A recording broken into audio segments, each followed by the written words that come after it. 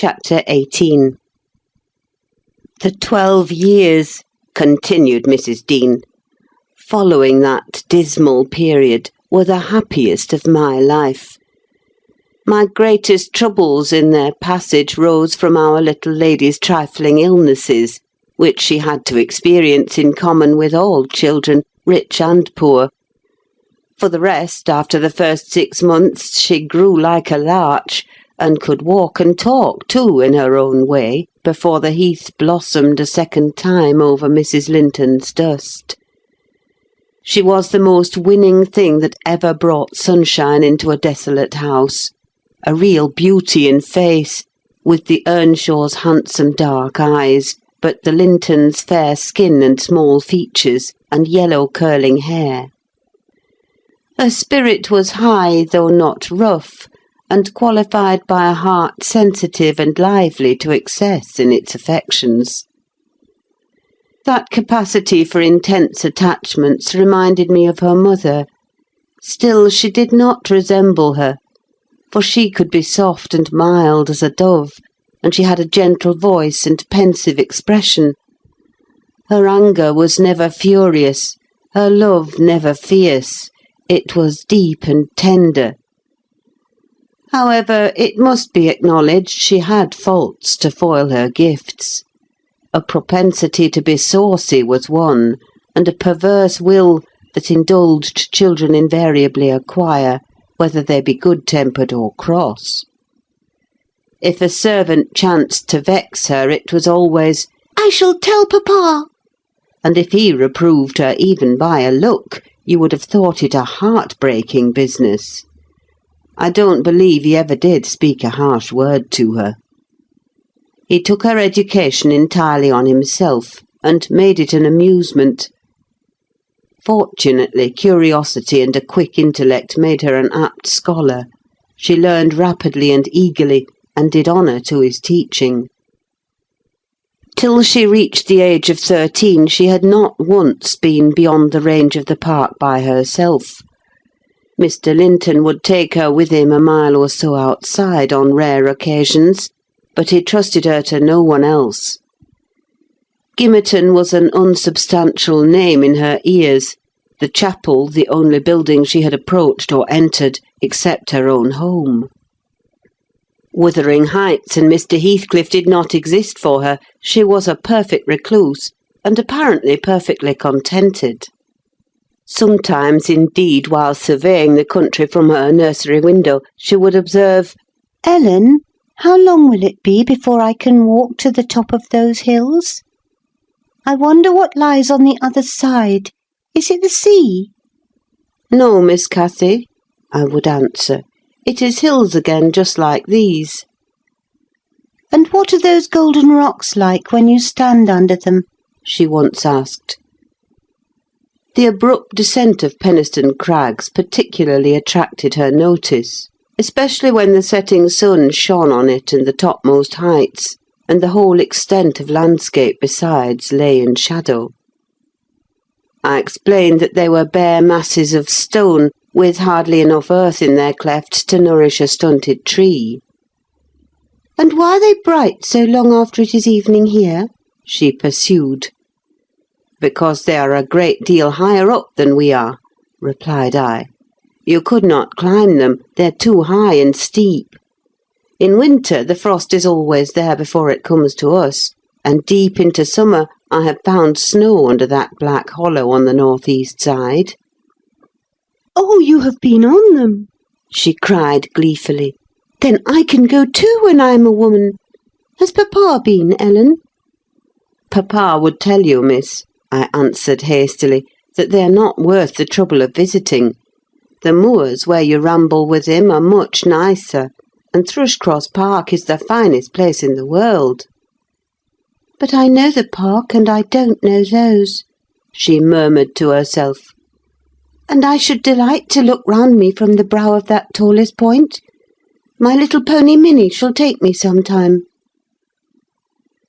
One of the maids mentioning the fairy cave quite turned her head with a desire to fulfil this project. She teased Mr. Linton about it, and he promised she should have the journey when she got older. But Miss Catherine measured her age by months, and "Now am I old enough to go to Penistone Crags?" was the constant question in her mouth. The road thither wound close by Wuthering Heights. Edgar had not the heart to pass it, so she received as constantly the answer, "Not yet, love, not yet." I said Mrs. Heathcliff lived above a dozen years after quitting her husband. Her family were of a delicate constitution. She and Edgar both lacked the ruddy health that you will generally meet in these parts. What her last illness was, I am not certain. I conjecture they died of the same thing, a kind of fever, slow at its commencement but incurable, and rapidly consuming life towards the close. She wrote to inform her brother of the probable conclusion of a 4 months' indisposition under which she had suffered, and entreated him to come to her if possible, for she had much to settle, and she wished to bid him adieu, and deliver Linton safely into his hands. Her hope was that Linton might be left with him as he had been with her. His father, she would fain convince herself, had no desire to assume the burden of his maintenance or education. My master hesitated not a moment in complying with her request. Reluctant as he was to leave home at ordinary calls, he flew to answer this, commanding Catherine to my peculiar vigilance in his absence, with reiterated orders that she must not wander out of the park, even under my escort. He did not calculate on her going unaccompanied. It was away 3 weeks. The first day or two my charge sat in a corner of the library, too sad for either reading or playing. In that quiet state she caused me little trouble, but it was succeeded by an interval of impatient, fretful weariness, and being too busy, and too old then, to run up and down amusing her, I hit on a method by which she might entertain herself. I used to send her on her travels round the grounds, now on foot, and now on a pony, indulging her with a patient audience of all her real and imaginary adventures when she returned. The summer shone in full prime, and she took such a taste for this solitary rambling that she often contrived to remain out from breakfast till tea, and then the evenings were spent in recounting her fanciful tales. I did not fear her breaking bounds, because the gates were generally locked, and I thought she would scarcely venture forth alone if they had stood wide open. Unluckily, my confidence proved misplaced. Catherine came to me one morning at 8 o'clock, and said she was that day an Arabian merchant, going to cross the desert with his caravan, and I must give her plenty of provision for herself and beasts, a horse and 3 camels, personated by a large hound and a couple of pointers. I got together good store of dainties and slung them in a basket on one side of the saddle, and she sprang up as gay as a fairy, sheltered by her wide-brimmed hat and gauze veil from the July sun, and trotted off with a merry laugh, mocking my cautious counsel to avoid galloping, and come back early. The naughty thing never made her appearance at tea. One traveller, the hound, being an old dog and fond of its ease, returned, but neither Cathy nor the pony nor the 2 pointers were visible in any direction. I dispatched emissaries down this path and that path, and at last went wandering in search of her myself. There was a labourer working at a fence round a plantation on the borders of the grounds. I inquired of him if he had seen our young lady. "I saw her at morn," he replied. "She would have me to cut her a hazel switch, and then she leapt her galloway over the hedge yonder, where it is lowest, and galloped out of sight." You may guess how I felt at hearing this news. It struck me directly she must have started for Penistone Crags. "What will become of her?" I ejaculated, pushing through a gap which the man was repairing, and making straight to the high road. I walked as if for a wager, mile after mile, till a turn brought me in view of the heights. But no Catherine could I detect, far or near. The crags lie about 1.5 miles beyond Mr. Heathcliff's place, and that is 4 from the Grange, so I began to fear night would fall ere I could reach them. And what if she should have slipped in clambering among them, I reflected, and been killed, or broken some of her bones? My suspense was truly painful, and at first it gave me delightful relief to observe, in hurrying by the farmhouse, Charlie, the fiercest of the pointers, lying under a window, with swelled head and bleeding ear.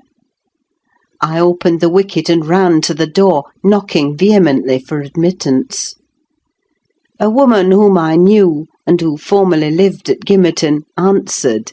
She had been servant there since the death of Mr. Earnshaw. "Ah," said she, "you're coming a-seeking your little mistress. Don't be frightened, she's here safe, but I'm glad it isn't the master." "He's not at home, then, is he?" I panted, quite breathless with quick walking and alarm. "No, no," she replied. "Both he and Joseph are off, and I think they won't return this hour or more. Step in and rest you a bit." I entered, and beheld my stray lamb seated on the hearth, rocking herself in a little chair that had been her mother's when a child. Her hat was hung against the wall, and she seemed perfectly at home, laughing and chattering, in the best spirits imaginable, to Hareton, now a great strong lad of 18, who stared at her with considerable curiosity and astonishment, comprehending precious little of the fluent succession of remarks and questions which her tongue never ceased pouring forth. "Very well, miss," I exclaimed, concealing my joy under an angry countenance. "This is your last ride till papa comes back. I'll not trust you over the threshold again, you naughty, naughty girl." "Aha, Ellen!" she cried gaily, jumping up and running to my side. "I shall have a pretty story to tell to-night, and so you found me out. Have you ever been here in your life before?" "Put that hat on, and home at once," said I. "I'm dreadfully grieved at you, Miss Cathy. You've done extremely wrong. It's no use pouting and crying. That won't repay the trouble I've had scouring the country after you. To think how Mr. Linton charged me to keep you in, and you stealing off so! It shows you are a cunning little fox, and nobody will put faith in you any more." "What have I done?" sobbed she, instantly checked. "Papa charged me nothing. He'll not scold me, Ellen. He's never cross like you." "Come, come," I repeated. "I'll tie the riband. Now, let us have no petulance." "Oh, for shame! You 13 years old, and such a baby!"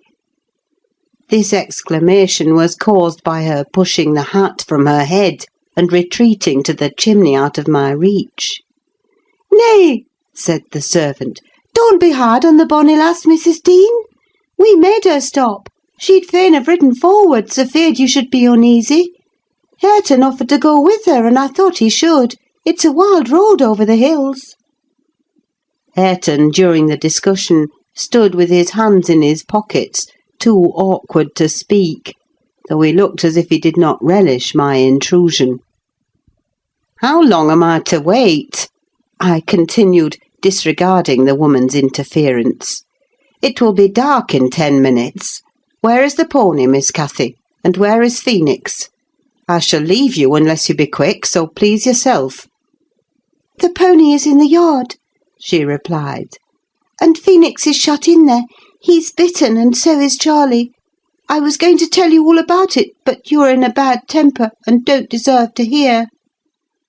I picked up her hat, and approached to reinstate it, but perceiving that the people of the house took her part, she commenced capering round the room, and on my giving chase, ran like a mouse over and under and behind the furniture, rendering it ridiculous for me to pursue.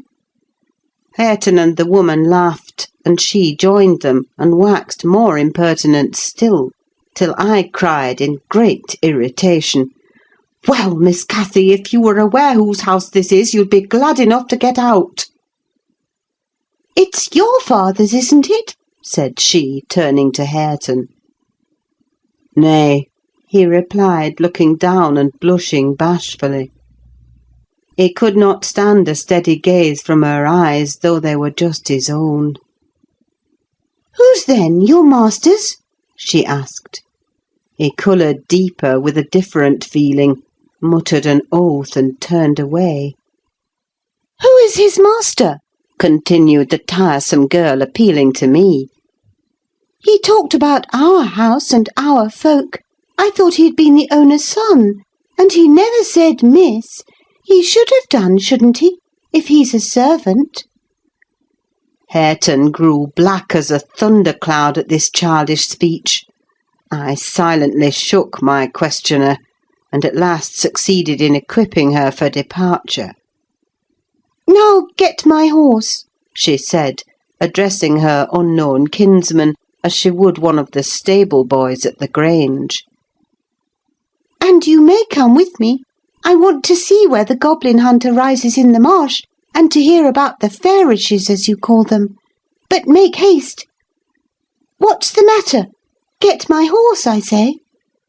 "I'll see thee damned before I be thy servant," growled the lad. "You'll see me what?" asked Catherine in surprise. "Damned, thou saucy witch," he replied. "There, Miss Cathy, you see you have got into pretty company," I interposed. "Nice words to be used to a young lady. Pray don't begin to dispute with him. Come, let us seek for Minnie ourselves, and be gone." "But, Ellen!" cried she, staring fixed in astonishment. "How dare he speak so to me? Mustn't he be made to do as I ask him? You wicked creature, I shall tell papa what you said. Now then!" Hareton did not appear to feel this threat, so the tears sprang into her eyes with indignation.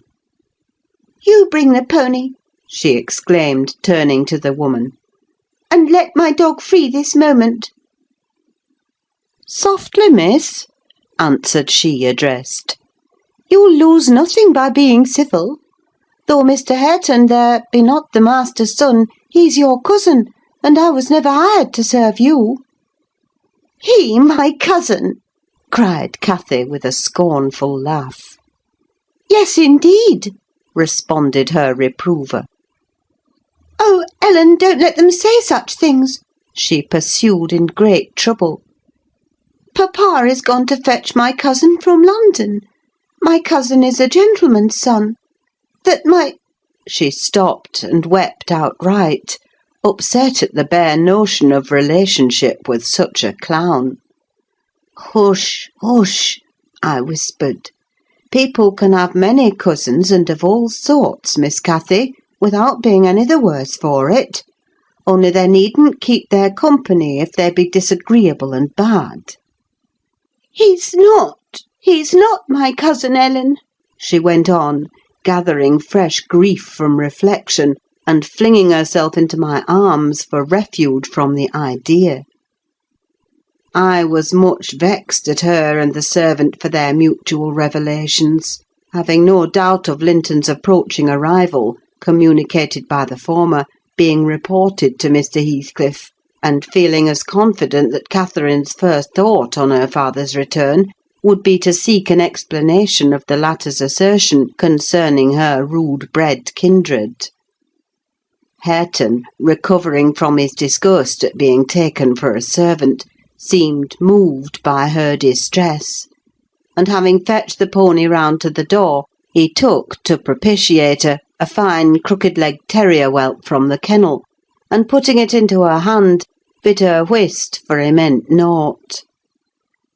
Pausing in her lamentations, she surveyed him with a glance of awe and horror, then burst forth anew. I could scarcely refrain from smiling at this antipathy to the poor fellow, who was a well-made, athletic youth, good-looking in features, and stout and healthy, but attired in garments befitting his daily occupations of working on the farm and lounging among the moors after rabbits and game. Still, I thought I could detect in his physiognomy a mind owning better qualities than his father ever possessed. Good things lost amid a wilderness of weeds, to be sure, whose rankness far overtopped their neglected growth, yet, notwithstanding, evidence of a wealthy soil that might yield luxuriant crops under other and favourable circumstances. Mr. Heathcliff, I believe, had not treated him physically ill, thanks to his fearless nature, which offered no temptation to that course of oppression. He had none of the timid susceptibility that would have given zest to ill-treatment in Heathcliff's judgment. He appeared to have bent his malevolence on making him a brute. He was never taught to read or write, never rebuked for any bad habit which did not annoy his keeper, never led a single step towards virtue, or guarded by a single precept against vice. And from what I heard, Joseph contributed much to his deterioration by a narrow-minded partiality which prompted him to flatter and pet him as a boy, because he was the head of the old family. And as he had been in the habit of accusing Catherine Earnshaw and Heathcliff, when children, of putting the master past his patience, and compelling him to seek solace in drink by what he termed their offald ways, so at present he laid the whole burden of Hareton's faults on the shoulders of the usurper of his property. If the lad swore, he wouldn't correct him, nor however culpably he behaved. It gave Joseph satisfaction, apparently, to watch him go the worst lengths. He allowed that the lad was ruined, that his soul was abandoned to perdition, but then he reflected that Heathcliff must answer for it. Hareton's blood would be required at his hands, and there lay immense consolation in that thought. Joseph had instilled into him a pride of name and of his lineage.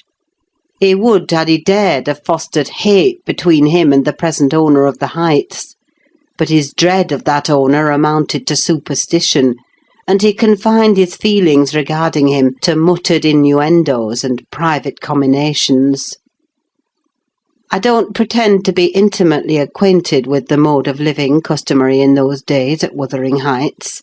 I only speak from hearsay, for I saw little. The villagers affirmed Mr. Heathcliff was near, and a cruel hard landlord to his tenants, but the house inside had regained its ancient aspect of comfort under female management, and the scenes of riot, common in Hindley's time, were not now enacted within its walls.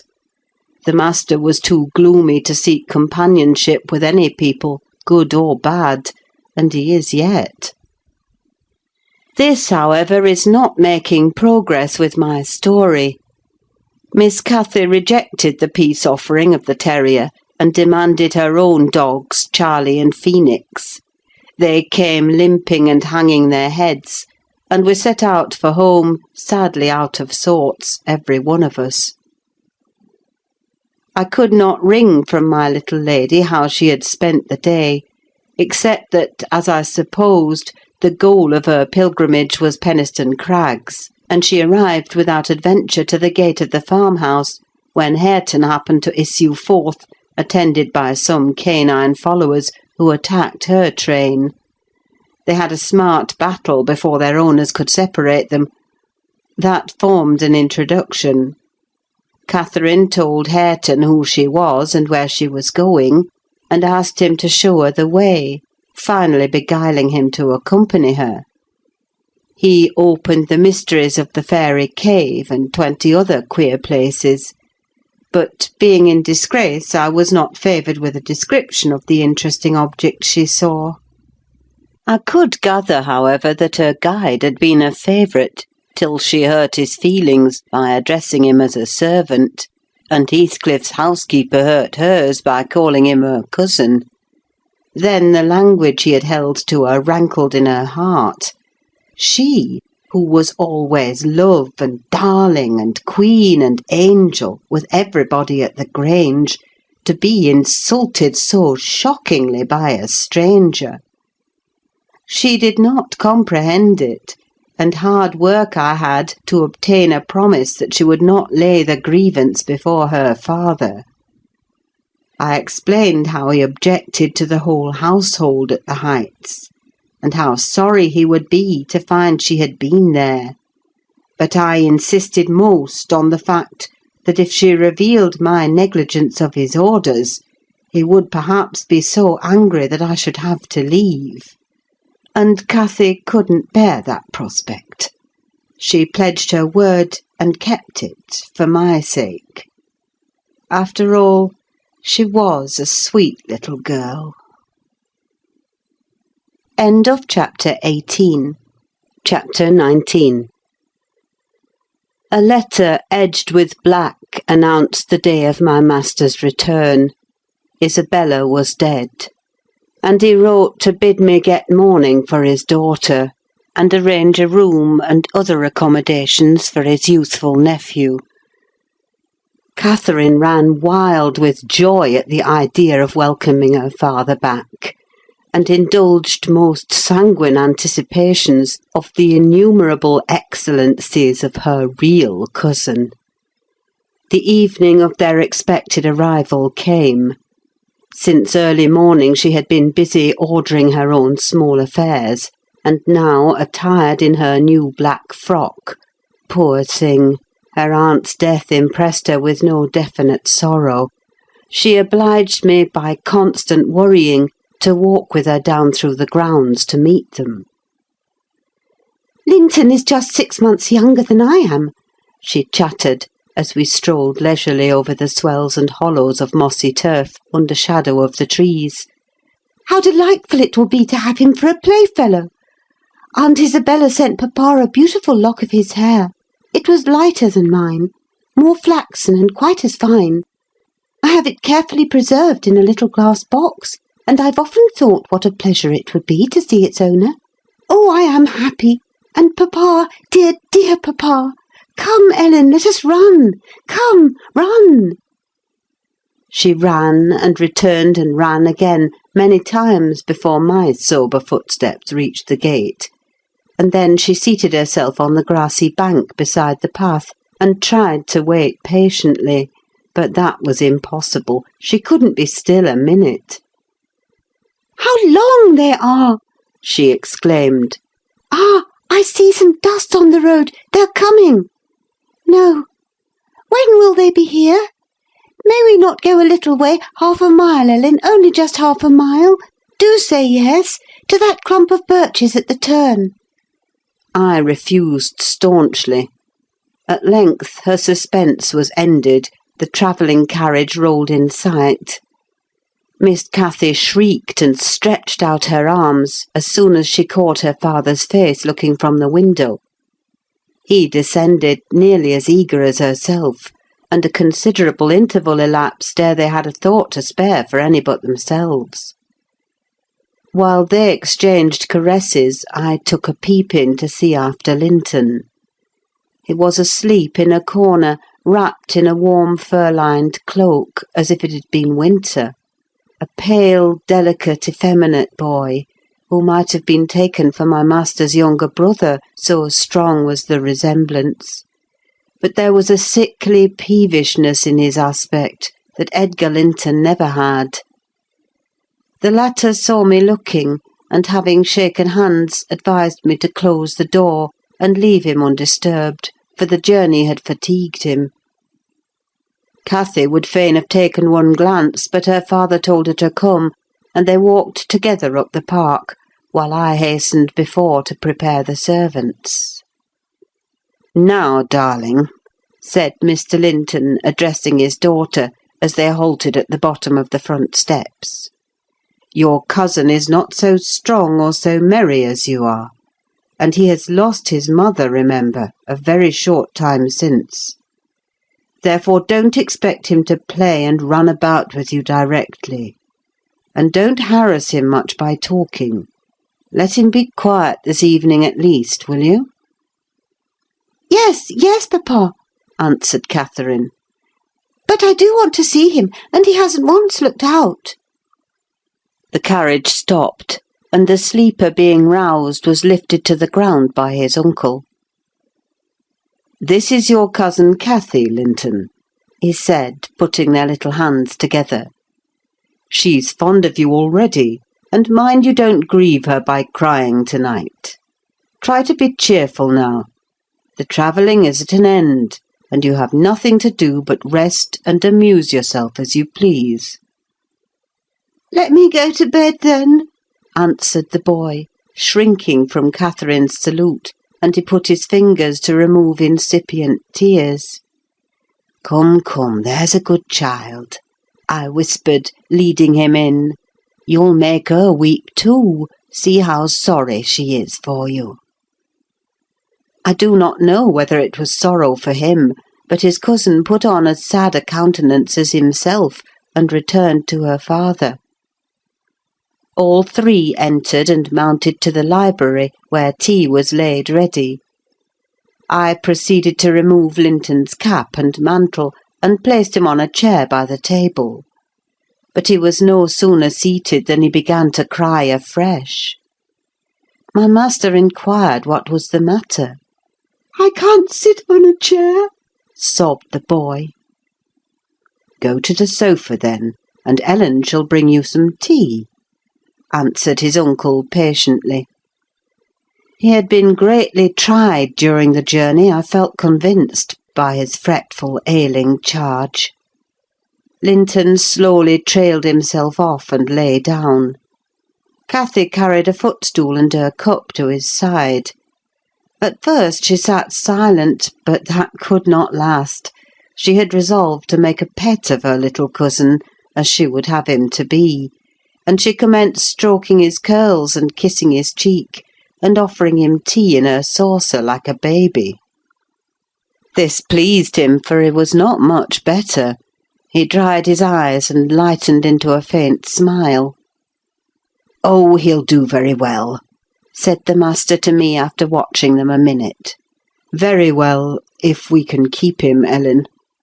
The company of a child of his own age will instil new spirit into him soon, and by wishing for strength he'll gain it."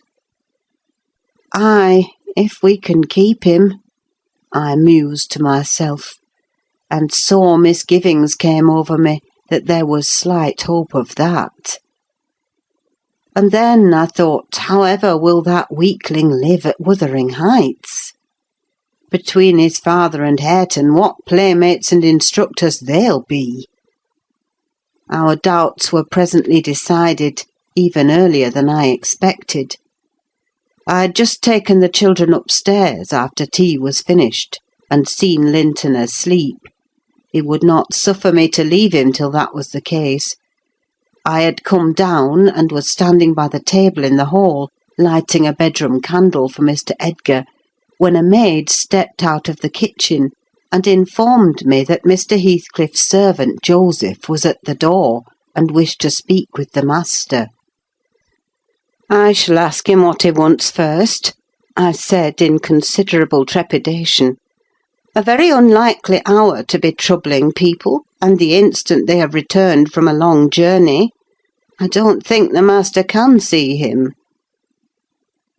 Joseph had advanced through the kitchen as I uttered these words, and now presented himself in the hall.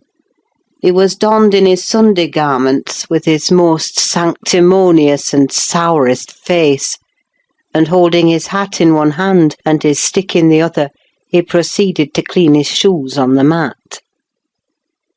"Good evening, Joseph," I said coldly. "What business brings you here to-night?" "It's Mester Linton I mun speak to," he answered, waving me disdainfully aside. "Mr. Linton is going to bed. Unless you have something particular to say, I'm sure he won't hear it now," I continued. "You had better sit down in there and entrust your message to me." "Which is his arm?" pursued the fellow, surveying the range of closed doors.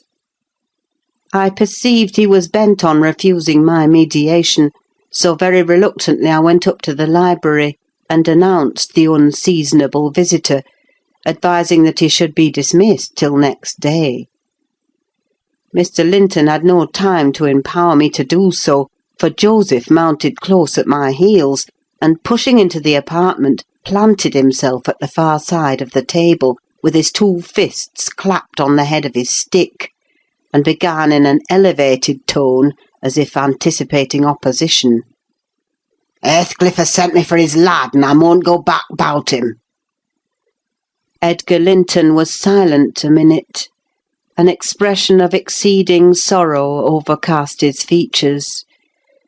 He would have pitied the child on his own account, but recalling Isabella's hopes and fears and anxious wishes for her son, and her commendations of him to his care, he grieved bitterly at the prospect of yielding him up, and searched in his heart how it might be avoided. No plan offered itself. The very exhibition of any desire to keep him would have rendered the claimant more peremptory. There was nothing left but to resign him. However, he was not going to rouse him from his sleep. "Tell Mr. Heathcliff," he answered calmly, "that his son shall come to Wuthering Heights to-morrow. He is in bed and too tired to go the distance now. You may also tell him that the mother of Linton desired him to remain under my guardianship, and at present his health is very precarious." "No," said Joseph, giving a thud with his prop on the floor, and assuming an authoritative air. "No, that means naught. Heathcliff makes no count o' mother, nor ye norther, but he'll owe his lad, and I mun tak him, so now you know." "You shall not to-night," answered Linton decisively. "Walk downstairs at once, and repeat to your master what I have said. Ellen, show him down.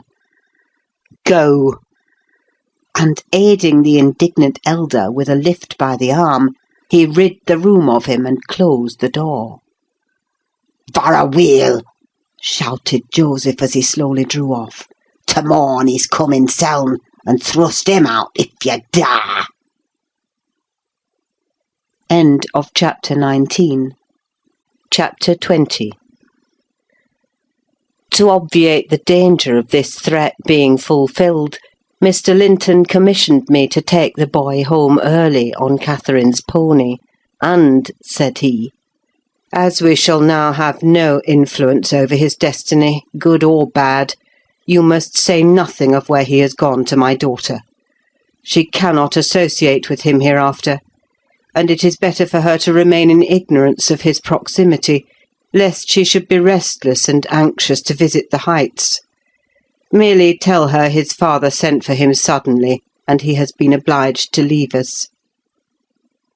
Linton was very reluctant to be roused from his bed at 5 o'clock, and astonished to be informed that he must prepare for further travelling, but I softened off the matter by stating that he was going to spend some time with his father, Mr. Heathcliff, who wished to see him so much he did not like to defer the pleasure till he should recover from his late journey. My father! He cried in strange perplexity. Mamma never told me I had a father. Where does he live? I'd rather stay with uncle. He lives a little distance from the Grange, I replied, just beyond those hills. Not so far, but you may walk over here when you get hearty. And you should be glad to go home and to see him. You must try to love him as you did your mother, and then he will love you. But why have I not heard of him before? Asked Linton. Why didn't Mamma and he live together as other people do?" "He had business to keep him in the north," I answered, "and your mother's health required her to reside in the south." "And why didn't Mamma speak to me about him?" persevered the child. "She often talked of uncle, and I learnt to love him long ago. How am I to love Papa? I don't know him." "Oh, all children love their parents," I said. "Your mother perhaps thought you would want to be with him, if she mentioned him often to you. Let us make haste. An early ride on such a beautiful morning is much preferable to an hour's more sleep." "Is she to go with us?" he demanded. "The little girl I saw yesterday?" "Not now," replied I. "Is uncle?" he continued. "No, I shall be your companion there," I said. Linton sank back on his pillow and fell into a brown study. "I won't go without uncle," he cried at length. "I can't tell where you mean to take me." I attempted to persuade him of the naughtiness of showing reluctance to meet his father. Still he obstinately resisted any progress towards dressing, and I had to call for my master's assistance in coaxing him out of bed. The poor thing was finally got off, with several delusive assurances that his absence should be short, that Mr. Edgar and Cathy would visit him, and other promises equally ill-founded which I invented and reiterated at intervals throughout the way. The pure heather-scented air, the bright sunshine, and the gentle canter of Minnie relieved his despondency after a while. He began to put questions concerning his new home and its inhabitants with greater interest and liveliness. "Is Wuthering Heights as pleasant a place as Thrushcross Grange?" he inquired, turning to take a last glance into the valley, whence a light mist mounted and formed a fleecy cloud on the skirts of the blue.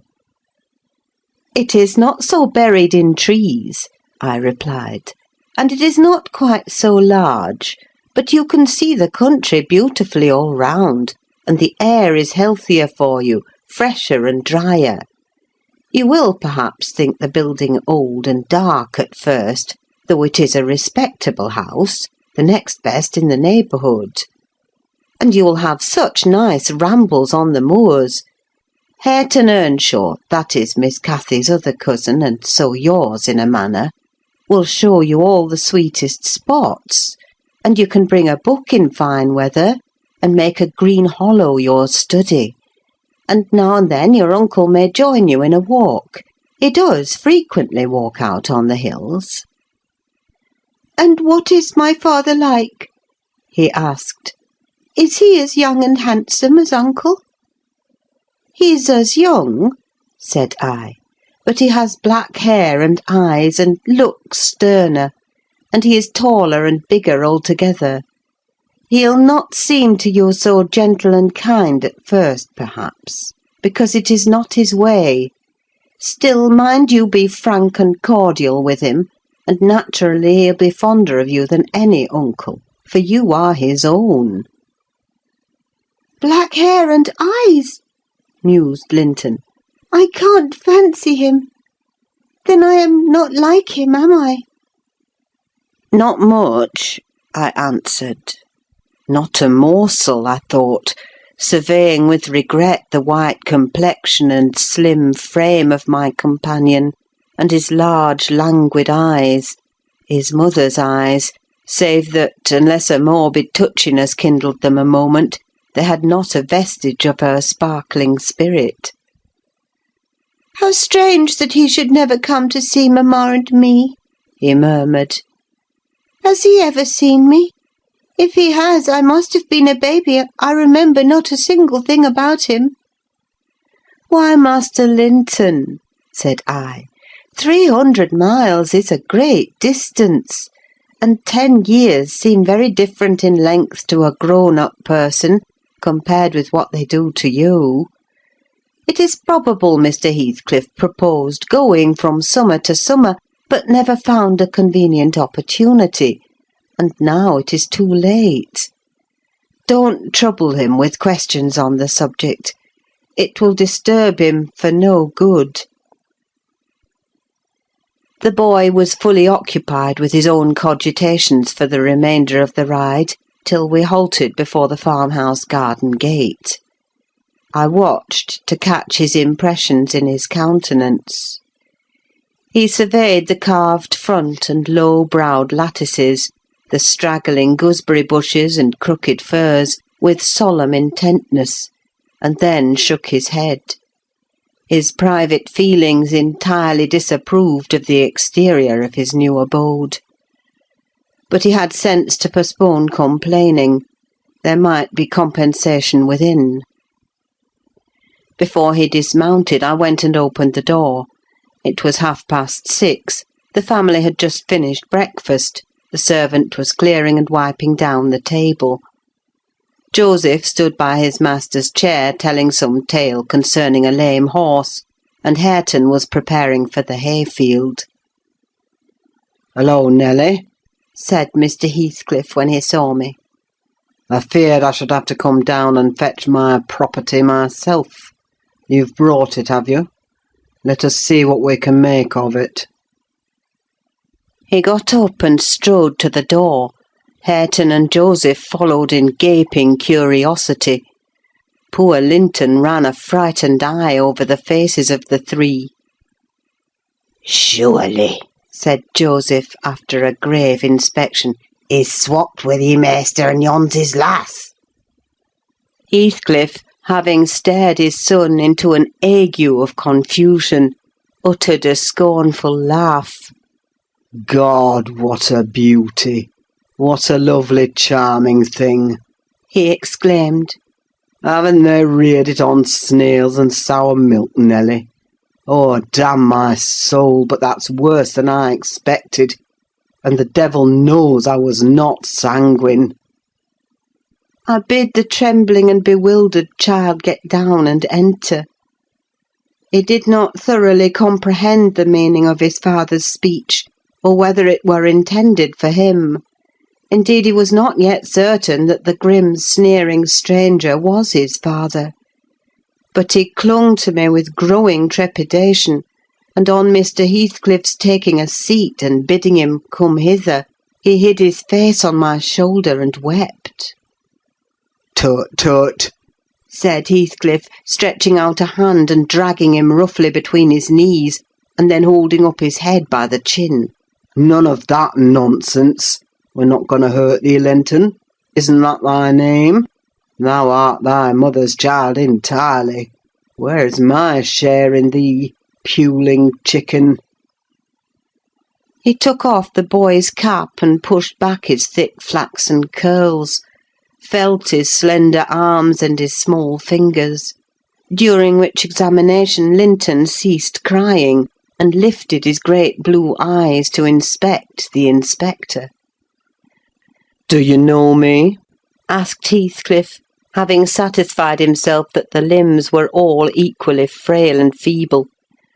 "No," said Linton, with a gaze of vacant fear. "You've heard of me, I daresay?" "No," he replied again. "No? What a shame of your mother, never to waken your filial regard for me. You are my son, then, I'll tell you. And your mother was a wicked slut to leave you in ignorance of the sort of father you possessed. Now don't wince and colour up, though it is something to see you have not white blood. Be a good lad, and I'll do for you. Nelly, if you be tired, you may sit down. If not, get home again. I guess you'll report what you hear and see to the cipher at the Grange, and this thing won't be settled while you linger about it." "Well," replied I hope you'll be kind to the boy, Mr. Heathcliff, or you'll not keep him long. And he's all you have akin in the wide world that you will ever know, remember." "I'll be very kind to him, you needn't fear," he said, laughing. Only nobody else must be kind to him. I'm jealous of monopolising his affection. And to begin my kindness, Joseph, bring the lad some breakfast. Hareton, you infernal calf, begone to your work. Yes, Nell, he added when they had departed. My son is prospective owner of your place, and I should not wish him to die till I was certain of being his successor. Besides, he's mine, and I want the triumph of seeing my descendant fairly lord of their estates, my child hiring their children to till their father's lands for wages. That is the sole consideration which can make me endure the whelp. I despise him for himself, and hate him for the memories he revives. But that consideration is sufficient. He's as safe with me, and shall be tended as carefully as your master tends his own. I have a room upstairs furnished for him in handsome style. I've engaged a tutor also to come 3 times a week, from 20 miles distance, to teach him what he pleases to learn. I've ordered Hareton to obey him, and in fact I've arranged everything with a view to preserve the superior and the gentleman in him above his associates. I do regret, however, that he so little deserves the trouble.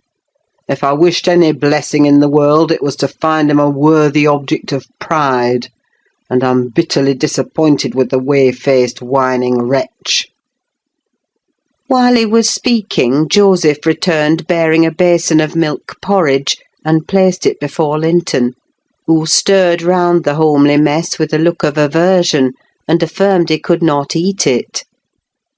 I saw the old manservant shared largely in his master's scorn of the child, though he was compelled to retain the sentiment in his heart, because Heathcliff plainly meant his underlings to hold him in honour. "Cannot eat it?" repeated he, peering in Linton's face, and subduing his voice to a whisper, for fear of being overheard. "But Maister Hareton niver ate nought else when he were a little un, and what were good enough for him's good enough for ye, I'se rather think." "I shan't eat it," answered Linton snappishly. "Take it away." Joseph snatched up the food indignantly and brought it to us. "Is there aught ails the victuals?" he asked, thrusting the tray under Heathcliff's nose. "What should ail them?" he said. "Why," answered Joseph, "yon dainty chap says he cannot eat them, but I guess it's right. His mother were just so. We were almost too mucked soaked corn for macking her bread." "Don't mention his mother to me," said the master angrily. "Get him something he can eat, that's all. What is his usual food, Nelly?" I suggested boiled milk or tea, and the housekeeper received instructions to prepare some.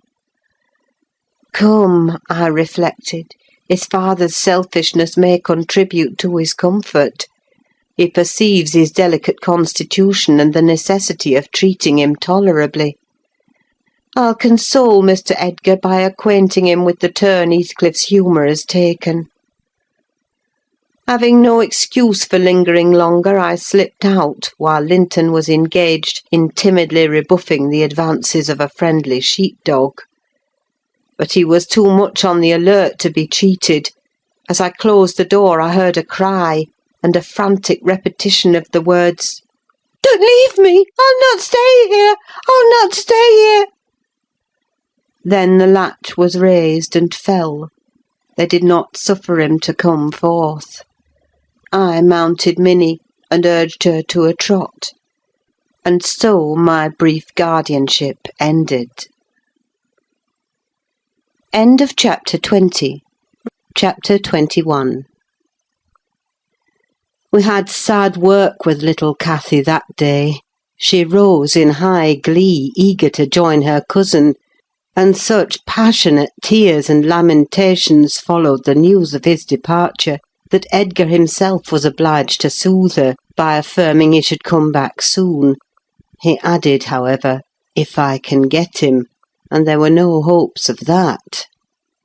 This promise poorly pacified her, But time was more potent, and though still at intervals she inquired of her father when Linton would return, before she did see him again his features had waxed so dim in her memory that she did not recognise him.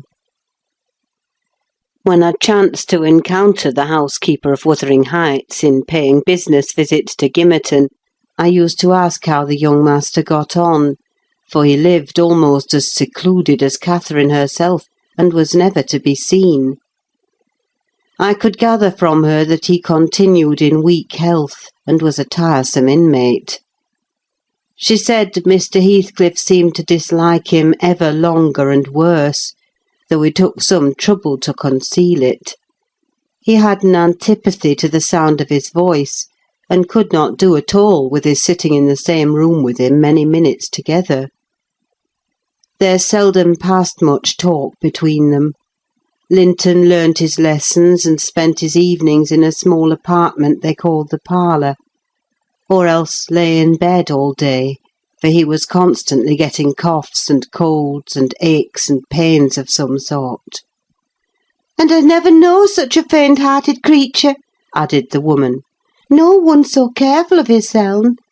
He will go on if I leave the window open a bit late in the evening.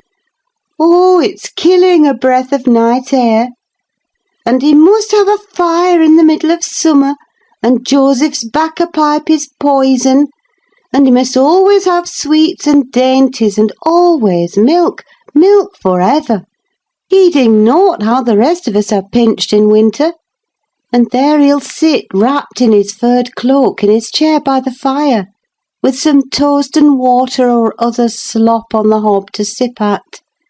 And if Hareton, for pity, comes to amuse him, Hareton is not bad-natured, though he's rough. They're short apart, one swearing and the other crying. I believe the master would relish Earnshaw's thrashing him to a mummy, if he were not his son, and I'm certain he would be fit to turn him out of doors if he knew half the nursing he gives hisseln. But then he won't go into danger of temptation, he never enters the parlour. And should Linton show those ways in the house where he is, he sends him upstairs directly."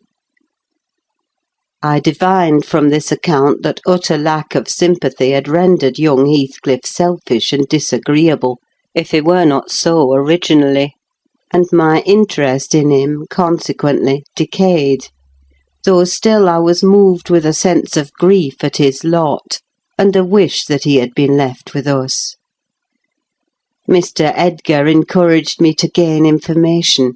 He thought a great deal about him, I fancy, and would have run some risk to see him, and he told me once to ask the housekeeper whether he ever came into the village.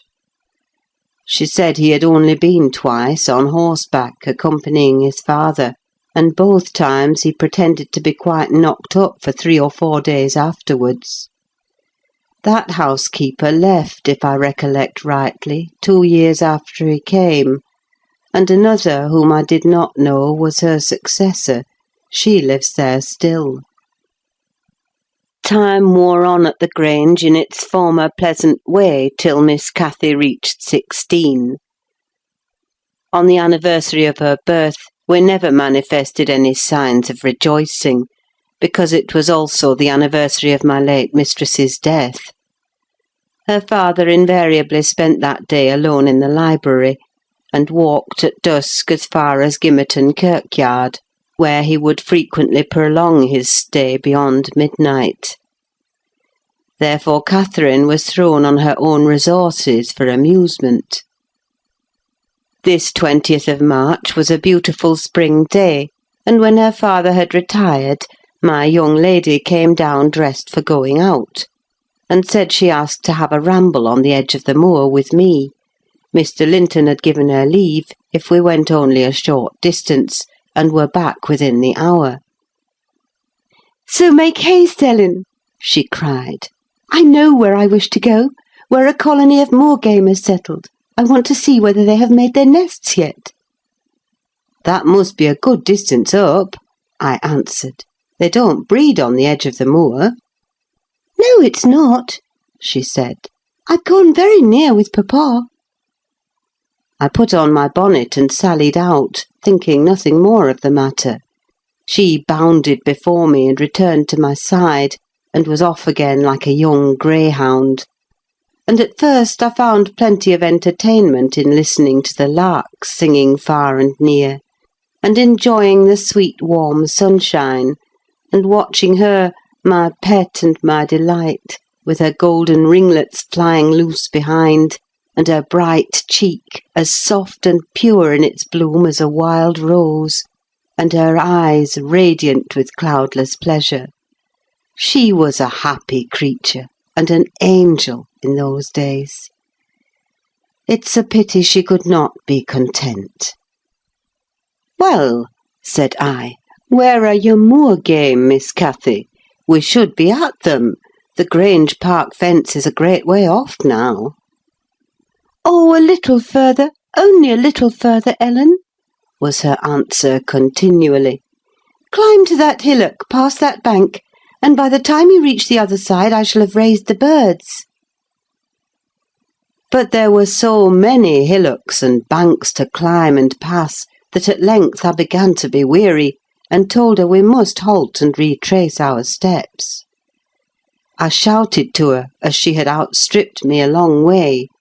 She either did not hear or did not regard, for she still sprang on, and I was compelled to follow. Finally she dived into a hollow, and before I came in sight of her again, she was 2 miles nearer Wuthering Heights than her own home, and I beheld a couple of persons arrest her, one of whom I felt convinced was Mr. Heathcliff himself. Cathy had been caught in the fact of plundering, or at least hunting out the nests of the grouse. The Heights were Heathcliff's land, and he was reproving the poacher.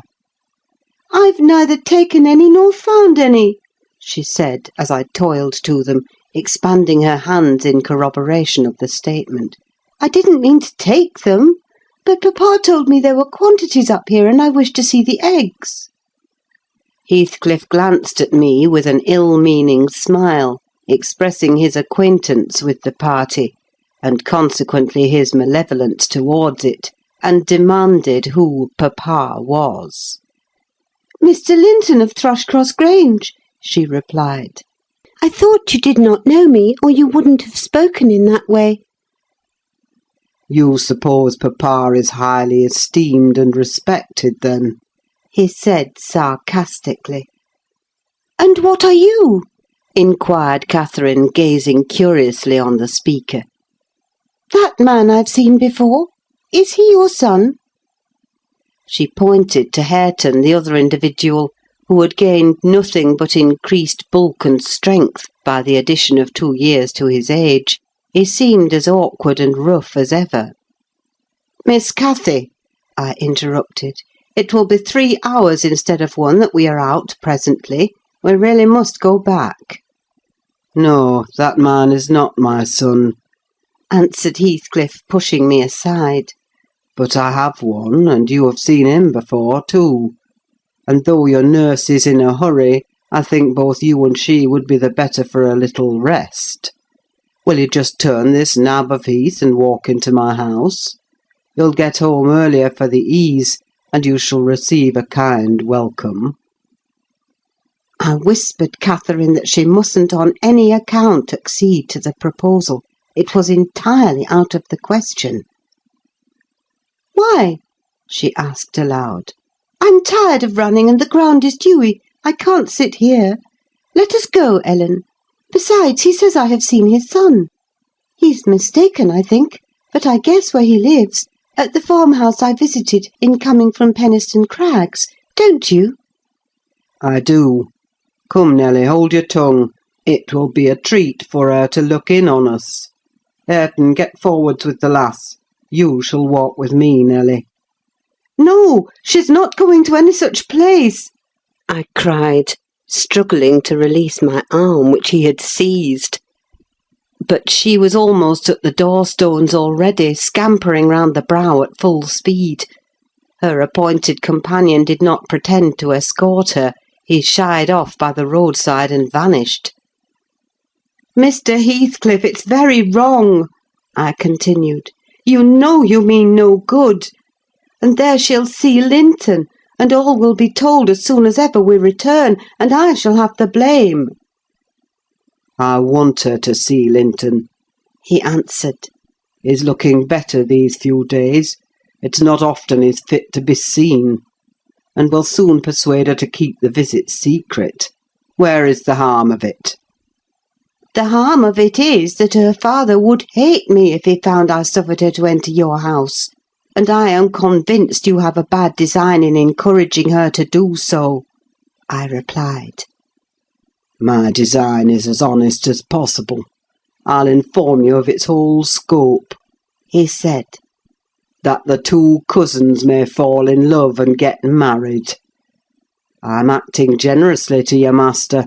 His young chit has no expectations, and should she second my wishes, she'll be provided for at once as joint successor with Linton." "If Linton died," I answered, "and his life is quite uncertain, Catherine would be the heir." "No, she would not," he said. "There is no clause in the will to secure it so. His property would go to me. But to prevent disputes, I desire their union, and am resolved to bring it about." "And I'm resolved she shall never approach your house with me again," I returned, as we reached the gate where Miss Cathy waited our coming. Heathcliff bade me be quiet, and, preceding us up the path, hastened to open the door. My young lady gave him several looks, as if she could not exactly make up her mind what to think of him. But now he smiled when he met her eye, and softened his voice in addressing her, and I was foolish enough to imagine the memory of her mother might disarm him from desiring her injury. Linton stood on the hearth. He had been out walking in the fields, for his cap was on, and he was calling to Joseph to bring him dry shoes. He had grown tall of his age, still wanting some months of 16. His features were pretty yet, and his eye and complexion brighter than I remembered them, though with merely temporary lustre borrowed from the salubrious air and genial sun. "Now, who is that?" asked Mr. Heathcliff, turning to Cathy. "Can you tell?" "Your son," she said, having doubtfully surveyed first one and then the other. "Yes, yes," answered he. "But is this the only time you have beheld him? Think. Ah, you have a short memory. Linton, don't you recall your cousin that you used to tease us so with wishing to see?" "What, Linton?" cried Cathy, kindling into joyful surprise at the name. "Is that little Linton? He's taller than I am. Are you Linton?" The youth stepped forward and acknowledged himself. She kissed him fervently, and they gazed with wonder at the change time had wrought in the appearance of each. Catherine had reached her full height. Her figure was both plump and slender, elastic as steel, and her whole aspect sparkling with health and spirits. Linton's looks and movements were very languid, and his form extremely slight, but there was a grace in his manner that mitigated these defects, and rendered them not unpleasing. After exchanging numerous marks of fondness with him, his cousin went to Mr. Heathcliff, who lingered by the door, dividing his attention between the objects inside and those that lay without, pretending, that is, to observe the latter, and really noting the former alone. "And you are my uncle, then?" she cried, reaching up to salute him. "I thought I liked you, though you were cross at first. Why don't you visit at the Grange with Linton? To live all these years such close neighbours and never see us is odd. What have you done so for?" "I visited it once or twice too often before you were born," he answered. "There, damn it!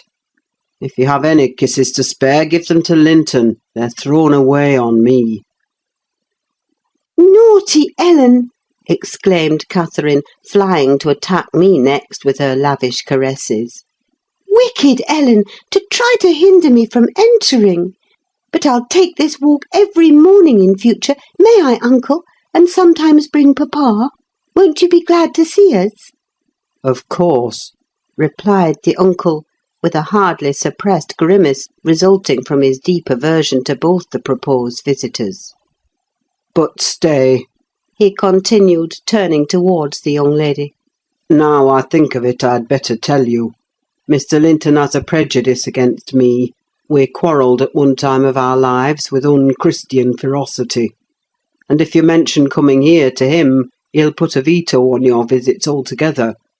Therefore you must not mention it, unless you be careless of seeing your cousin hereafter. You may come, if you will, but you must not mention it." "Why did you quarrel?" asked Catherine, considerably crestfallen. "He thought me too poor to wed his sister," answered Heathcliff. "and was grieved that I got her.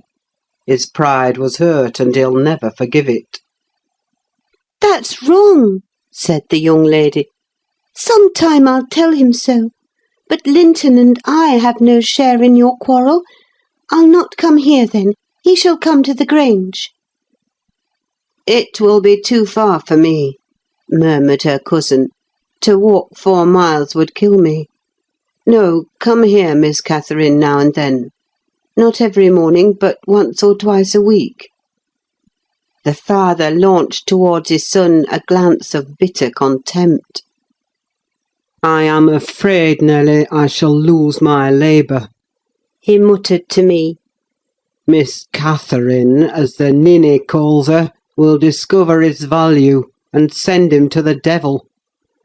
Now, if it had been Hareton! Do you know that 20 times a day I covet Hareton, with all his degradation? I'd have loved the lad had he been someone else. But I think he's safe from her love. I'll pit him against that paltry creature, unless it bestir itself briskly. We calculate it will scarcely last till it is 18. Oh, confound the vapid thing! He's absorbed in drying his feet, and never looks at her. Linton!" "Yes, father," answered the boy. "Have you nothing to show your cousin anywhere about? Not even a rabbit or a weasel's nest? Take her into the garden before you change your shoes, and into the stable to see your horse." "Wouldn't you rather sit here?" asked Linton, addressing Cathy in a tone which expressed reluctance to move again. "I don't know," she replied, casting a longing look to the door, and evidently eager to be active. He kept his seat and shrank closer to the fire. Heathcliff rose and went into the kitchen, and from thence to the yard, calling out for Hareton. Hareton responded, and presently the two re-entered. The young man had been washing himself, as was visible by the glow on his cheeks and his wetted hair. "Oh, I'll ask you, uncle," cried Miss Cathy, recollecting the housekeeper's assertion. "That is not my cousin, is he?" "Yes," he replied. "your mother's nephew. Don't you like him?" Catherine looked queer. "Is he not a handsome lad?" he continued. The uncivil little thing stood on tiptoe and whispered a sentence in Heathcliff's ear. He laughed. Hareton darkened. I perceived he was very sensitive to suspected slights, and had obviously a dim notion of his inferiority. But his master or guardian chased the frown by exclaiming, "You'll be the favourite among us, Hareton. She says you are a... what was it? Well, something very flattering. Here, you go with her round the farm, and behave like a gentleman, mind. Don't use any bad words, and don't stare when the young lady is not looking at you, and be ready to hide your face when she is. And when you speak, say your words slowly, and keep your hands out of your pockets. Be off, and entertain her as nicely as you can." He watched the couple walking past the window. Earnshaw had his countenance completely averted from his companion. He seemed studying the familiar landscape with a stranger's and an artist's interest. Catherine took a sly look at him, expressing small admiration. She then turned her attention to seeking out objects of amusement for herself, and tripped merrily on, lilting a tune to supply the lack of conversation. "I've tied his tongue," observed Heathcliff. "He'll not venture a single syllable all the time. Nelly, you recollect me at his age, nay, some years younger. Did I ever look so stupid, so gormless, as Joseph calls it?" "Worse," I replied, "because more sullen with it." "I've a pleasure in him," he continued, reflecting aloud. "He has satisfied my expectations. If he were a born fool, I should not enjoy it half so much. But he's no fool, and I can sympathise with all his feelings, having felt them myself. I know what he suffers now, for instance, exactly. It is merely a beginning of what he shall suffer, though.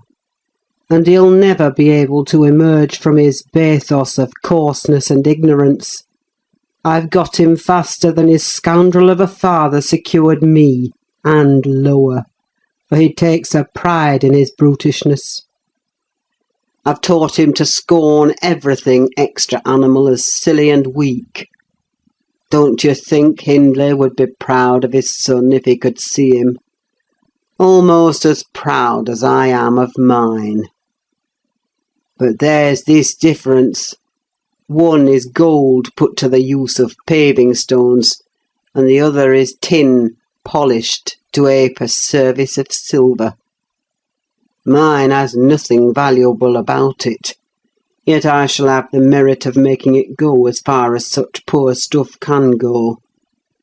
His had first-rate qualities, and they are lost, rendered worse than unavailing. I have nothing to regret. He would have more than any but I are aware of. And the best of it is, Hareton is damnably fond of me. You'll own that I've outmatched Hindley there.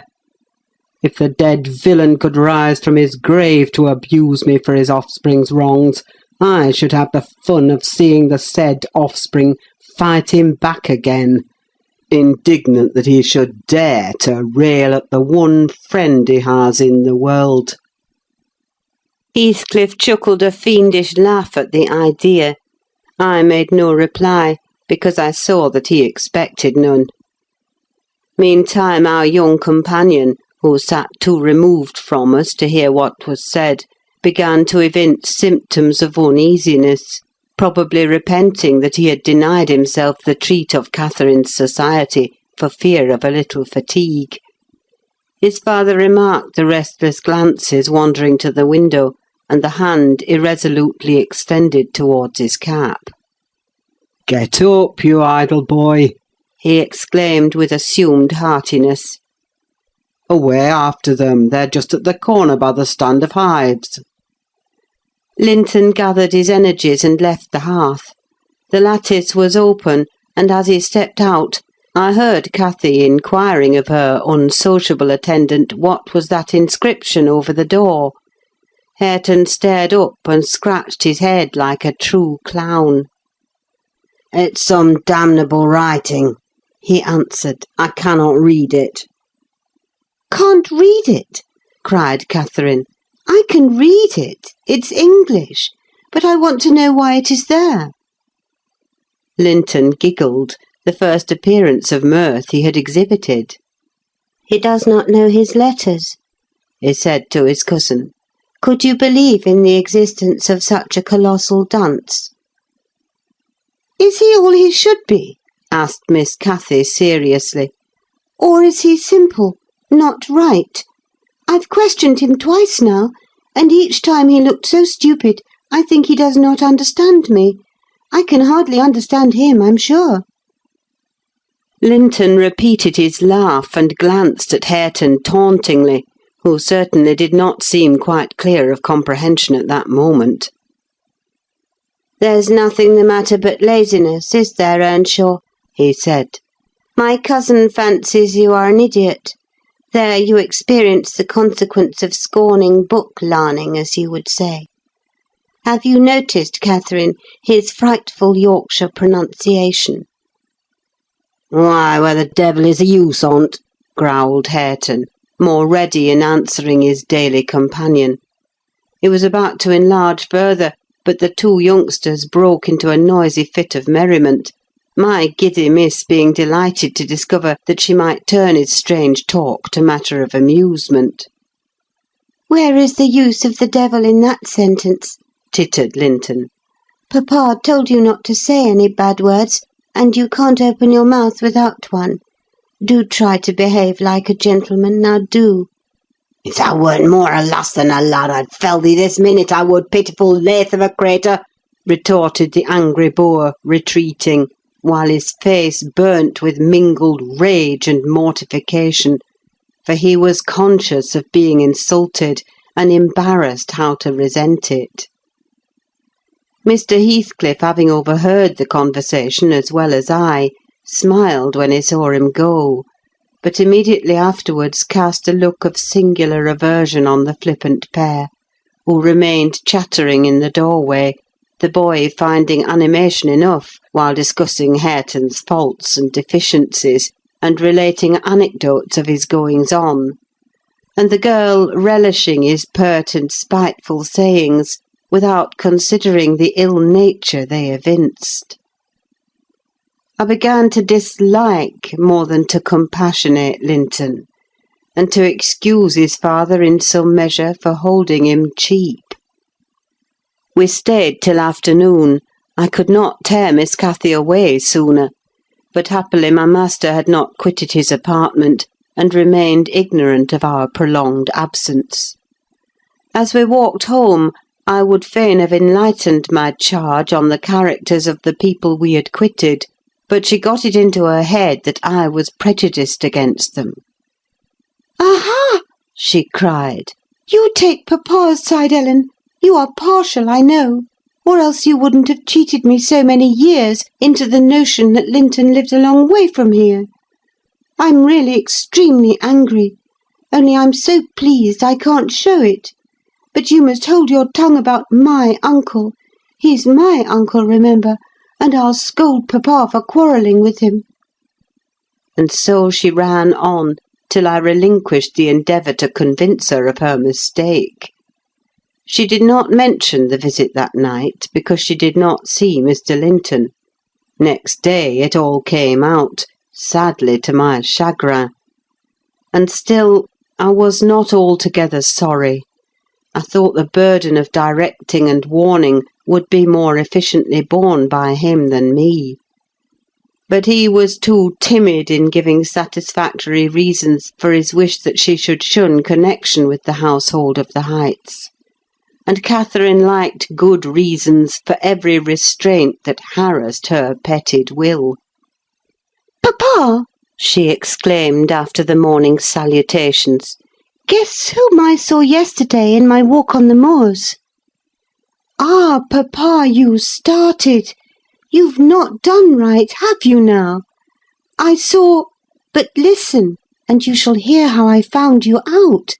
And Ellen, who is in league with you, and yet pretended to pity me so, when I kept hoping, and was always disappointed, about Linton's coming back." She gave a faithful account of her excursion and its consequences, and my master, though he cast more than one reproachful look at me, said nothing till she had concluded. Then he drew her to him, and asked if she knew why he had concealed Linton's near neighbourhood from her. Could she think it was to deny her a pleasure that she might harmlessly enjoy? "It was because you disliked Mr. Heathcliff," she answered. "Then you believe I care more for my own feelings than yours, Cathy?" he said. "No, it was not because I disliked Mr. Heathcliff, but because Mr. Heathcliff dislikes me, and is a most diabolical man, delighting to wrong and ruin those he hates if they give him the slightest opportunity. I knew that you could not keep up an acquaintance with your cousin without being brought into contact with him, and I knew he would detest you on my account. So for your own good and nothing else, I took precautions that you should not see Linton again. I meant to explain this sometime as you grew older, and I am sorry I delayed it." "But Mr. Heathcliff was quite cordial, papa," observed Catherine, not at all convinced. "And he didn't object to our seeing each other. He said I might come to his house when I pleased, only I must not tell you, because you had quarrelled with him, and would not forgive him for marrying Aunt Isabella. And you won't. You are the one to be blamed. He is willing to let us be friends at least, Linton and I, and you are not." My master, perceiving that she would not take his word for her uncle-in-law's evil disposition, gave a hasty sketch of his conduct to Isabella, and the manner in which Wuthering Heights became his property.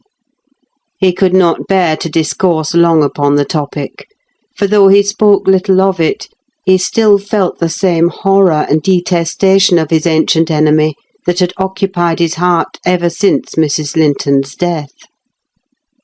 "She might have been living yet if it had not been for him," was his constant bitter reflection. And in his eyes Heathcliff seemed a murderer. Miss Cathy, conversant with no bad deeds except her own slight acts of disobedience, injustice, and passion, arising from hot temper and thoughtlessness, and repented of on the day they were committed, was amazed at the blackness of spirit that could brood on and cover revenge for years, and deliberately prosecute its plans without a visitation of remorse. She appeared so deeply impressed and shocked at this new view of human nature, excluded from all her studies and all her ideas till now, that Mr. Edgar deemed it unnecessary to pursue the subject. He merely added, "You will know hereafter, darling, why I wish you to avoid his house and family. Now return to your old employments and amusements, and think no more about them." Catherine kissed her father, and sat down quietly to her lessons for a couple of hours, according to custom. Then she accompanied him into the grounds, and the whole day passed as usual. But in the evening, when she had retired to her room, and I went to help her to undress, I found her crying on her knees by the bedside. "Oh, fie, silly child!" I exclaimed. "If you had any real griefs, you'd be ashamed to waste a tear on this little contrariety.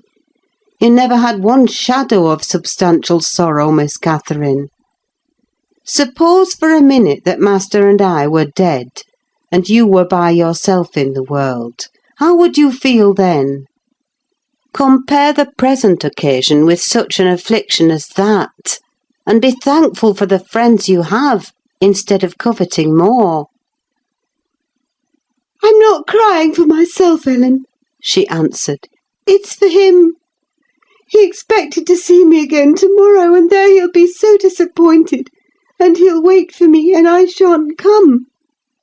"Nonsense," said I. "Do you imagine he has thought as much of you as you have of him? Hasn't he Hareton for a companion? Not 1 in 100 would weep at losing a relation they'd just seen twice for 2 afternoons. Linton will conjecture how it is, and trouble himself no further about you." "But may I not write a note to tell him why I cannot come?" she asked, rising to her feet. "And just send those books I promised to lend him? His books are not as nice as mine, and he wanted to have them extremely when I told him how interesting they were. May I not, Ellen?" "No, indeed! No, indeed!" replied I with decision. "Then he would write to you, and there'd never be an end of it. No, Miss Catherine, the acquaintance must be dropped entirely. So papa expects, and I shall see that it is done." "But how can one little note—" she recommenced, putting on an imploring countenance. "Silence!" I interrupted. "We'll not begin with your little notes. Get into bed." She threw at me a very naughty look, so naughty that I would not kiss her good night at first.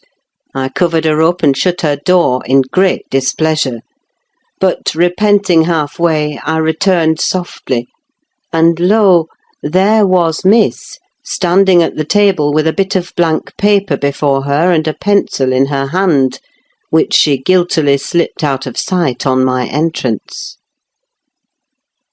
"You'll get nobody to take that, Catherine," I said, "if you write it. And at present I shall put out your candle." I set the extinguisher on the flame, receiving as I did so a slap on my hand and a petulant "Cross thing!" I then quitted her again, and she drew the bolt in one of her worst, most peevish humours. The letter was finished, and forwarded to its destination by a milk-fetcher who came from the village, but that I didn't learn till some time afterwards. Weeks passed on, and Cathy recovered her temper, though she grew wondrous fond of stealing off to corners by herself, and often, if I came near her suddenly while reading, she would start and bend over the book, evidently desirous to hide it, and I detected edges of loose paper sticking out beyond the leaves. She also got a trick of coming down early in the morning and lingering about the kitchen, as if she were expecting the arrival of something. And she had a small drawer in a cabinet in the library, which she would trifle over for hours, and whose key she took special care to remove when she left it. One day, as she inspected this drawer, I observed that the playthings and trinkets which recently formed its contents were transmuted into bits of folded paper.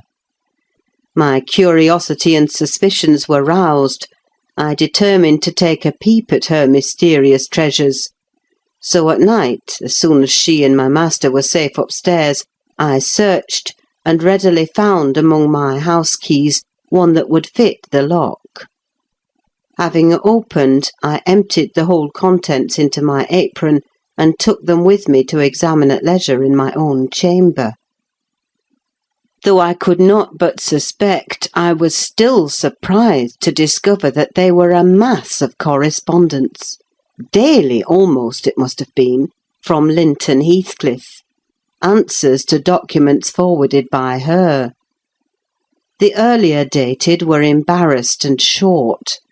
Gradually, however, they expanded into copious love letters, foolish, as the age of the writer rendered natural, yet with touches here and there which I thought were borrowed from a more experienced source. Some of them struck me as singularly odd compounds of ardour and flatness, commencing in strong feeling, and concluding in the affected wordy style that a schoolboy might use to a fancied incorporeal sweetheart. Whether they satisfied Cathy, I don't know, but they appeared very worthless trash to me. After turning over as many as I thought proper, I tied them in a handkerchief and set them aside, re-locking the vacant drawer. Following her habit, my young lady descended early and visited the kitchen. I watched her go to the door on the arrival of a certain little boy, and while the dairymaid filled his can, she tucked something into his jacket pocket and plucked something out. I went round by the garden and laid wait for the messenger, who fought valorously to defend his trust, and we spilt the milk between us. But I succeeded in abstracting the epistle, and threatening serious consequences if he did not look sharp home, I remained under the wall and perused Miss Cathy's affectionate composition. It was more simple and more eloquent than her cousin's, very pretty and very silly. I shook my head and went meditating into the house. The day being wet, she could not divert herself with rambling about the park, so at the conclusion of her morning studies she resorted to the solace of the drawer. Her father sat reading at the table, and I, on purpose, had sought a bit of work in some unripped fringes of the window curtain, keeping my eye steadily fixed on her proceedings. Never did any bird flying back to a plundered nest, which it had left brim-full of chirping young ones, express more complete despair in its anguished cries and flutterings than she by her single "Oh!" and the change that transfigured her late happy countenance. Mr. Linton looked up. "What is the matter, love? Have you hurt yourself?" he said. His tone and look assured her he had not been the discoverer of the hoard.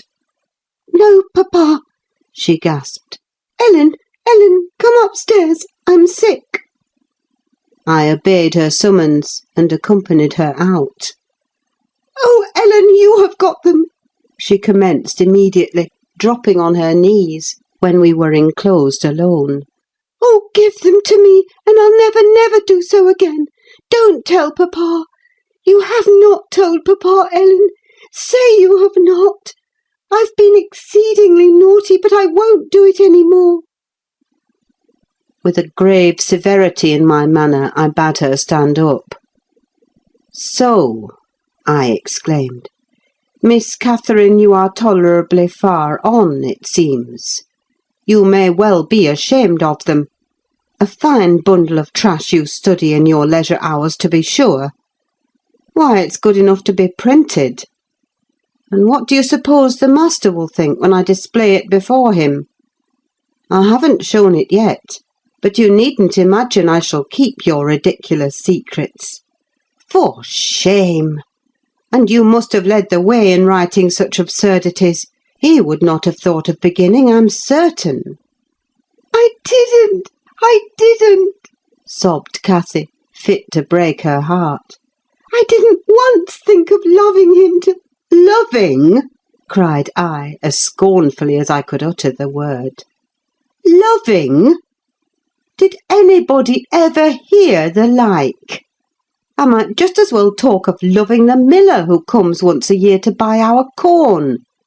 Pretty loving, indeed! And both times together you have seen Linton hardly 4 hours in your life. Now, here is the babyish trash. I'm going with it to the library, and we'll see what your father says to such loving." She sprang at her precious epistles, but I held them above my head, and then she poured out further frantic entreaties that I would burn them, do anything rather than show them. And being really fully as much inclined to laugh as scold, for I esteemed it all girlish vanity, I at length relented in a measure, and asked, "If I consent to burn them, will you promise faithfully neither to send nor receive a letter again, nor a book, for I perceive you have sent him books, nor locks of hair, nor rings, nor playthings?" "We don't send playthings," cried Catherine, her pride overcoming her shame. "Nor anything at all, then, my lady," I said. "Unless you will, here I go." "I promise, Ellen," she cried, catching my dress. "Oh, put them in the fire, do!" But when I proceeded to open a place with the poker, the sacrifice was too painful to be borne. She earnestly supplicated that I would spare her 1 or 2. "1 or 2, Ellen, to keep for Linton's sake." I unknotted the handkerchief and commenced dropping them in from an angle, and the flame curled up the chimney. "I will have 1, you cruel wretch!" she screamed, darting her hand into the fire, and drawing forth some half-consumed fragments at the expense of her fingers. "Very well, and I will have some to exhibit to papa," I answered, shaking back the rest into the bundle and turning anew to the door. she emptied her blackened pieces into the flames, and motioned me to finish the immolation. It was done.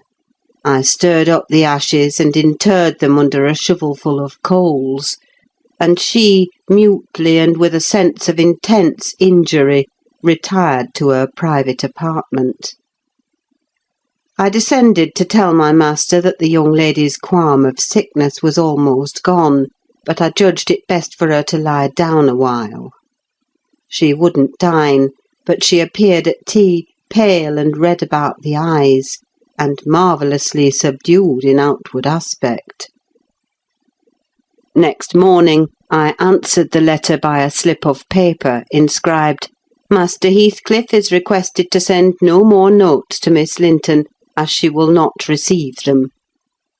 And henceforth the little boy came with vacant pockets. End of chapter 21. Chapter 22. Summer drew to an end, and early autumn. It was past Michaelmas, but the harvest was late that year, and a few of our fields were still uncleared. Mr. Linton and his daughter would frequently walk out among the reapers. At the carrying of the last sheaves they stayed till dusk, and the evening happening to be chill and damp, my master caught a bad cold that settled obstinately on his lungs, and confined him indoors throughout the whole of the winter, nearly without intermission. Poor Cathy, frightened from her little romance, had been considerably sadder and duller since its abandonment, and her father insisted on her reading less and taking more exercise. She had his companionship no longer. I esteemed it a duty to supply its lack, as much as possible, with mine.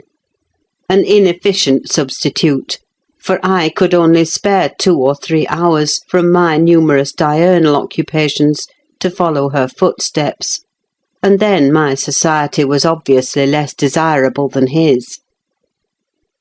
On an afternoon in October, or the beginning of November, a fresh, watery afternoon, when the turf and paths were rustling with moist, withered leaves, and the cold blue sky was half hidden by clouds, dark grey streamers rapidly mounting from the west and boding abundant rain, I requested my young lady to forego her ramble, because I was certain of showers.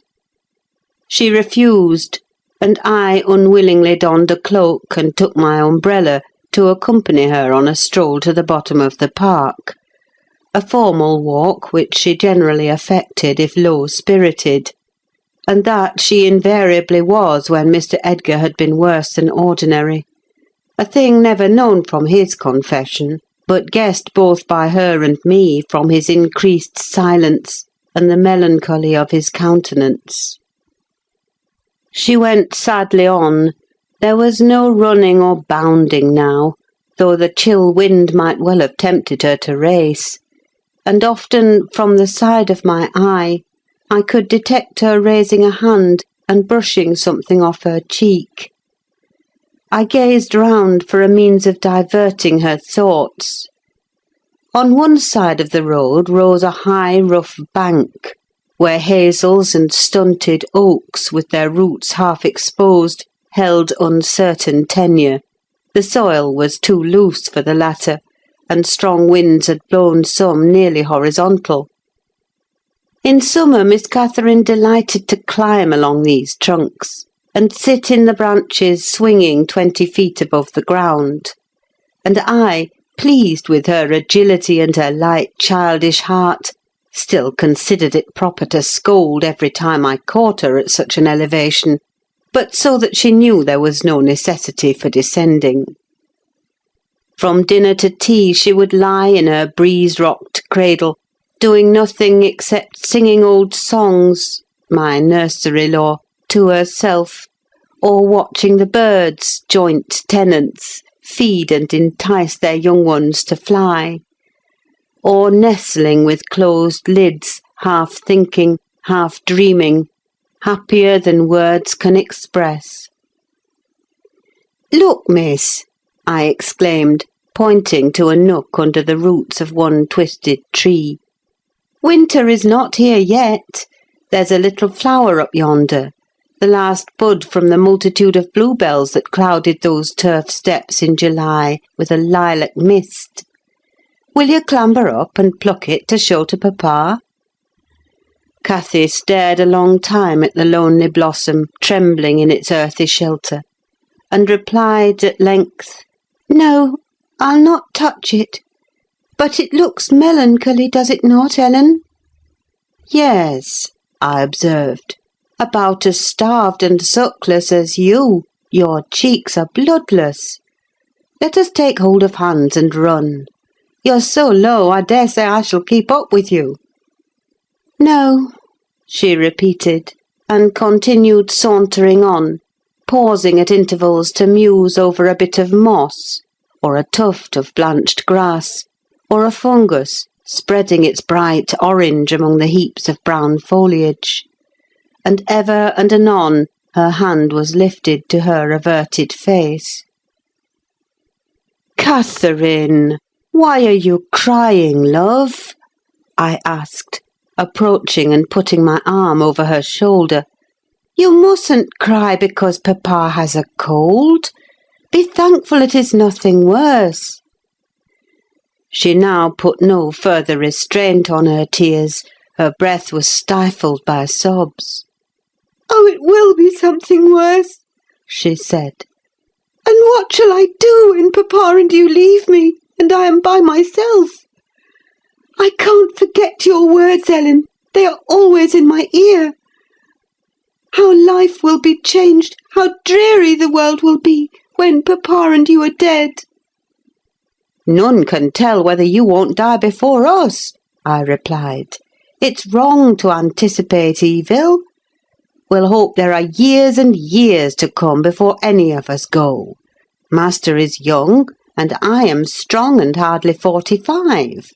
My mother lived till 80, a canty dame to the last. And suppose Mr. Linton was spared till he saw 60. That would be more years than you have counted, miss. And would it not be foolish to mourn a calamity above 20 years beforehand?" "But Aunt Isabella was younger than papa," she remarked, gazing up with timid hope to seek further consolation. "Aunt Isabella had not you and me to nurse her," I replied. "She wasn't as happy as master. She hadn't as much to live for. All you need do is to wait well on your father, and cheer him by letting him see you cheerful. And avoid giving him anxiety on any subject. Mind that, Cathy. I'll not disguise but you might kill him if you were wild and reckless, and cherished a foolish, fanciful affection for the son of a person who would be glad to have him in his grave, and allowed him to discover that you fretted over the separation he has judged it expedient to make." "I fret about nothing on earth except papa's illness," answered my companion. "I care for nothing in comparison with papa, and I'll never, never, oh never, while I have my senses, do an act or say a word to vex him. I love him better than myself, Ellen, and I know it by this: I pray every night that I may live after him, because I would rather be miserable than that he should be. That proves I love him better than myself." "Good words," I replied, "but deeds must prove it also, and after he is well, remember you don't forget resolutions formed in the hour of fear." As we talked, we neared a door that opened on the road, and my young lady, lightening into sunshine again, climbed up and seated herself on the top of the wall, reaching over to gather some hips that bloomed scarlet on the summit branches of the wild rose trees shadowing the highway side. The lower fruit had disappeared, but only birds could touch the upper, except from Cathy's present station. In stretching to pull them, her hat fell off, and as the door was locked, she proposed scrambling down to recover it. I bid her be cautious lest she got a fall, and she nimbly disappeared.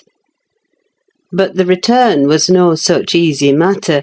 The stones were smooth and neatly cemented, and the rose bushes and blackberry stragglers could yield no assistance in reascending. I, like a fool, didn't recollect that till I heard her laughing and exclaiming, Ellen, you'll have to fetch the key, or else I must run round to the porter's lodge. I can't scale the ramparts on this side. "Stay where you are," I answered. "I have my bundle of keys in my pocket. Perhaps I may manage to open it. If not, I'll go." Catherine amused herself with dancing to and fro before the door, while I tried all the large keys in succession. I had applied the last, and found that none would do, so, repeating my desire that she would remain there, I was about to hurry home as fast as I could, when an approaching sound arrested me. It was the trot of a horse. Cathy's dance stopped also. Who is that? I whispered. Ellen, I wish you could open the door, whispered back my companion anxiously. "Oh, Miss Linton," cried a deep voice, the rider's. "I'm glad to meet you. Don't be in haste to enter, for I have an explanation to ask and obtain." "I shan't speak to you, Mr. Heathcliff," answered Catherine. "Papa says you are a wicked man, and you hate both him and me, and Ellen says the same." "That is nothing to the purpose," said Heathcliff. He it was. "I don't hate my son, I suppose, and it is concerning him that I demand your attention. Yes, you have cause to blush. 2 or 3 months since, were you not in the habit of writing to Linton? Making love in play, eh? You deserved, both of you, flogging for that, you especially the elder, and less sensitive, as it turns out. I've got your letters, and if you give me any pertness, I'll send them to your father. I presume you grew weary of the amusement and dropped it, didn't you? Well, you dropped Linton with it into a slough of despond. He was in earnest, in love really. As true as I live, he's dying for you, breaking his heart at your fickleness, not figuratively, but actually. Though Hareton has made him a standing jest for 6 weeks, and I have used more serious measures, and attempted to frighten him out of his idiocy, he gets worse daily, and he'll be under the sod before summer, unless you restore him." "How can you lie so glaringly to the poor child?" I called from the inside. "Pray ride on. How can you deliberately get up such paltry falsehoods? Miss Cathy, I'll knock the lock off with a stone. You won't believe that vile nonsense. You can feel in yourself it is impossible that a person should die for love of a stranger." "I was not aware there were eavesdroppers," muttered the detected villain. "Worthy Mrs. Dean, I like you, but I don't like your double-dealing," he added aloud. "How could you lie so glaringly as to affirm I hated the poor child, and invent bugbear stories to terrify her from my door-stones? Catherine Linton!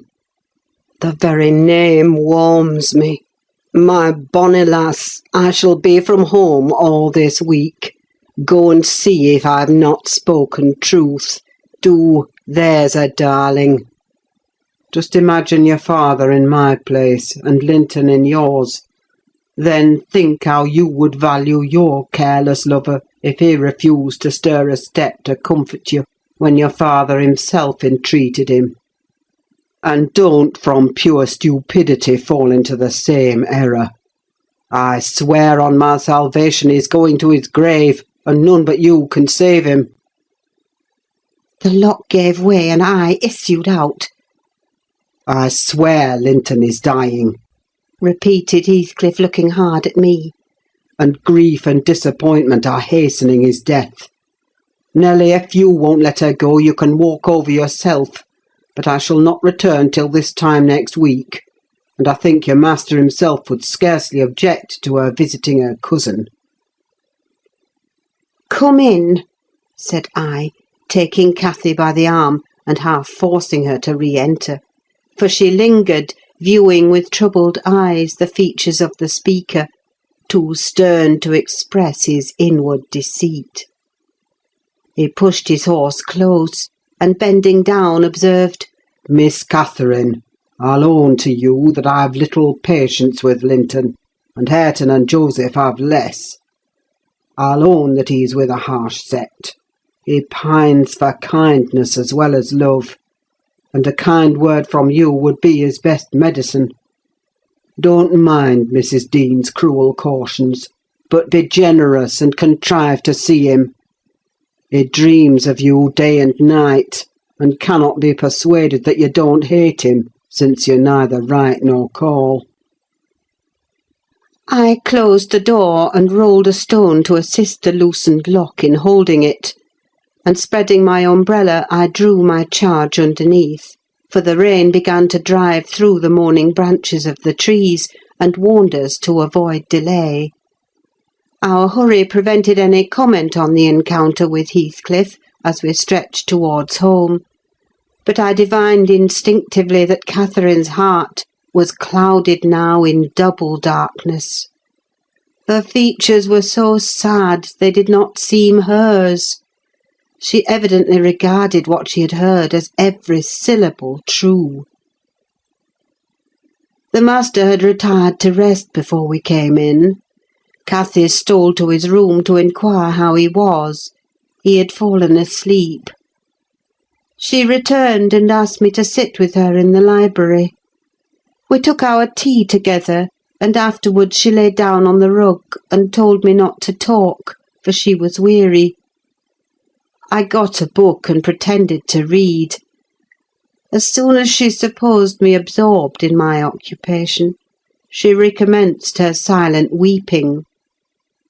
It appeared at present her favourite diversion. I suffered her to enjoy it a while, then I expostulated, deriding and ridiculing all Mr. Heathcliff's assertions about his son, as if I were certain she would coincide. Alas, I hadn't skill to counteract the effect his account had produced. It was just what he intended. "You may be right, Ellen," she answered, "but I shall never feel at ease till I know. And I must tell Linton it is not my fault that I don't write, and convince him that I shall not change." What use were anger and protestations against her silly credulity? We parted that night hostile, but next day beheld me on the road to Wuthering Heights, by the side of my wilful young mistress's pony.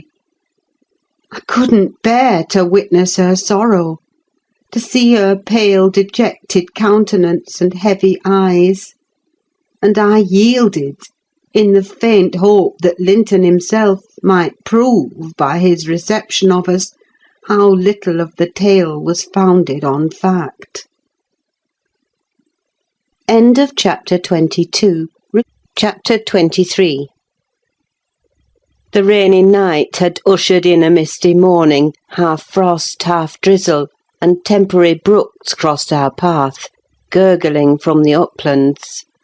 My feet were thoroughly wetted, I was cross and low, exactly the humour suited for making the most of these disagreeable things. We entered the farmhouse by the kitchen way, to ascertain whether Mr. Heathcliff were really absent, because I put slight faith in his own affirmation. Joseph seemed sitting in a sort of Elysium, alone, beside a roaring fire, a quart of ale on the table near him, bristling with large pieces of toasted oatcake, and his black short pipe in his mouth.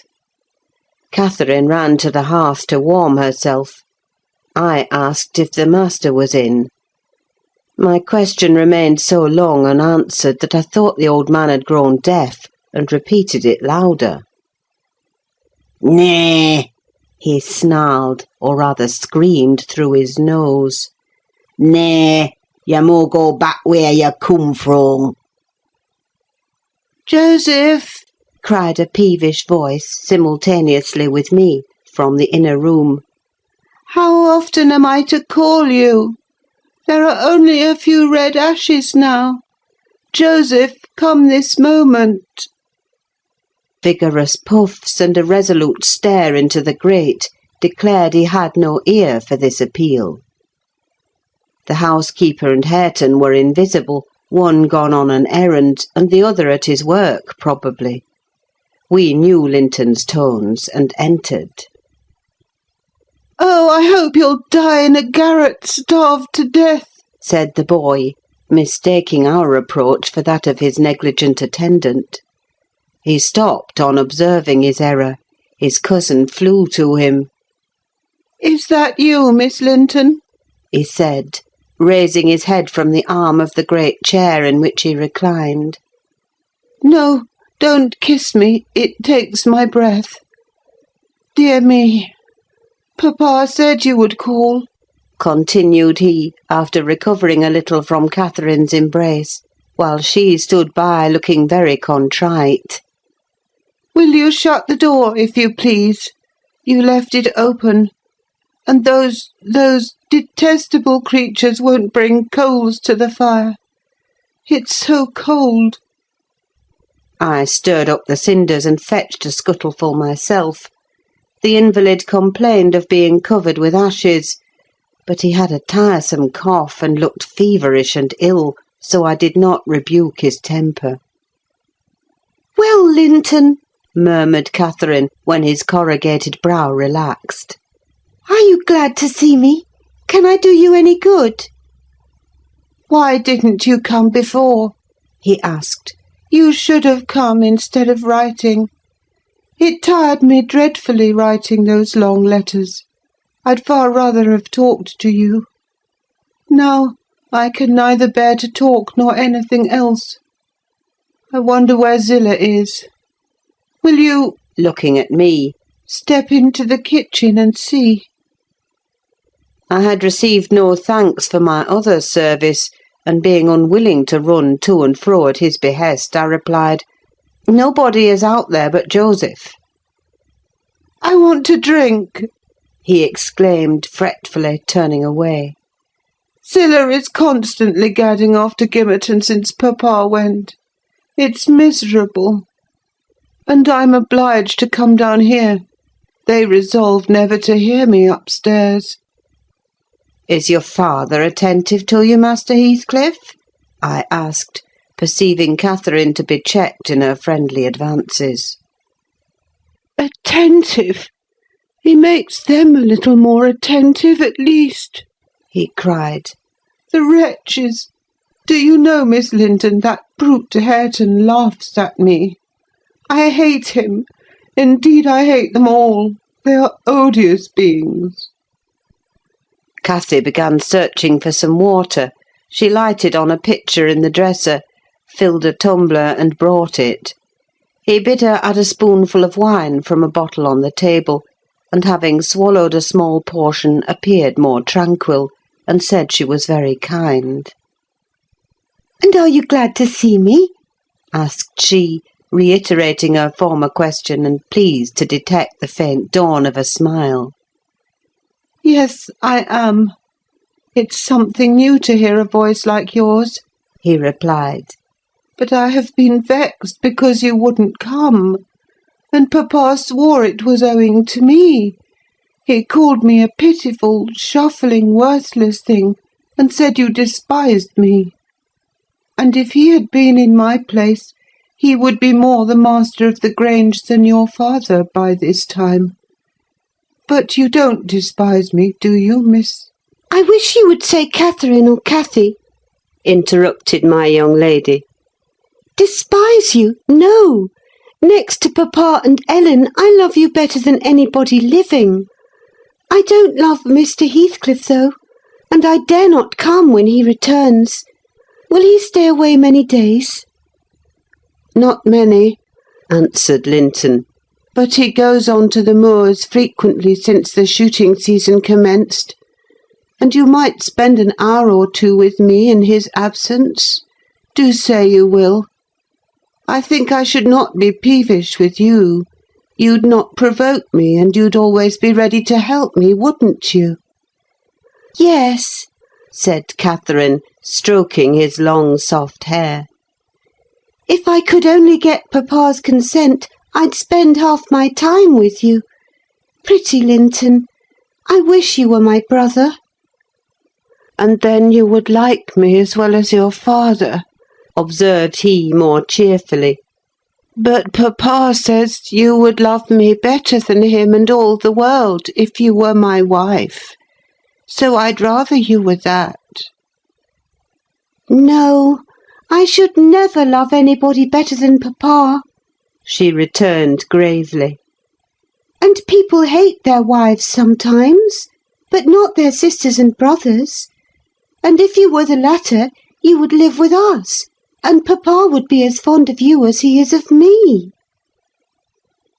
Linton denied that people ever hated their wives, but Cathy affirmed they did, and in her wisdom instanced his own father's aversion to her aunt.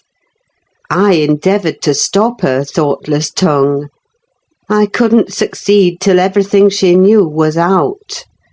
Master Heathcliff, much irritated, asserted her relation was false. "Papa told me, and papa does not tell falsehoods," she answered pertly. "My papa scorns yours," cried Linton. "He calls him a sneaking fool." "Yours is a wicked man," retorted Catherine. "And you are very naughty to dare to repeat what he says. He must be wicked to have made Aunt Isabella leave him as she did." "She didn't leave him," said the boy. "You shan't contradict me." "She did!" cried my young lady. "Well, I'll tell you something," said Linton. "Your mother hated your father.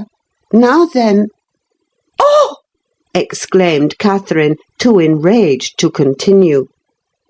"And she loved mine," added he. "You little liar! I hate you now!" she panted, and her face grew red with passion.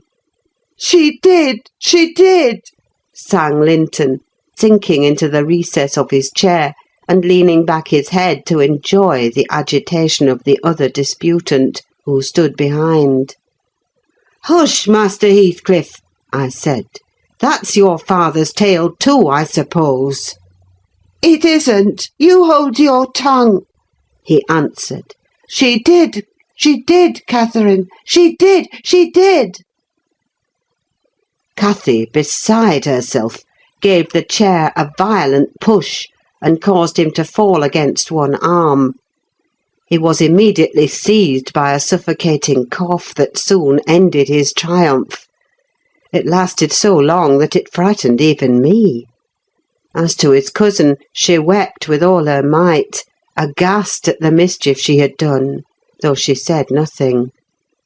I held him till the fit exhausted itself. Then he thrust me away, and leant his head down silently. Catherine quelled her lamentations also, took a seat opposite, and looked solemnly into the fire. "How do you feel now, Master Heathcliff?" I inquired, after waiting 10 minutes.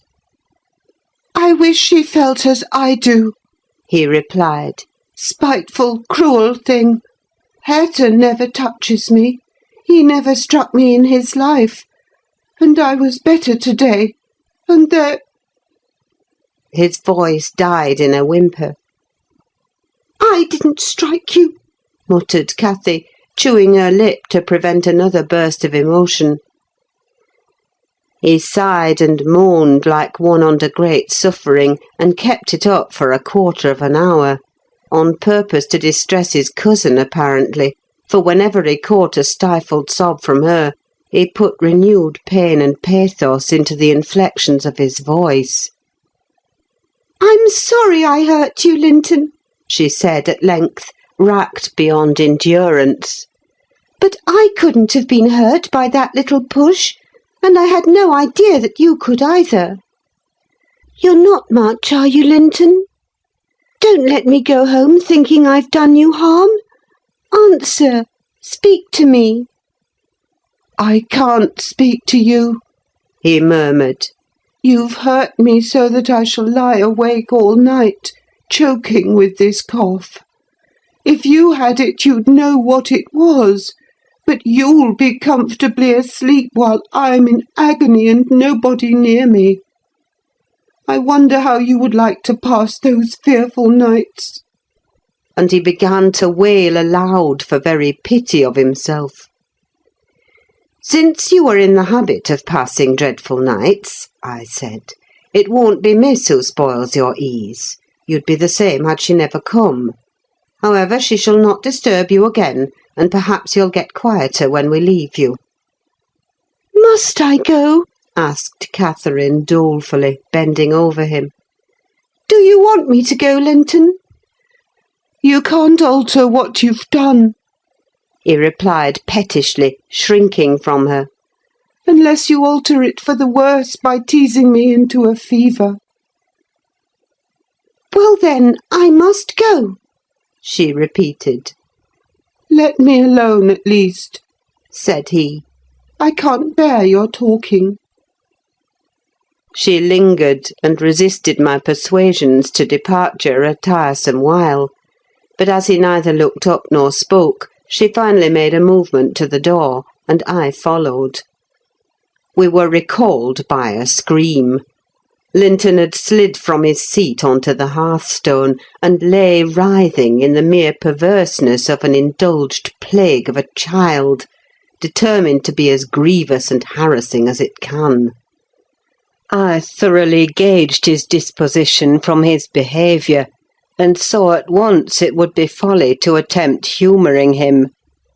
Not so my companion. She ran back in terror, knelt down and cried, and soothed and entreated, till he grew quiet from lack of breath, by no means from compunction at distressing her. I shall lift him on to the settle, I said, and he may roll about as he pleases. We can't stop to watch him. I hope you are satisfied, Miss Cathy, that you are not the person to benefit him, and that his condition of health is not occasioned by attachment to you. Now then, there he is. Come away. As soon as he knows there is nobody by to care for his nonsense, he'll be glad to lie still. She placed a cushion under his head and offered him some water. He rejected the latter and tossed uneasily on the former, as if it were a stone or a block of wood. She tried to put it more comfortably. I can't do with that, he said. It's not high enough. Catherine brought another to lay above it. That's too high, murmured the provoking thing.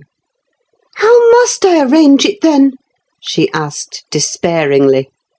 He twined himself up to her as she half knelt by the settle, and converted her shoulder into a support. No, that won't do, I said. You'll be content with the cushion, Master Heathcliff. Miss has wasted too much time on you already. We cannot remain 5 minutes longer. Yes, yes, we can, replied Cathy. He's good and patient now. He's beginning to think I shall have far greater misery than he will tonight, if I believe he is the worse for my visit. And then I dare not come again. Tell the truth about it, Linton, for I mustn't come if I have hurt you. You must come to cure me, he answered. You ought to come because you have hurt me. You know you have extremely. I was not as ill when you entered as I am at present, was I? But you've made yourself ill by crying and being in a passion. I didn't do it all, said his cousin. However, we'll be friends now. And you want me? You would wish to see me sometimes, really? I told you I did, he replied impatiently. Sit on the settle and let me lean on your knee. That's as mamma used to do whole afternoons together. Sit quite still and don't talk. But you may sing a song if you can sing. Or you may say a nice long interesting ballad. One of those you promised to teach me. Or a story. I'd rather have a ballad, though. Begin. Catherine repeated the longest she could remember. The employment pleased both mightily.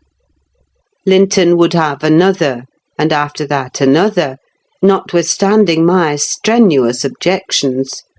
And so they went on until the clock struck 12, and we heard Hareton in the court returning for his dinner. And tomorrow, Catherine, will you be here tomorrow? Asked young Heathcliff, holding her frock as she rose reluctantly. No, I answered, nor next day neither. She, however, gave a different response, evidently, for his forehead cleared as she stooped and whispered in his ear. You won't go tomorrow, recollect, miss, I commenced, when we were out of the house. You are not dreaming of it, are you? She smiled. Oh, I'll take good care, I continued. I'll have that lock mended, and you can escape by no way else. I can get over the wall, she said, laughing. The Grange is not a prison, Ellen, and you are not my jailer. And besides, I'm almost 17. I'm a woman. And I'm certain Linton would recover quickly if he had me to look after him.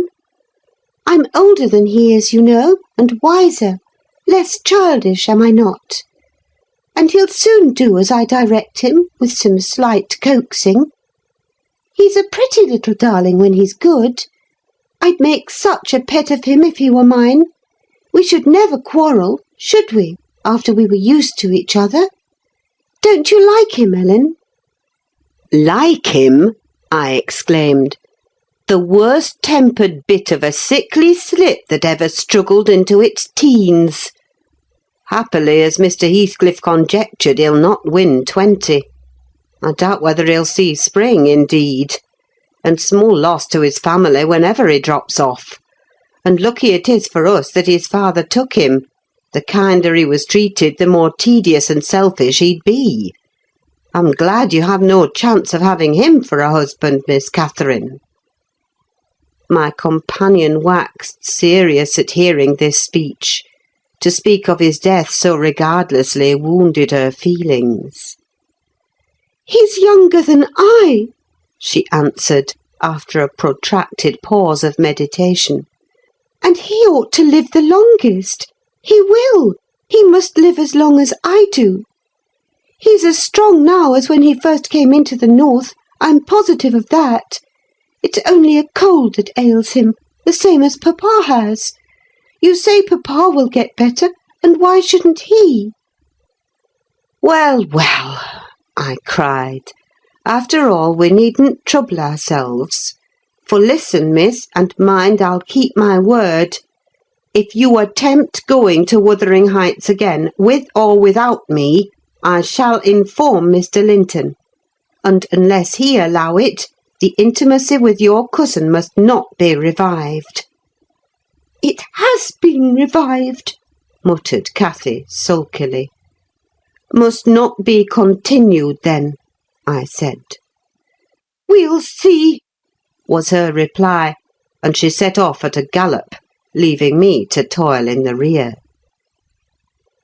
We both reached home before our dinner time. My master supposed we had been wandering through the park, and therefore he demanded no explanation of our absence. As soon as I entered, I hastened to change my soaked shoes and stockings, but sitting such a while at the Heights had done the mischief. On the succeeding morning I was laid up, and during 3 weeks I remained incapacitated for attending to my duties, a calamity never experienced prior to that period, and never, I am thankful to say, since. My little mistress behaved like an angel in coming to wait on me and cheer my solitude. The confinement brought me exceedingly low. It is wearisome to a stirring, active body, but few have slighter reasons for complaint than I had. The moment Catherine left Mr. Linton's room, she appeared at my bedside. Her day was divided between us. No amusement usurped a minute. She neglected her meals, her studies, and her play, and she was the fondest nurse that ever watched. She must have had a warm heart, when she loved her father so, to give so much to me. I said her days were divided between us, but the master retired early, and I generally needed nothing after 6 o'clock. Thus the evening was her own. Poor thing! I never considered what she did with herself after tea. And though frequently when she looked in to bid me good night, I remarked a fresh colour in her cheeks and a pinkness over her slender fingers, instead of fancying the line borrowed from a cold ride across the moors, I laid it to the charge of a hot fire in the library. End of chapter 23. Chapter 24. At the close of 3 weeks, I was able to quit my chamber and move about the house, and on the first occasion of my sitting up in the evening, I asked Catherine to read to me, because my eyes were weak. We were in the library, the master having gone to bed.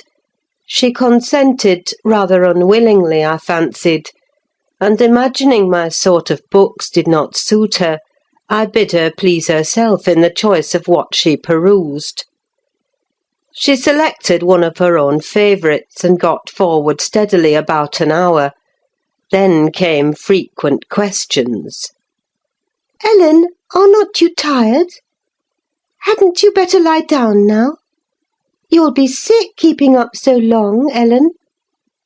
No, no, dear, I'm not tired, I returned continually. Perceiving me immovable, she essayed another method of showing her disrelish for her occupation. It changed to yawning and stretching and... Ellen, I am tired.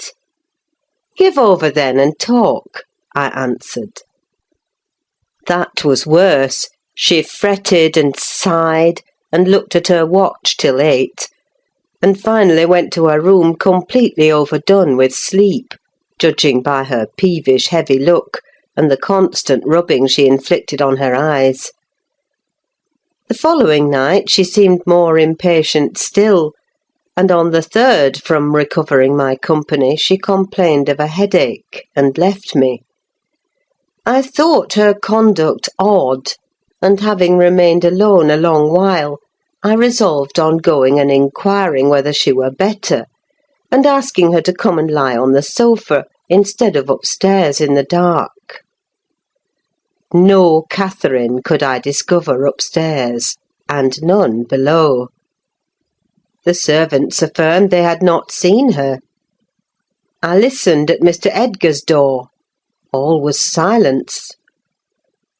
I returned to her apartment, extinguished my candle, and seated myself in the window. The moon shone bright, a sprinkling of snow covered the ground, and I reflected that she might possibly have taken it into her head to walk about the garden for refreshment. I did detect a figure creeping along the inner fence of the park, but it was not my young mistress. On its emerging into the light, I recognised one of the grooms. He stood a considerable period, viewing the carriage road through the grounds, then started off at a brisk pace as if he had detected something, and reappeared presently leading Mrs. Pony. And there she was, just dismounted and walking by its side. The man took his charge stealthily across the grass towards the stable. Cathy entered by the casement window of the drawing-room, and glided noiselessly up to where I awaited her. She put the door gently to, slipped off her snowy shoes, untied her hat, and was proceeding, unconscious of my espionage, to lay aside her mantle, when I suddenly rose and revealed myself. The surprise petrified her an instant. She uttered an inarticulate exclamation, and stood fixed. "My dear Miss Catherine," I began, too vividly impressed by her recent kindness to break into a scold. "Where have you been riding out at this hour? And why should you try to deceive me by telling a tale? Where have you been? Speak!" To the bottom of the park," she stammered. "I didn't tell a tale." "And nowhere else?" I demanded. "No," was the muttered reply. "Oh, Catherine!" I cried sorrowfully. "You know you have been doing wrong, or you wouldn't be driven to uttering an untruth to me. That does grieve me. I'd rather be 3 months ill than hear you frame a deliberate lie." She sprang forward, and bursting into tears, threw her arms round my neck. "Well, Ellen, I'm so afraid of you being angry," she said. "Promise not to be angry, and you shall know the very truth. I hate to hide it." We sat down in the window seat. I assured her I would not scold, whatever her secret might be, and I guessed it, of course. So she commenced, "I've been to Wuthering Heights, Ellen, and I've never missed going a day since you fell ill, except thrice before and twice after you left your room. I gave Michael books and pictures to prepare Minnie every evening, and to put her back in the stable. You mustn't scold him either, mind. I was at the Heights by 6:30, and generally stayed till 8:30, and then galloped home. It was not to amuse myself that I went. I was often wretched all the time. Now and then I was happy, once in a week, perhaps. At first, I expected there would be sad work persuading you to let me keep my word to Linton, for I had engaged to call again next day when we quitted him. But, as you stayed upstairs on the morrow, I escaped that trouble. While Michael was refastening the lock of the park door in the afternoon, I got possession of the key, and told him how my cousin wished me to visit him, because he was sick and couldn't come to the Grange, and how papa would object to my going. And then I negotiated with him about the pony. He is fond of reading, and he thinks of leaving soon to get married, so he offered, if I would lend him books out of the library, to do what I wished. But I preferred giving him my own, and that satisfied him better.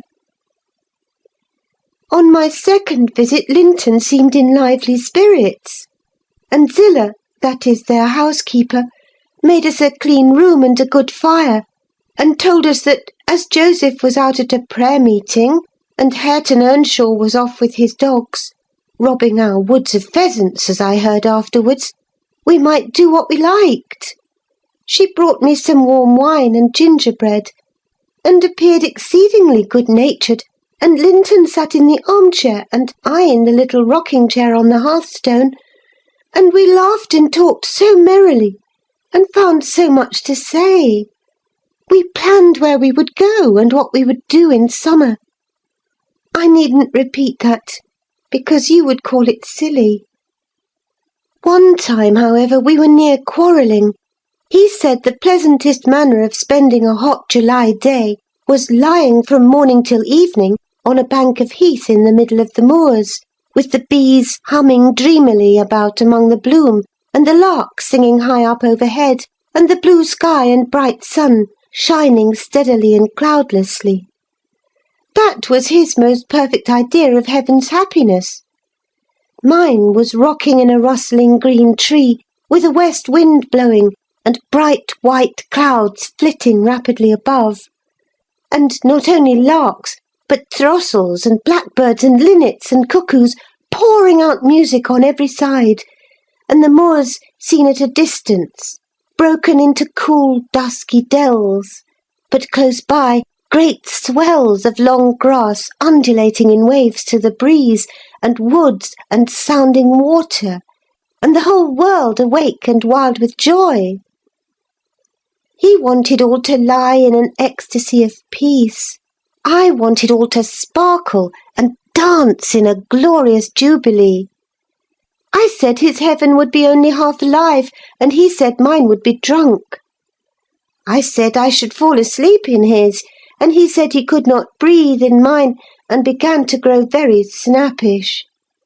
At last we agreed to try both, as soon as the right weather came, and then we kissed each other and were friends. After sitting still an hour, I looked at the great room with its smooth, uncarpeted floor, and thought how nice it would be to play in if we removed the table. And I asked Linton to call Zillah in to help us, and we'd have a game at blind man's buff. She should try to catch us. You used to, you know, Ellen. He wouldn't. There was no pleasure in it, he said. But he consented to play at ball with me. We found 2 in a cupboard, among a heap of old toys, tops and hoops and battledores and shuttlecocks. One was marked C and the other H. I wished to have the C because that stood for Catherine, and the H might be for Heathcliff, his name. But the bran came out of H, and Linton didn't like it. I beat him constantly, and he got cross again and coughed, and returned to his chair. That night, though, he easily recovered his good humour. He was charmed with 2 or 3 pretty songs, your songs, Ellen. And when I was obliged to go, he begged and entreated me to come the following evening, and I promised. Minnie and I went flying home as light as air, and I dreamt of Wuthering Heights and my sweet darling cousin till morning. On the morrow I was sad, partly because you were poorly, and partly that I wished my father knew and approved of my excursions. But it was beautiful moonlight after tea, and as I rode on, the gloom cleared. I shall have another happy evening, I thought to myself. And what delights me more, my pretty Linton will. I trotted up their garden, and was turning round to the back, when that fellow Earnshaw met me, took my bridle, and bid me go in by the front entrance. He patted Minnie's neck, and said she was a bonny beast, and appeared as if he wanted me to speak to him. I only told him to leave my horse alone, or else it would kick him. He answered in his vulgar accent, "It wouldn't do much hurt if it did," and surveyed its legs with a smile. I was half inclined to make it try. However, he moved off to open the door, and as he raised the latch, he looked up to the inscription above, and said, with a stupid mixture of awkwardness and elation, "Miss Catherine, I can read yon now." "Wonderful!" I exclaimed. "Pray let us hear you. You are grown clever." He spelt and drawled over by syllables the name Hareton Earnshaw. "And the figures?" I cried encouragingly, perceiving that he came to a dead halt. "I cannot tell them yet," he answered. "Oh, you dunce!" I said, laughing heartily at his failure. The fool stared with a grin hovering about his lips, and a scowl gathering over his eyes, as if uncertain whether he might not join in my mirth, whether it were not pleasant familiarity, or, what it really was, contempt. I settled his doubts by suddenly retrieving my gravity, and desiring him to walk away, for I came to see Linton, not him. He reddened, I saw that by the moonlight, dropped his hand from the latch, and skulked off, a picture of mortified vanity. He imagined himself to be as accomplished as Linton, I suppose, because he could spell his own name, and was marvellously discomfited that I didn't think the same. "Stop, Miss Catherine, dear," I interrupted. "I shall not scold, but I don't like your conduct there. If you had remembered that Hareton was your cousin as much as Master Heathcliff, you would have felt how improper it was to behave in that way. At least it was praiseworthy ambition for him to desire to be as accomplished as Linton. And probably he did not learn merely to show off. You had made him ashamed of his ignorance before, I have no doubt, and he wished to remedy it and please you. To sneer at his imperfect attempt was very bad breeding. Had you been brought up in his circumstances, would you be less rude? He was as quick and as intelligent a child as ever you were, and I'm hurt that he should be despised now, because that base Heathcliff has treated him so unjustly." "Well, Ellen, you won't cry about it, will you?" she exclaimed, surprised at my earnestness. "But wait, and you shall hear if he conned his ABC to please me, and if it were worth while being civil to the brute." I entered. Linton was lying on the settle, and half got up to welcome me. "I'm ill to-night, Catherine, love," he said, "and you must have all the talk and let me listen. Come and sit by me. I was sure you wouldn't break your word, and I'll make you promise again before you go." I knew now that I mustn't tease him as he was ill, and I spoke softly and put no questions, and avoided irritating him in any way. I had brought some of my nicest books for him. He asked me to read a little of one, and I was about to comply, when Earnshaw burst the door open, having gathered venom with reflection. He advanced direct to us, seized Linton by the arm, and swung him off the seat. "Get to thy own room," he said, in a voice almost inarticulate with passion, and his face looked swelled and furious. "Take her there if she comes to see thee. Thou shan't keep me out of this. Begone with you both." He swore at us, and left Linton no time to answer, nearly throwing him into the kitchen, and he clenched his fist as I followed, seemingly longing to knock me down. I was afraid for a moment, and I let one volume fall. He kicked it after me and shut us out. I heard a malignant, crackly laugh by the fire, and turning, beheld that odious Joseph standing, rubbing his bony hands and quivering. "I was sure he'd sarve you out. He's a grand lad. He's getting a great spirit in him. He knows, he knows as well as I do. Who should beat Maister yonder? He made ye skiff properly. Where must we go? I asked of my cousin, disregarding the old wretch's mockery. Linton was white and trembling. He was not pretty then, Ellen. Oh, no, he looked frightful, for his thin face and large eyes were wrought into an expression of frantic, powerless fury. He grasped the handle of the door and shook it. It was fastened inside. "If you don't let me in, I'll kill you! If you don't let me in, I'll kill you!" He rather shrieked than said. "Devil, devil, I'll kill you, I'll kill you!" Joseph uttered his croaking laugh again. "There, that's father," he cried. "That's father, with allus summat o' either side in us. And if he'd Hareton, lad, do not be feared he cannot get at thee." I took hold of Linton's hands and tried to pull him away, but he shrieked so shockingly that I dared not proceed. At last his cries were choked by a dreadful fit of coughing. Blood gushed from his mouth, and he fell on the ground. I ran into the yard, sick with terror, and called for Zillah as loud as I could. She soon heard me. She was milking the cows in a shed behind the barn, and hurrying from her work, she inquired what there was to do. I hadn't breath to explain. Dragging her in, I looked about for Linton. Earnshaw had come out to examine the mischief he had caused, and he was then conveying the poor thing upstairs. Zillah and I ascended after him, but he stopped me at the top of the steps and said I shouldn't go in. I must go home. I exclaimed that he had killed Linton, and I would enter. Joseph locked the door and declared I should do no sich stuff, and asked me whether I were bound to be as mad as him. I stood crying till the housekeeper reappeared.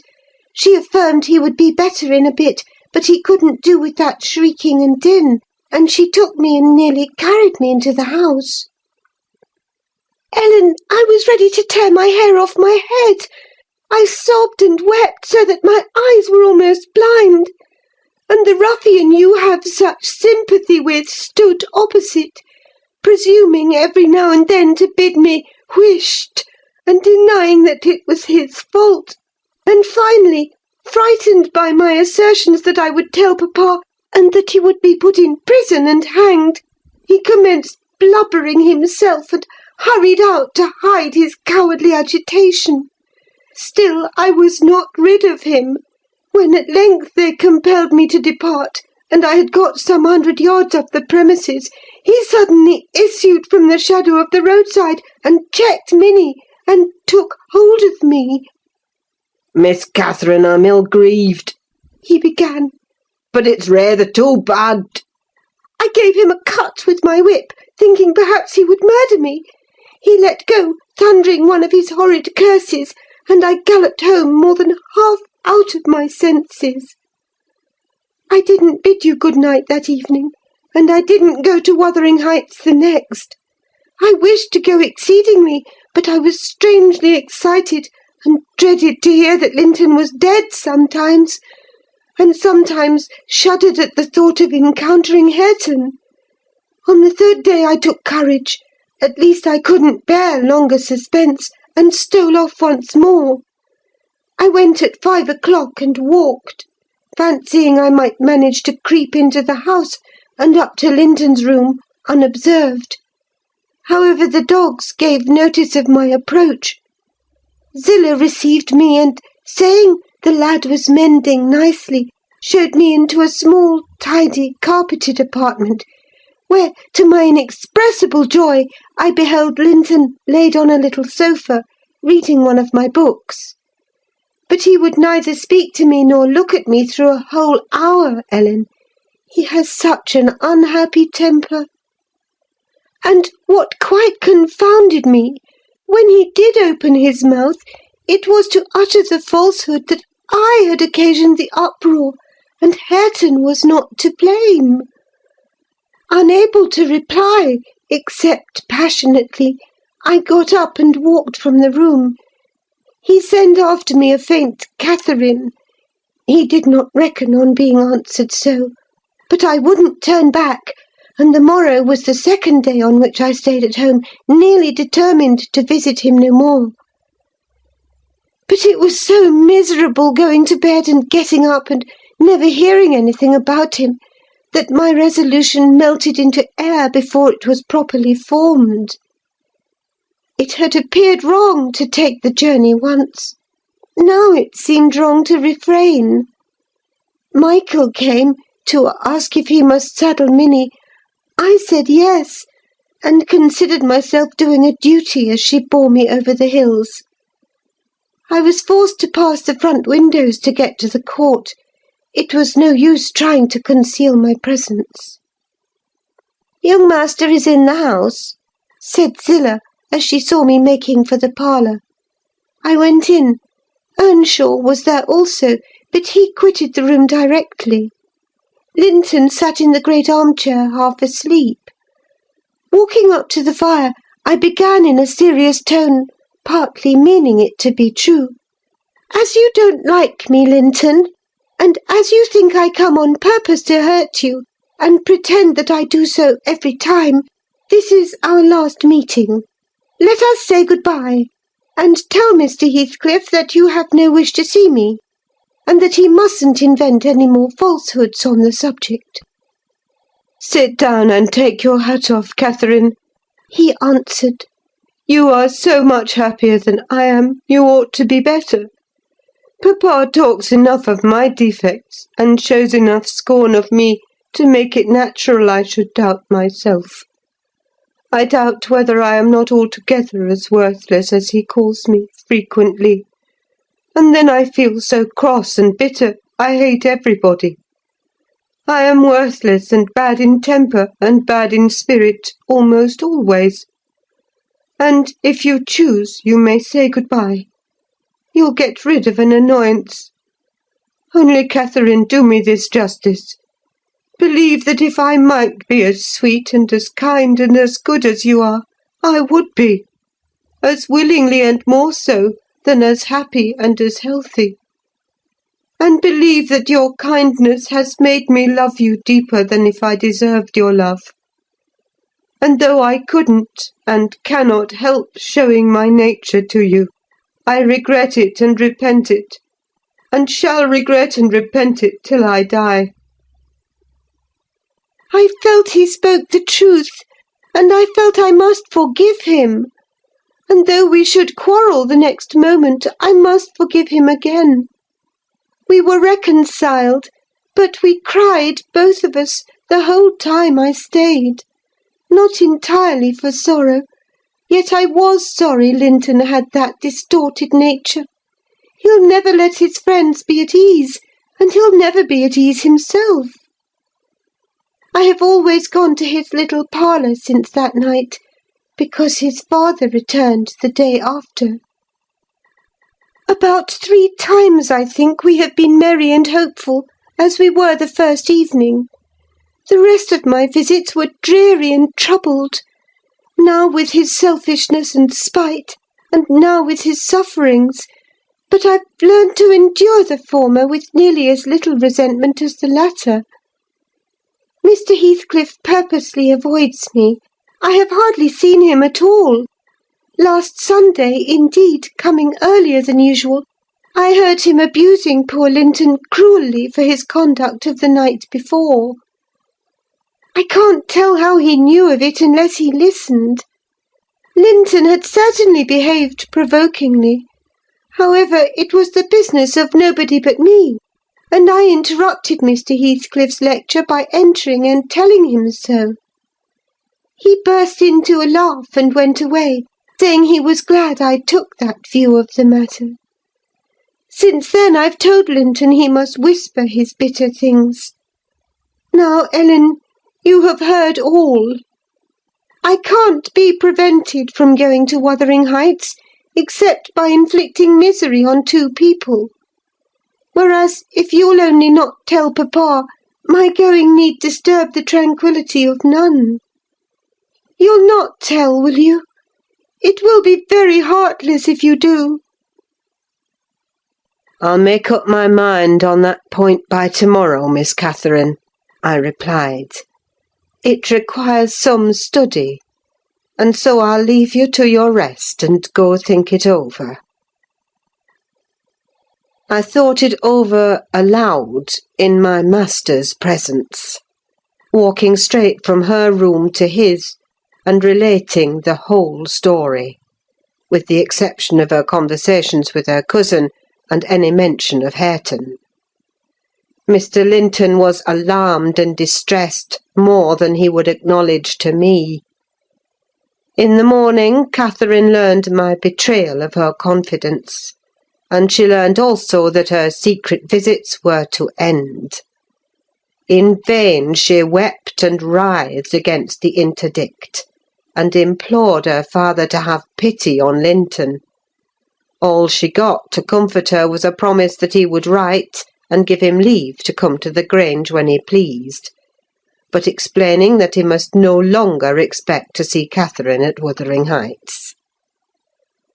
Perhaps, had he been aware of his nephew's disposition and state of health, he would have seen fit to withhold even that slight consolation. End of chapter 24. Chapter 25. "These things happened last winter, sir," said Mrs. Dean. "Hardly more than a year ago. Last winter I did not think at another 12 months' end I should be amusing a stranger to the family with relating them. Yet who knows how long you'll be a stranger? You're too young to rest always contented, living by yourself. And I some way fancy no one could see Catherine Linton and not love her. You smile, but why do you look so lively and interested when I talk about her? And why have you asked me to hang her picture over your fireplace? And why—" "Stop, my good friend!" I cried. "It may be very possible that I should love her, but would she love me? I doubt it too much to venture my tranquillity by running into temptation. And then my home is not here. I'm of the busy world, and to its arms I must return. Go on. Was Catherine obedient to her father's commands?" "She was," continued the housekeeper. Her affection for him was still the chief sentiment in her heart, and he spoke without anger. He spoke in the deep tenderness of one about to leave his treasure amid perils and foes, where his remembered words would be the only aid that he could bequeath to guide her. He said to me a few days afterwards, "I wish my nephew would write, Ellen, or call. Tell me sincerely what you think of him. Is he changed for the better, or is there a prospect of improvement as he grows a man?" "He's very delicate, sir," I replied, "and scarcely likely to reach manhood. But this I can say, he does not resemble his father. And if Miss Catherine had the misfortune to marry him, he would not be beyond her control, unless she were extremely and foolishly indulgent. However, master, you'll have plenty of time to get acquainted with him, and see whether he would suit her. It wants 4 years and more to his being of age." Edgar sighed, and walking to the window looked out towards Gimmerton Kirk.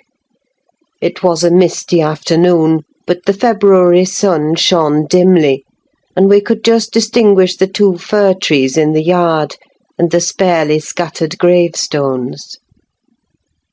"I've prayed often," he half soliloquised, "for the approach of what is coming, and now I begin to shrink and fear it.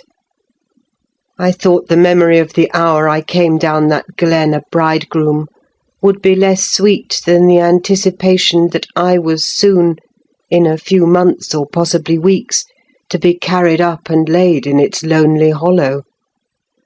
Ellen, I've been very happy with my little Cathy. Through winter nights and summer days she was a living hope at my side.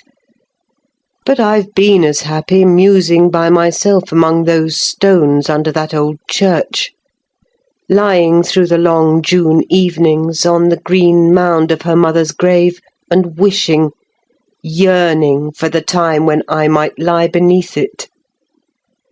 What can I do for Cathy? How must I quit her? I'd not care one moment for Linton being Heathcliff's son, nor for his taking her from me, if he could console her for my loss.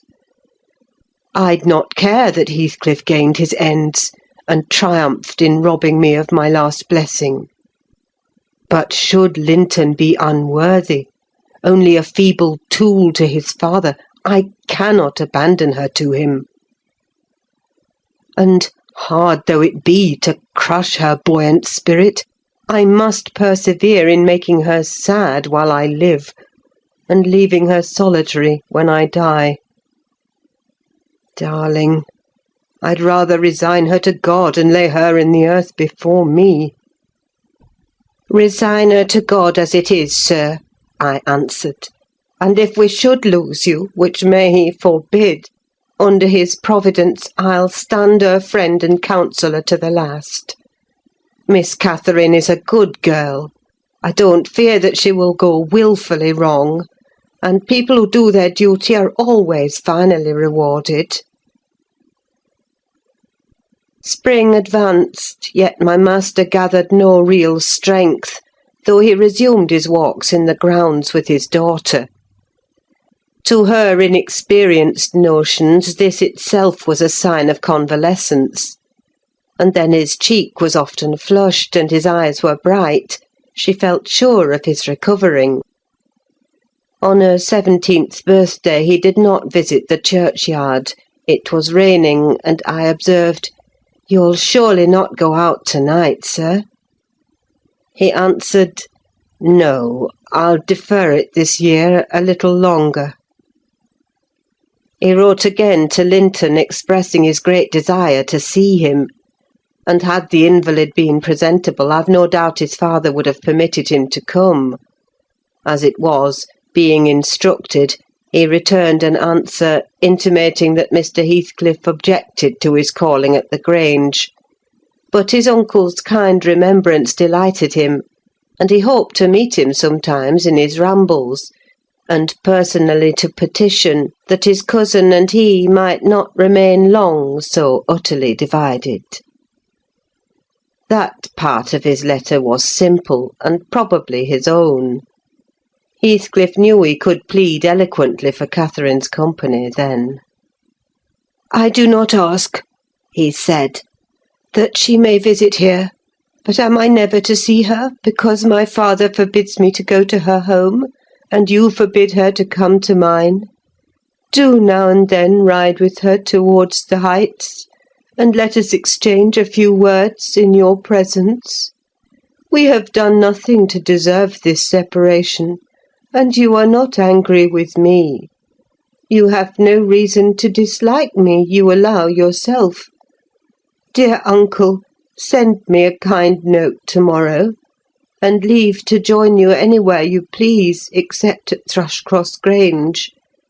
I believe an interview would convince you that my father's character is not mine. He affirms I am more your nephew than his son; and though I have faults which render me unworthy of Catherine, she has excused them, and for her sake you should also. You inquire after my health. It is better, but while I remain cut off from all hope, and doomed to solitude, or the society of those who never did and never will like me, how can I be cheerful and well?" Edgar, though he felt for the boy, could not consent to grant his request, because he could not accompany Catherine. He said in summer perhaps they might meet. Meantime, he wished him to continue writing at intervals, and engaged to give him what advice and comfort he was able by letter, being well aware of his hard position in his family. Linton complied, and had he been unrestrained, would probably have spoiled all by filling his epistles with complaints and lamentations; but his father kept a sharp watch over him, and of course insisted on every line that my master sent being shown. So, instead of penning his peculiar personal sufferings and distresses, the themes constantly uppermost in his thoughts, he harped on the cruel obligation of being held asunder from his friend and love, and gently intimated that Mr. Linton must allow an interview soon, or he should fear he was purposely deceiving him with empty promises. Cathy was a powerful ally at home, and between them they at length persuaded my master to acquiesce in their having a ride or a walk together, about once a week, under my guardianship, and on the moors nearest the Grange, for June found him still declining. Though he had set aside yearly a portion of his income for my young lady's fortune, he had a natural desire that she might retain, or at least return in a short time, to the house of her ancestors; and he considered her only prospect of doing that was by a union with his heir. He had no idea that the latter was failing almost as fast as himself, nor had anyone, I believe. No doctor visited the Heights, and no one saw Master Heathcliff to make report of his condition among us. I, for my part, began to fancy my forebodings were false, and that he must be actually rallying when he mentioned riding and walking on the moors, and seemed so earnest in pursuing his object. I could not picture a father treating a dying child as tyrannically and wickedly as I afterwards learned Heathcliff had treated him to compel this apparent eagerness, his efforts redoubling the more imminently his avaricious and unfeeling plans were threatened with defeat by death.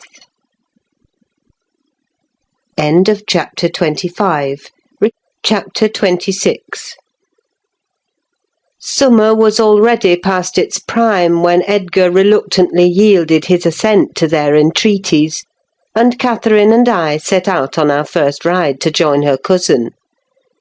It was a close, sultry day, devoid of sunshine, but with a sky too dappled and hazy to threaten rain, and our place of meeting had been fixed at the guide stone by the crossroads. On arriving there, however, a little herd boy, dispatched as a messenger, told us that Mr. Linton were just o' this side o' t' Heights, and he'd be mitch obleeged to us to gang on a bit further. "Then Master Linton has forgot the first injunction of his uncle," I observed. "He bid us keep on the Grange land, and here we are off at once." "Well, we'll turn our horses' heads round when we reach him," answered my companion. "Our excursion shall lie towards home."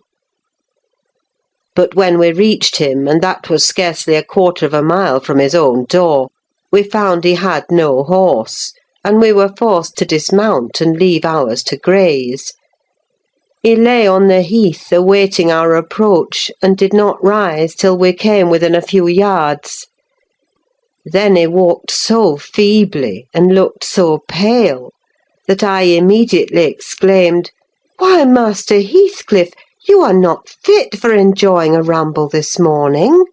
How ill you do look!" Catherine surveyed him with grief and astonishment. She changed the ejaculation of joy on her lips to one of alarm, and the congratulation on their long-postponed meeting to an anxious inquiry whether he were worse than usual. "No, better, better," he panted, trembling, and retaining her hand as if he needed its support, while his large blue eyes wandered timidly over her, the hollowness round them transforming to haggard wildness the languid expression they once possessed. "But you have been worse," persisted his cousin. "Worse than when I saw you last. You are thinner, and—" "I'm tired," he interrupted hurriedly. "It's too hot for walking. Let us rest here. And in the morning I often feel sick. Papa says I grow so fast." Badly satisfied, Cathy sat down, and he reclined beside her. "This is something like your paradise," said she, making an effort at cheerfulness. "You recollect the 2 days we agreed to spend in the place and way each thought pleasantest? This is nearly yours, only there are clouds. But then they are so soft and mellow. It's nicer than sunshine. Next week, if you can, we'll ride down to the Grange Park and try mine." Linton did not appear to remember what she talked of, and he had evidently great difficulty in sustaining any kind of conversation. His lack of interest in the subject she started, and his equal incapacity to contribute to her entertainment, was so obvious that she could not conceal her disappointment. An indefinite alteration had come over his whole person and manner. The pettishness that might be caressed into fondness had yielded to a listless apathy. There was less of the peevish temper of a child which frets and teases on purpose to be soothed, and more of the self-absorbed moroseness of a confirmed invalid, repelling consolation, and ready to regard the good-humoured mirth of others as an insult. Catherine perceived as well as I did that he held it rather a punishment than a gratification to endure our company, and she made no scruple of proposing presently to depart. That proposal unexpectedly roused Linton from his lethargy, and threw him into a strange state of agitation. He glanced fearfully towards the Heights, begging she would remain another half-hour at least. "But I think," said Cathy, "you'd be more comfortable at home than sitting here. And I cannot amuse you to-day, I see, by my tales and songs and chatter. You have grown wiser than I in these 6 months. You have little taste for my diversions now, or else if I could amuse you, I'd willingly stay." "Stay to rest yourself," he replied. "And, Catherine, don't think or say that I'm very unwell. It is the heavy weather and heat that make me dull. And I walked about before you came, a great deal for me. Tell uncle I'm in tolerable health, will you?"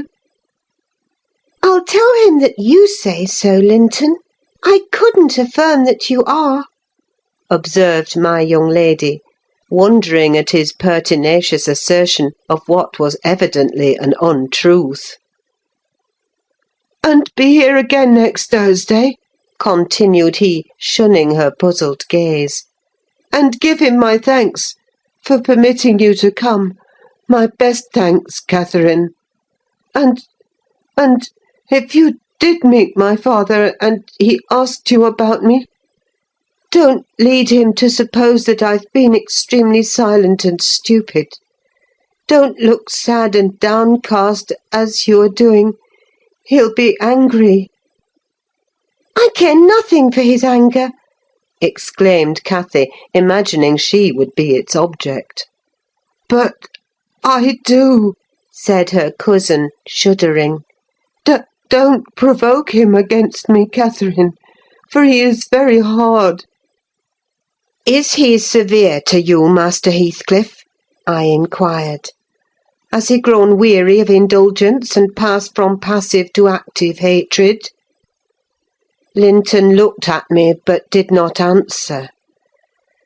And after keeping her seat by his side another 10 minutes, during which his head fell drowsily on his breast, and he uttered nothing except suppressed moans of exhaustion or pain, Cathy began to seek solace in looking for bilberries and sharing the produce of her researches with me. She did not offer them to him, for she saw further notice would only weary and annoy. "Is it half an hour now, Ellen?" she whispered in my ear at last. "I can't tell why we should stay. He's asleep, and papa will be wanting us back." "Well, we must not leave him asleep," I answered. "Wait till he wakes, and be patient.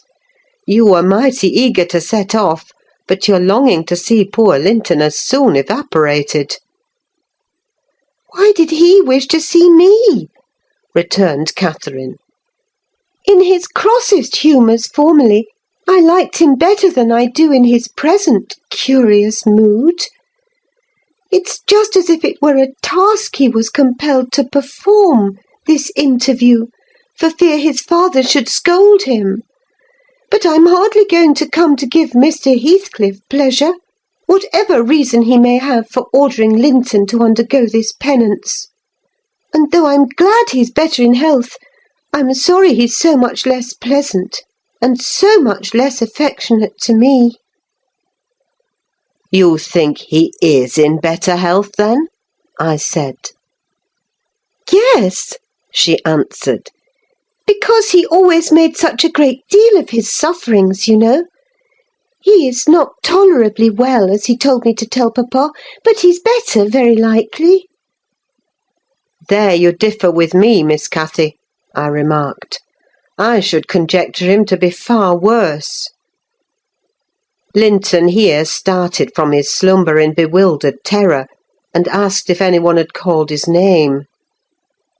"No," said Catherine, "unless in dreams. I cannot conceive how you manage to doze out of doors in the morning." "I thought I heard my father," he gasped, glancing up to the frowning nab above us. "You're sure nobody spoke?" "Quite sure," replied his cousin. "Only Ellen and I were disputing concerning your health. Are you truly stronger, Linton, than when we separated in winter? If you be, I'm certain one thing is not stronger, your regard for me. Speak, are you?" The tears gushed from Linton's eyes as he answered, "Yes, yes, I am." and still under the spell of the imaginary voice, his gaze wandered up and down to detect its owner. Cathy rose. "For today we must part," she said. "And I won't conceal that I have been sadly disappointed with our meeting, though I'll mention it to nobody but you. Not that I stand in awe of Mr. Heathcliff." "Hush!" murmured Linton. "For God's sake, hush! He's coming!" And he clung to Catherine's arm, striving to detain her, but at that announcement she hastily disengaged herself and whistled to Minnie, who obeyed her like a dog. "I'll be here next Thursday," she cried, springing to the saddle. "Goodbye! Quick, Ellen!" And so we left him, scarcely conscious of our departure, so absorbed was he in anticipating his father's approach. Before we reached home, Catherine's displeasure softened into a perplexed sensation of pity and regret, largely blended with vague, uneasy doubts about Linton's actual circumstances, physical and social, in which I partook, though I counselled her not to say much, for a second journey would make us better judges. My master requested an account of our ongoings. His nephew's offering of thanks was duly delivered, Miss Cathy gently touching on the rest.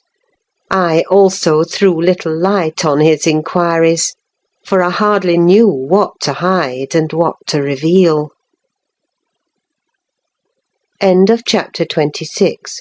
Chapter 27. 7 days glided away, every one marking its course by the henceforth rapid alteration of Edgar Linton's state. The havoc that months had previously wrought was now emulated by the inroads of hours. Catherine we would fain have deluded yet, but her own quick spirit refused to delude her. It divined in secret, and brooded on the dreadful probability, gradually ripening into certainty. She had not the heart to mention her ride when Thursday came round. I mentioned it for her, and obtained permission to order her out of doors; for the library, where her father stopped a short time daily, the brief period he could bear to sit up, and his chamber, had become her whole world. She grudged each moment that did not find her bending over his pillow, or seated by his side. Her countenance grew wan with watching and sorrow, and my master gladly dismissed her to what he flattered himself would be a happy change of scene and society, drawing comfort from the hope that she would not now be left entirely alone after his death.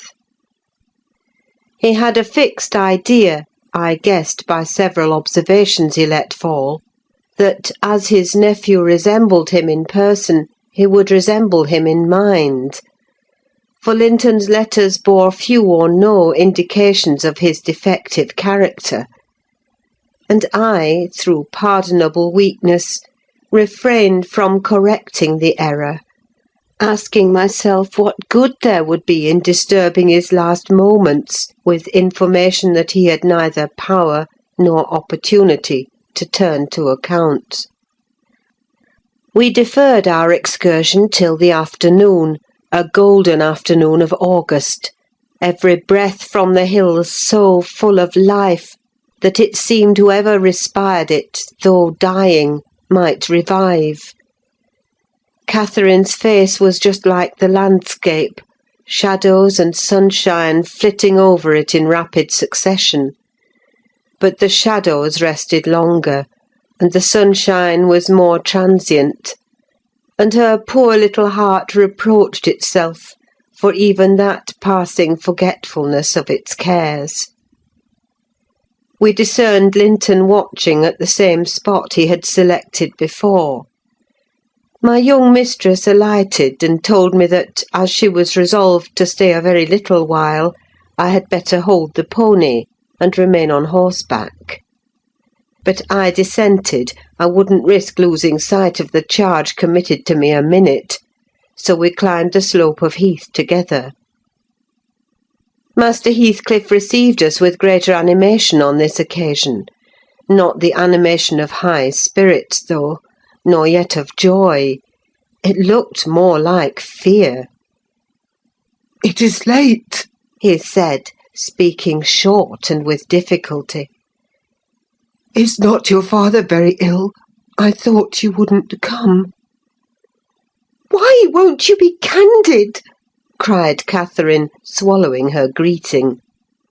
Why cannot you say at once you don't want me?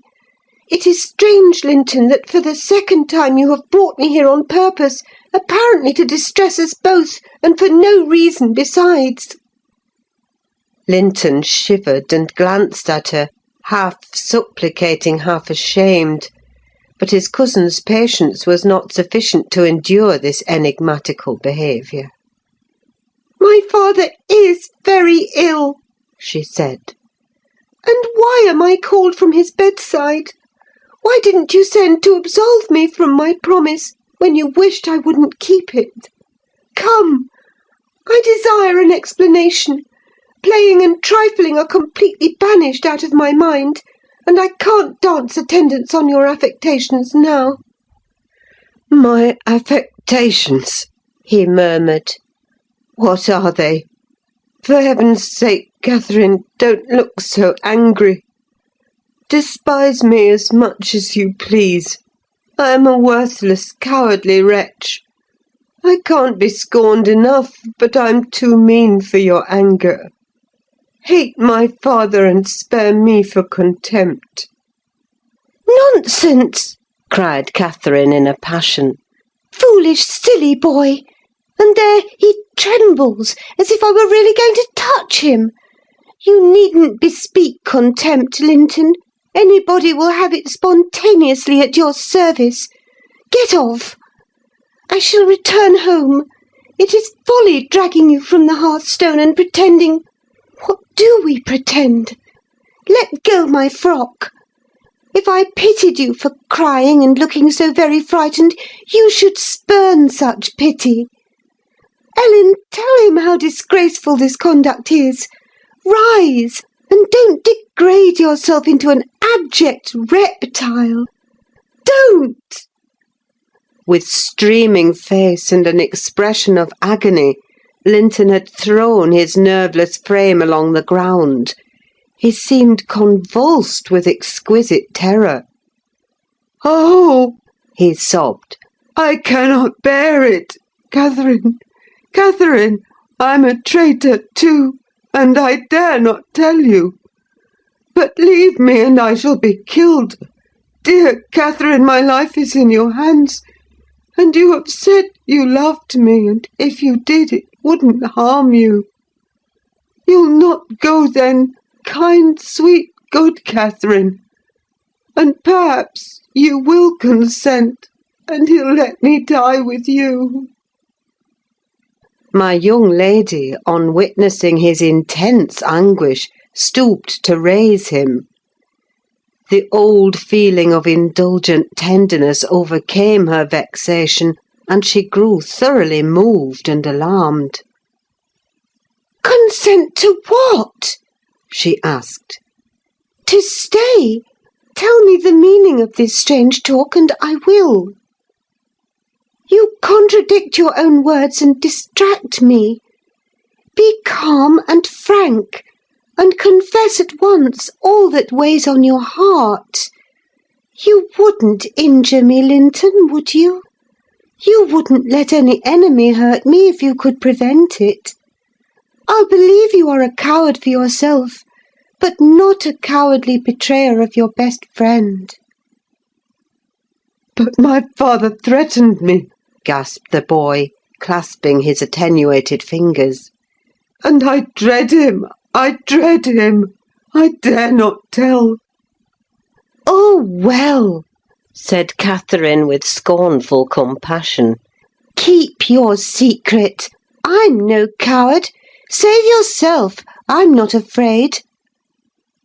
Her magnanimity provoked his tears. He wept wildly, kissing her supporting hands, and yet could not summon courage to speak out. I was cogitating what the mystery might be, and determined Catherine should never suffer to benefit him or anyone else by my goodwill, when, hearing a rustle among the ling, I looked up and saw Mr. Heathcliff almost close upon us, descending the heights. He didn't cast a glance towards my companions, though they were sufficiently near for Linton's sobs to be audible, but hailing me in the almost hearty tone he assumed to none besides, and the sincerity of which I couldn't avoid doubting, he said, "It is something to see you so near my house, Nelly. How are you at the Grange? Let us hear. The rumour goes," he added in a lower tone, "that Edgar Linton is on his deathbed. Perhaps they exaggerate his illness?" "No, my master is dying," I replied. "It is true enough. A sad thing it will be for us all, but a blessing for him." "How long will he last, do you think?" he asked. "I don't know," I said. "Because," he continued, looking at the two young people who were fixed under his eye. Linton appeared as if he could not venture to stir or raise his head, and Catherine could not move on his account.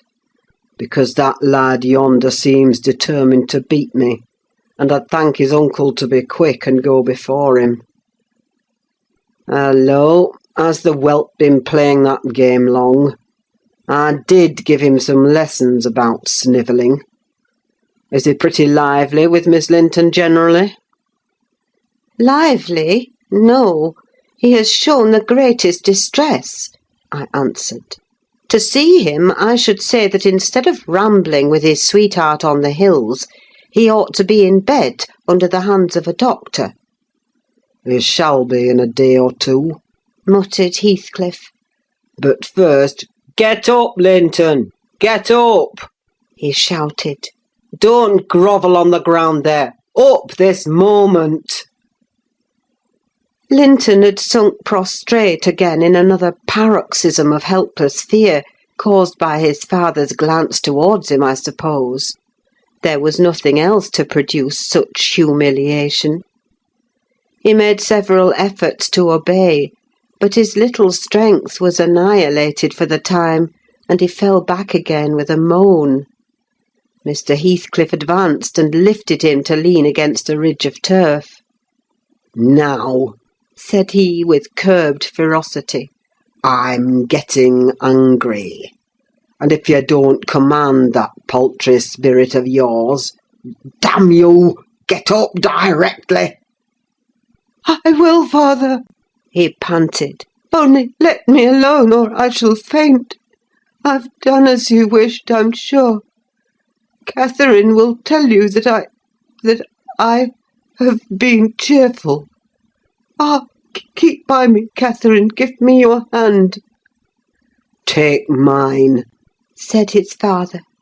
"Stand on your feet. There now. She'll lend you her arm. That's right, look at her.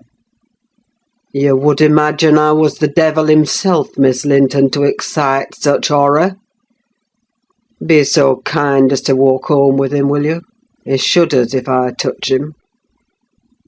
Linton, dear, whispered Catherine.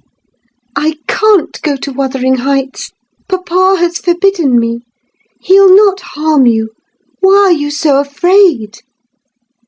I can never re-enter that house, he answered. I'm not to re-enter it without you. Stop, cried his father. We'll respect Catherine's filial scruples. Nelly, take him in, and I'll follow your advice concerning the doctor without delay. You'll do well, replied I, but I must remain with my mistress. To mind your son is not my business. You are very stiff, said Heathcliff. I know that, but you'll force me to pinch the baby and make it scream before it moves your charity. Come then, my hero. Are you willing to return, escorted by me?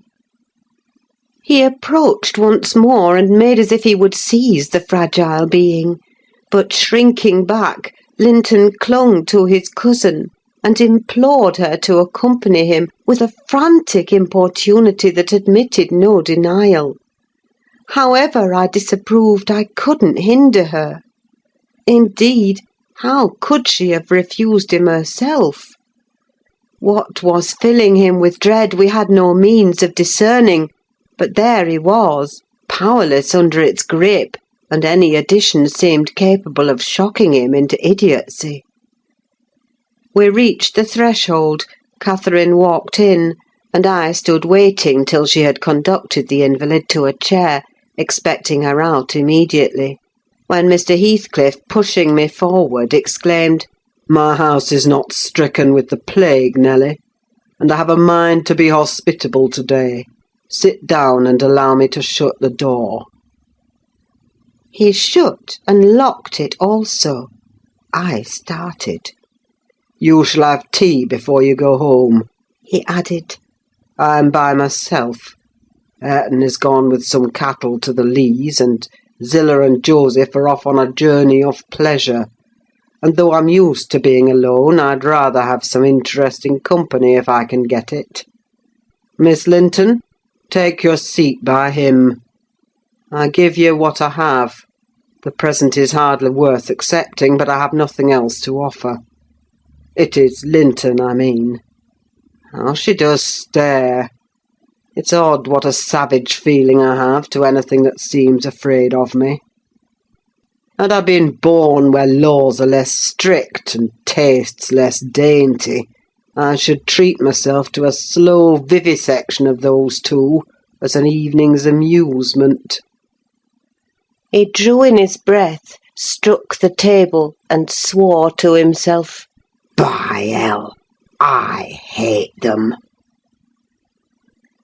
I am not afraid of you, exclaimed Catherine, who could not hear the latter part of his speech. She stepped close up, her black eyes flashing with passion and resolution. "Give me that key. I will have it," she said. "I wouldn't eat or drink here if I were starving." Heathcliff had the key in his hand that remained on the table. He looked up, seized with a sort of surprise at her boldness, or possibly reminded by her voice and glance of the person from whom she inherited it. She snatched at the instrument and half succeeded in getting it out of his loosened fingers, but her action recalled him to the present. He recovered it speedily. "Now, Catherine Linton," he said, "stand off, or I shall knock you down, and that will make Mrs. Dean mad." Regardless of this warning, she captured his closed hand and its contents again. "We will go," she repeated, exerting her utmost efforts to cause the iron muscles to relax, and finding that her nails made no impression, she applied her teeth pretty sharply. Heathcliff glanced at me a glance that kept me from interfering a moment. Catherine was too intent on his fingers to notice his face. He opened them suddenly, and resigned the object of dispute, but ere she had well secured it, he seized her with the liberated hand, and pulling her on his knee, administered with the other a shower of terrific slaps on both sides of the head, each sufficient to have fulfilled his threat had she been able to fall. At this diabolical violence, I rushed on him furiously. "You villain!" I began to cry. "You villain!" A touch on the chest silenced me. I am stout and soon put out of breath, and what with that and the rage, I staggered dizzily back and felt ready to suffocate or to burst a blood vessel. The scene was over in 2 minutes. Catherine, released, put her 2 hands to her temples and looked just as if she were not sure whether her ears were off or on. She trembled like a reed, poor thing, and leant against the table perfectly bewildered. "I know how to chastise children, you see," said the scoundrel grimly, as he stooped to repossess himself of the key, which had dropped to the floor. "Go to Linton now, as I told you, and cry at your ease. I shall be your father to-morrow, all the father you'll have in a few days, and you shall have plenty of that. You can bear plenty, you're no weakling. You shall have a daily taste if I catch such a devil of a temper in your eyes again." Cathy ran to me instead of Linton, and knelt down and put her burning cheek on my lap, weeping aloud. Her cousin had shrunk into a corner of the settle as quiet as a mouse, congratulating himself, I dare say, that the correction had alighted on another than him.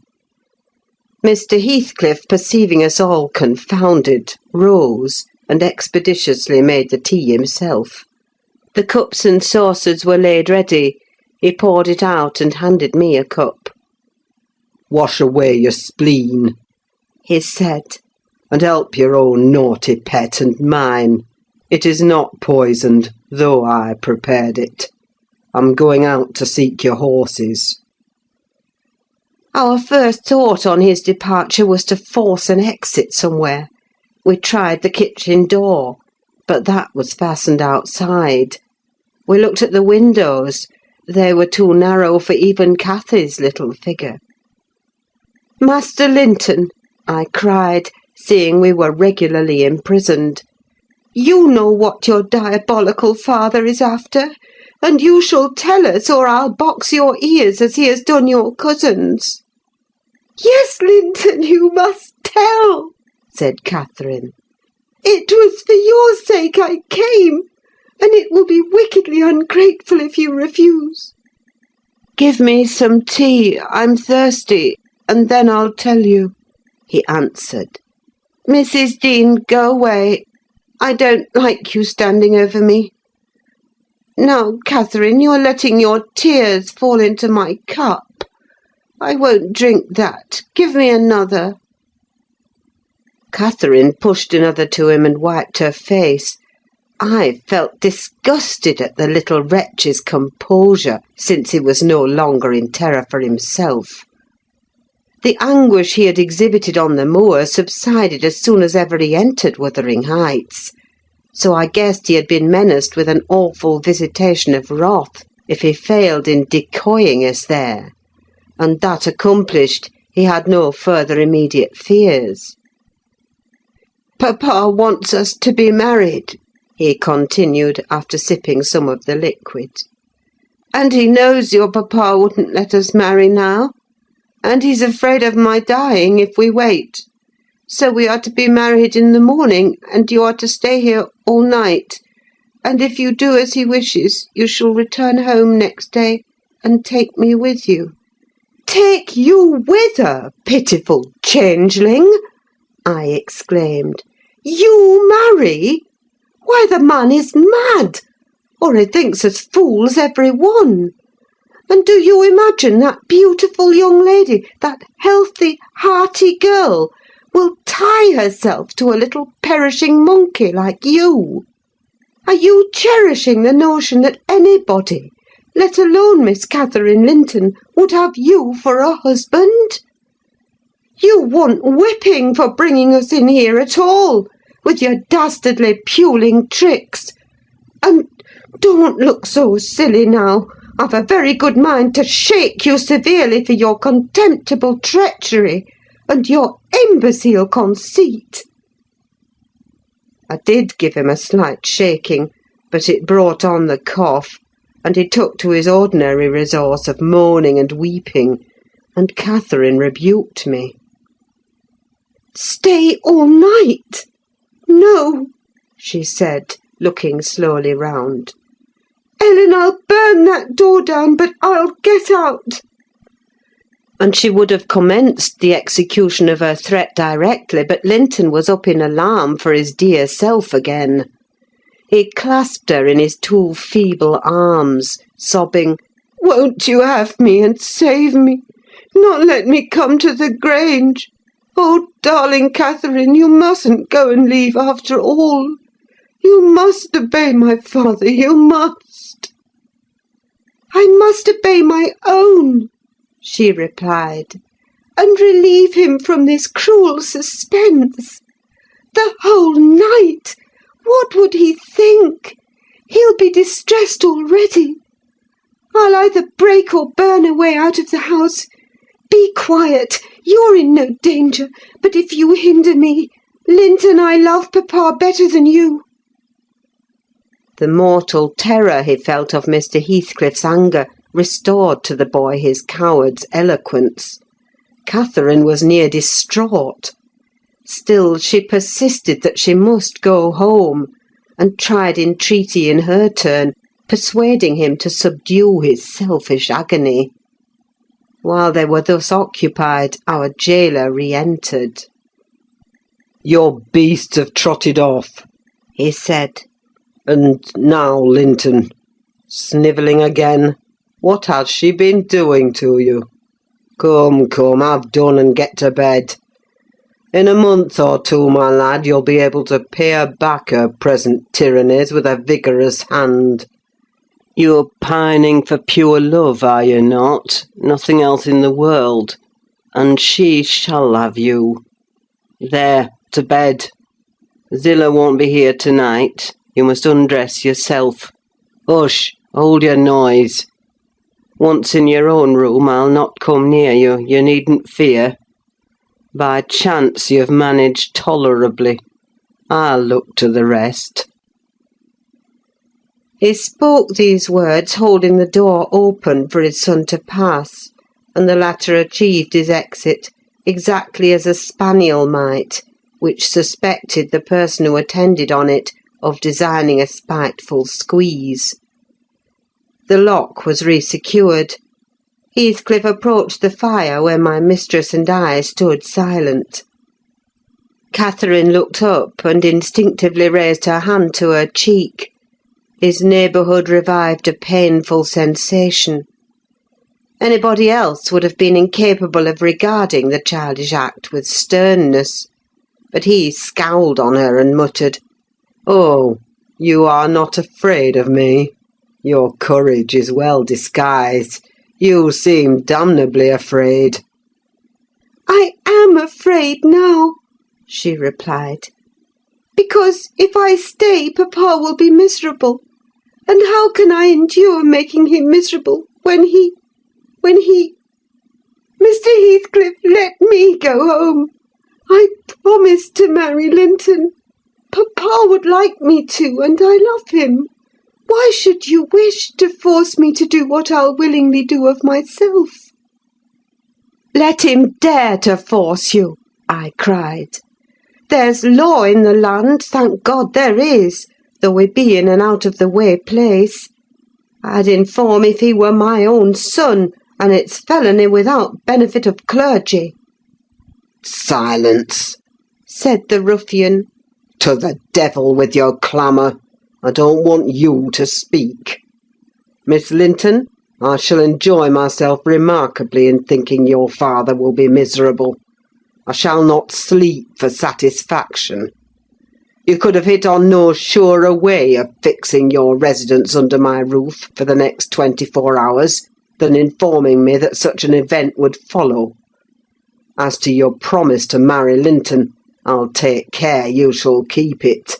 for you shall not quit this place till it is fulfilled."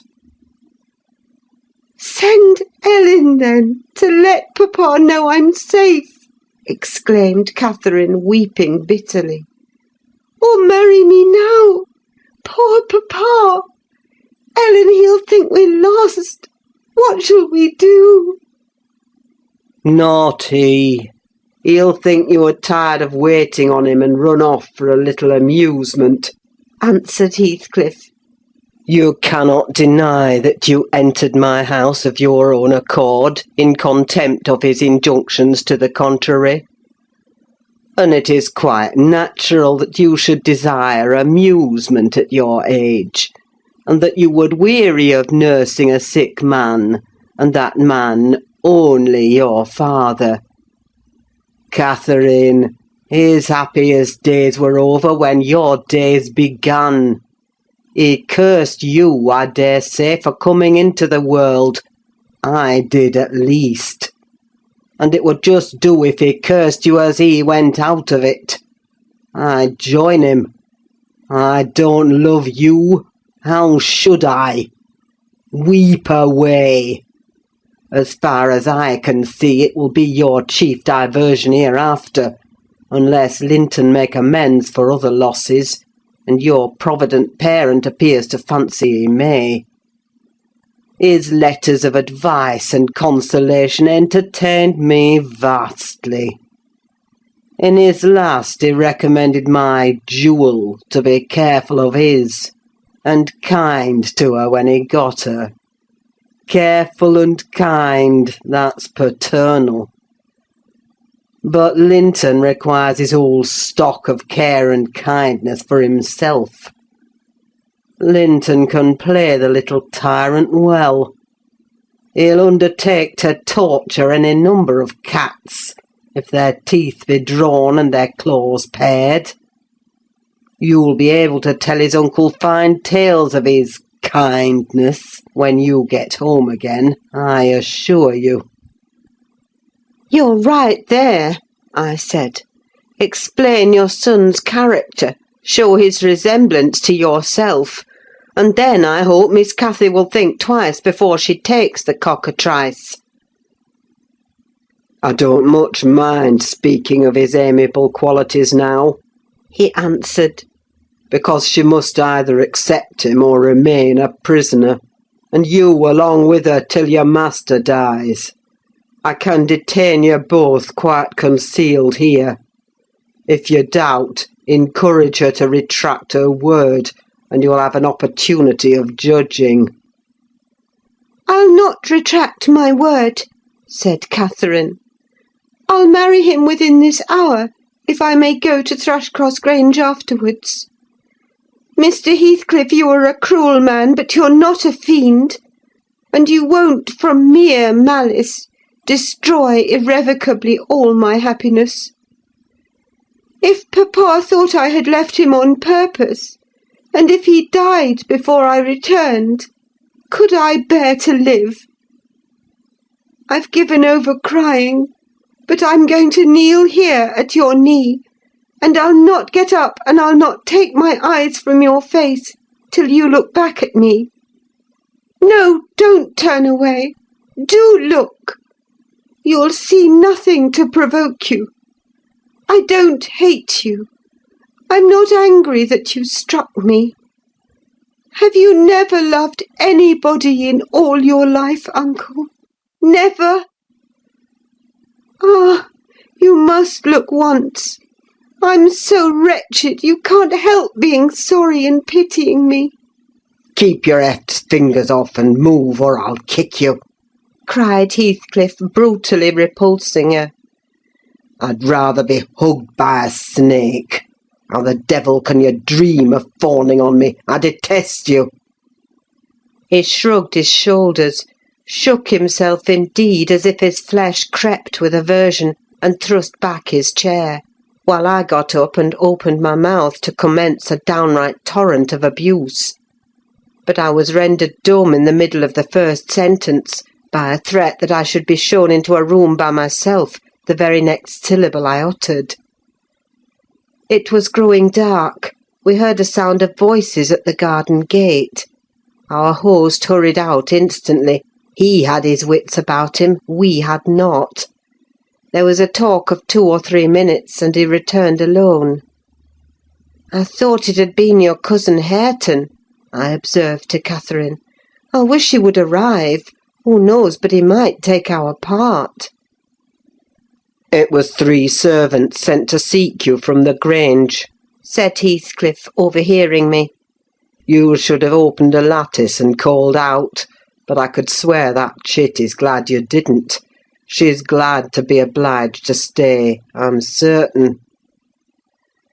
At learning the chance we had missed, we both gave vent to our grief without control, and he allowed us to wail on till 9 o'clock. Then he bid us go upstairs through the kitchen to Zilla's chamber, and I whispered my companion to obey. Perhaps we might contrive to get through the window there, or into a garret, or out by its skylight. The window, however, was narrow like those below, and the garret trap was safe from our attempts, for we were fastened in as before. We neither of us lay down. Catherine took her station by the lattice and watched anxiously for morning, a deep sigh being the only answer I could obtain to my frequent entreaties that she would try to rest. I seated myself in a chair and rocked to and fro, passing harsh judgment on my many derelictions of duty, from which, it struck me then, all the misfortunes of my employers sprang. It was not the case in reality, I am aware, but it was in my imagination that dismal night, and I thought Heathcliff himself less guilty than I. At 7 o'clock he came and inquired if Miss Linton had risen. She ran to the door immediately and answered, "Yes." "Here, then," he said, opening it and pulling her out.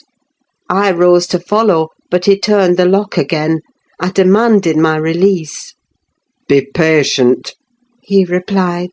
"I'll send up your breakfast in a while." I thumped on the panels and rattled the latch angrily, and Catherine asked why I was still shut up.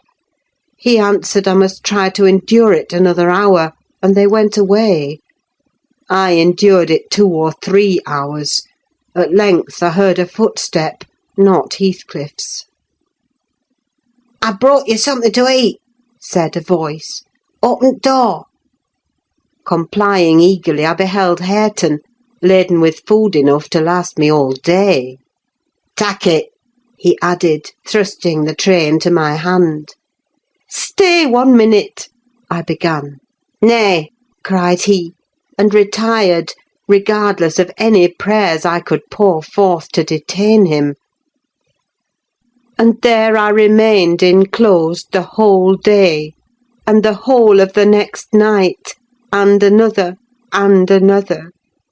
5 nights and 4 days I remained altogether, seeing nobody but Hareton once every morning, and he was a model of a gaoler, surly and dumb and deaf to every attempt at moving his sense of justice or compassion. End of chapter 27.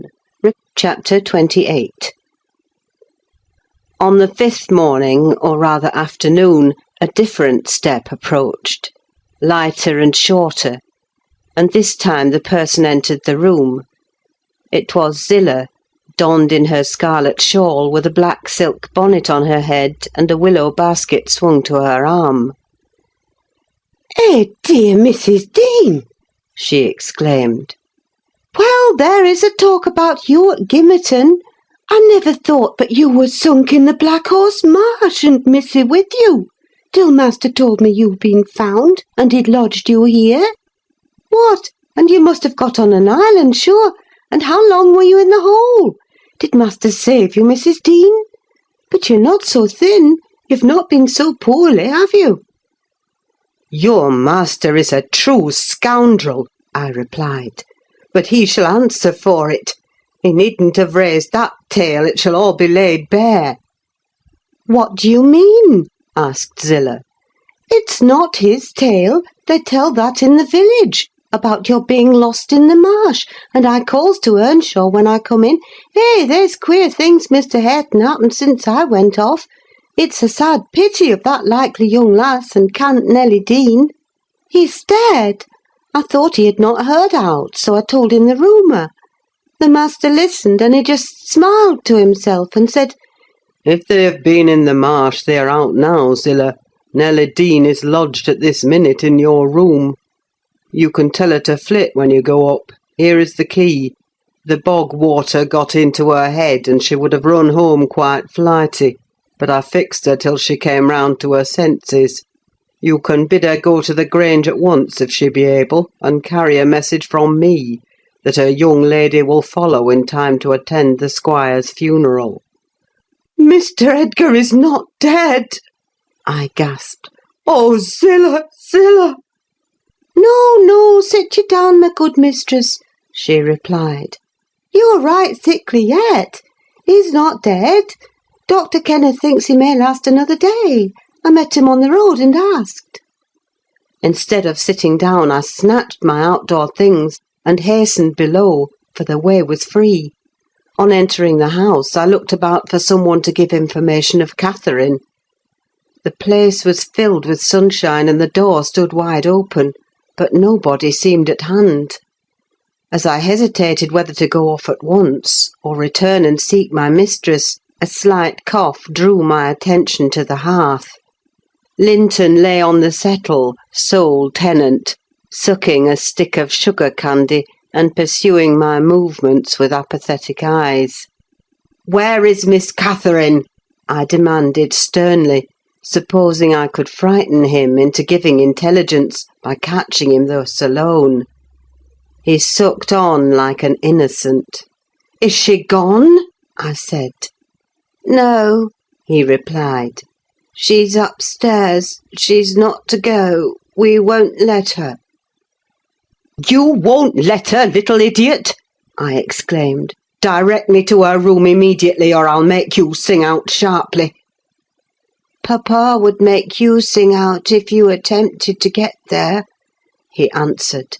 "He says I'm not to be soft with Catherine. She's my wife, and it's shameful that she should wish to leave me. He says she hates me and wants me to die, that she may have my money. But she shan't have it, and she shan't go home. She never shall. She may cry and be sick as much as she pleases." He resumed his former occupation, closing his lids, as if he meant to drop asleep. "Master Heathcliff," I resumed, "have you forgotten all Catherine's kindness to you last winter, when you affirmed you loved her, and when she brought you books and sung you songs, and came many a time through wind and snow to see you? She wept to miss one evening because you would be disappointed, and you felt then that she was 100 times too good to you. And now you believe the lies your father tells, though you know he detests you both, and you join him against her. That's fine gratitude, is it not?" The corner of Linton's mouth fell, and he took the sugar candy from his lips. "Did she come to Wuthering Heights because she hated you?" I continued. "Think for yourself. As to your money, she does not even know that you will have any. And you say she's sick, and yet you leave her alone up there in a strange house? You, who have felt what it is to be so neglected. You could pity your own sufferings, and she pitied them too, but you won't pity hers.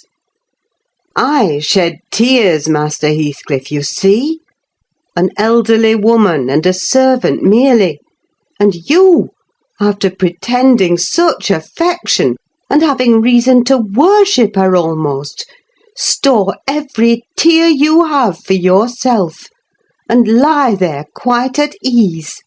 Ah, you're a heartless, selfish boy."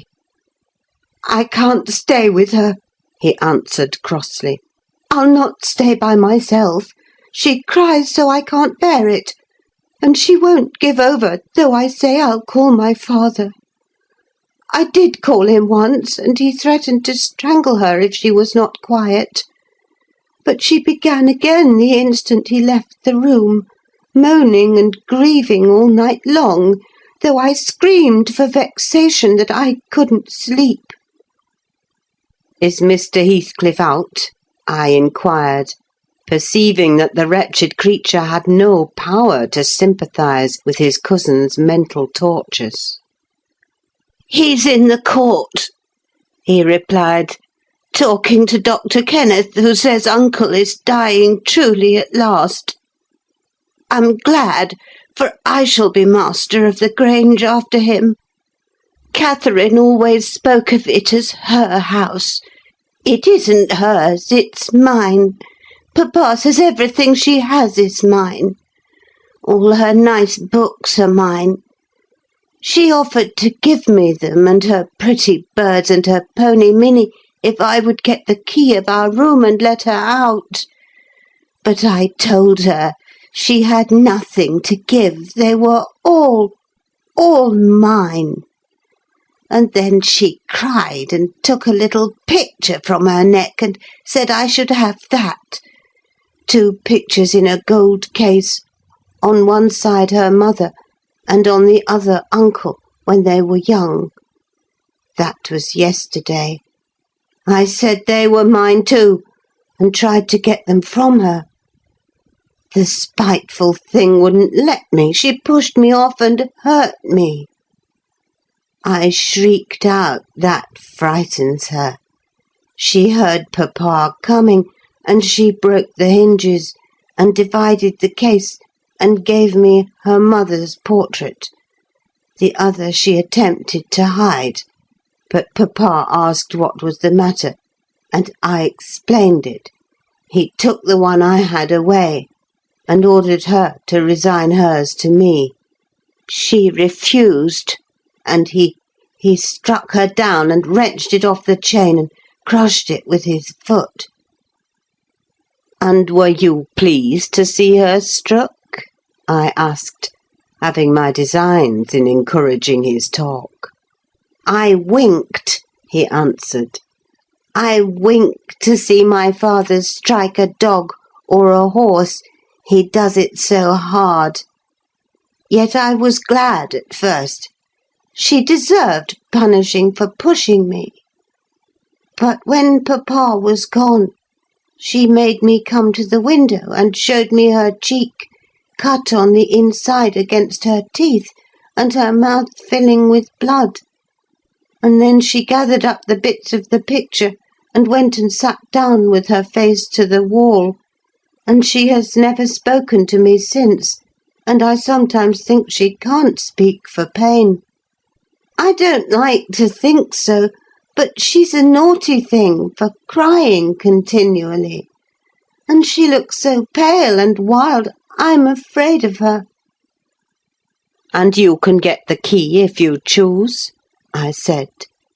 "Yes, when I am upstairs," he answered. "But I can't walk upstairs now." "In what apartment is it?" I asked. "Oh," he cried, "I shan't tell you where it is. It is our secret. Nobody, neither Hareton nor Zillah, is to know. There, you've tired me. Go away, go away." And he turned his face onto his arm and shut his eyes again. I considered it best to depart without seeing Mr. Heathcliff, and bring a rescue for my young lady from the Grange. On reaching it, the astonishment of my fellow servants to see me, and their joy also, was intense; and when they heard that their little mistress was safe, 2 or 3 were about to hurry up and shout the news at Mr. Edgar's door, but I bespoke the announcement of it myself. How changed I found him even in those few days! He lay an image of sadness and resignation, awaiting his death.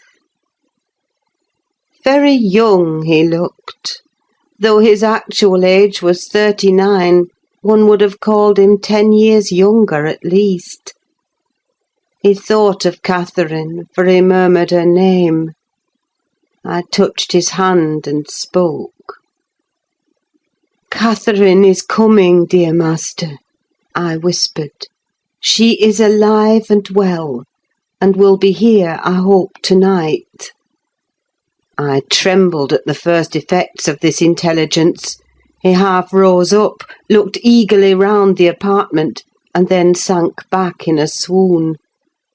As soon as he recovered, I related our compulsory visit and detention at the Heights.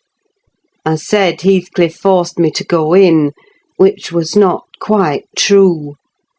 I uttered as little as possible against Linton, nor did I describe all his father's brutal conduct, my intentions being to add no bitterness, if I could help it, to his already overflowing cup. He divined that one of his enemy's purposes was to secure the personal property as well as the estate to his son, or rather himself. Yet why he did not wait till his decease was a puzzle to my master, because ignorant how nearly he and his nephew would quit the world together. However, he felt that his will had better be altered. Instead of leaving Catherine's fortune at her own disposal, he determined to put it in the hands of trustees for her use during life, and for her children, if she had any, after her. By that means it could not fall to Mr. Heathcliff should Linton die. Having received his orders, I dispatched a man to fetch the attorney, and 4 more, provided with serviceable weapons, to demand my young lady of her gaoler. Both parties were delayed very late. The single servant returned first. He said Mr. Green, the lawyer, was out when he arrived at his house, and he had to wait 2 hours for his re-entrance. And then Mr. Green told him he had a little business in the village that must be done, but he would be at Thrushcross Grange before morning. The 4 men came back unaccompanied. They brought word that Catherine was ill, too ill to quit her room, and Heathcliff would not suffer them to see her. I scolded the stupid fellows well for listening to that tale, which I would not carry to my master, resolving to take a whole bevy up to the Heights at daylight, and storm it literally, unless the prisoner were quietly surrendered to us. Her father shall see her, I vowed, and vowed again, if that devil be killed on his own doorstones in trying to prevent it. Happily, I was spared the journey and the trouble. I had gone downstairs at 3 o'clock to fetch a jug of water, and was passing through the hall with it in my hand, when a sharp knock at the front door made me jump. "Oh, it is Green," I said, recollecting myself. "Only Green." And I went on, intending to send somebody else to open it, but the knock was repeated, not loud, and still importunately. I put the jug on the banister and hastened to admit him myself. The harvest moon shone clear outside. It was not the attorney. My own sweet little mistress sprang on my neck, sobbing, "Ellen, Ellen, is Papa alive?" "Yes," I cried. "Yes, my angel, he is. God be thanked you are safe with us again." She wanted to run, breathless as she was, upstairs to Mr. Linton's room, but I compelled her to sit down on a chair, and made her drink, and washed her pale face, chafing it into a faint colour with my apron.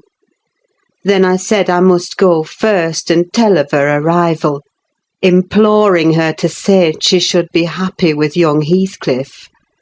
She stared, but soon comprehending why I counselled her to utter the falsehood, she assured me she would not complain. I couldn't abide to be present at their meeting. I stood outside the chamber door 1/4 of an hour, and hardly ventured near the bed then. All was composed, however. Catherine's despair was as silent as her father's joy. She supported him calmly in appearance, and he fixed on her features his raised eyes that seemed dilating with ecstasy.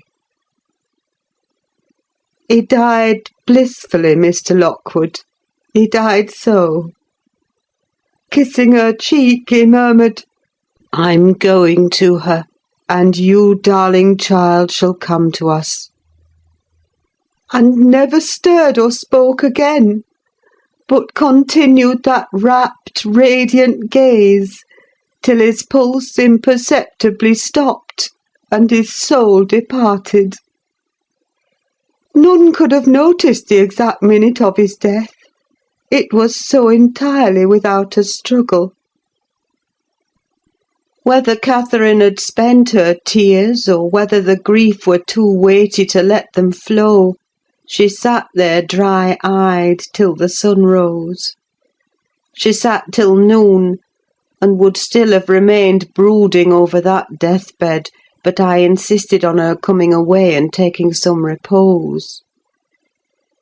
It was well I succeeded in removing her, for at dinner-time appeared the lawyer, having called at Wuthering Heights to get his instructions how to behave. He had sold himself to Mr. Heathcliff.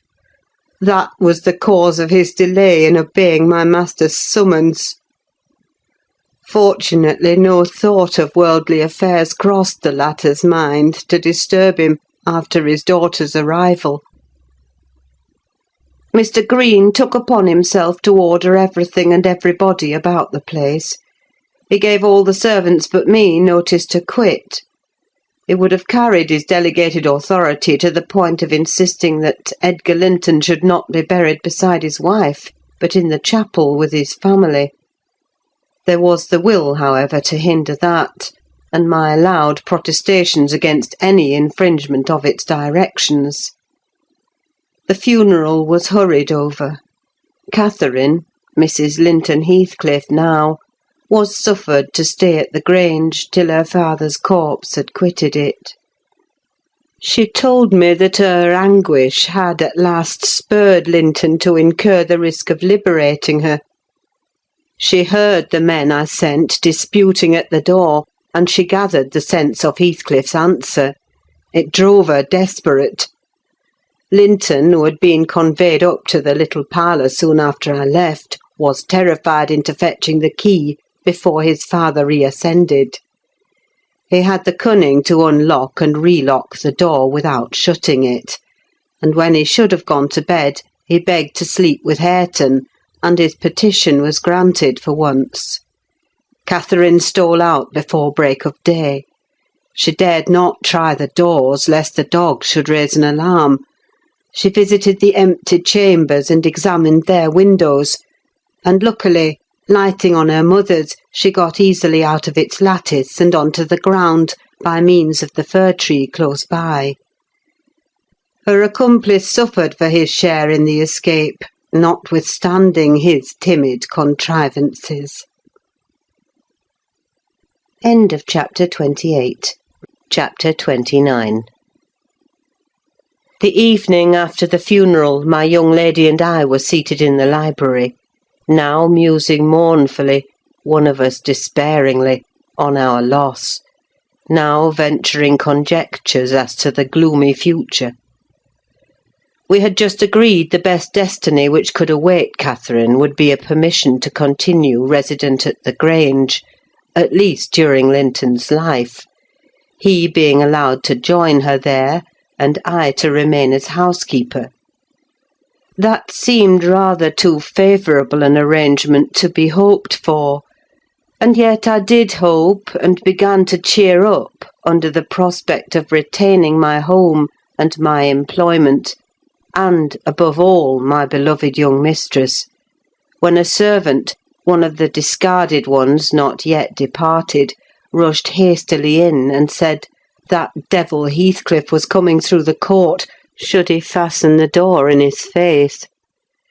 If we had been mad enough to order that proceeding, we had not time. He made no ceremony of knocking or announcing his name. He was master, and availed himself of the master's privilege to walk straight in without saying a word. The sound of our informant's voice directed him to the library. He entered, and motioning him out, shut the door.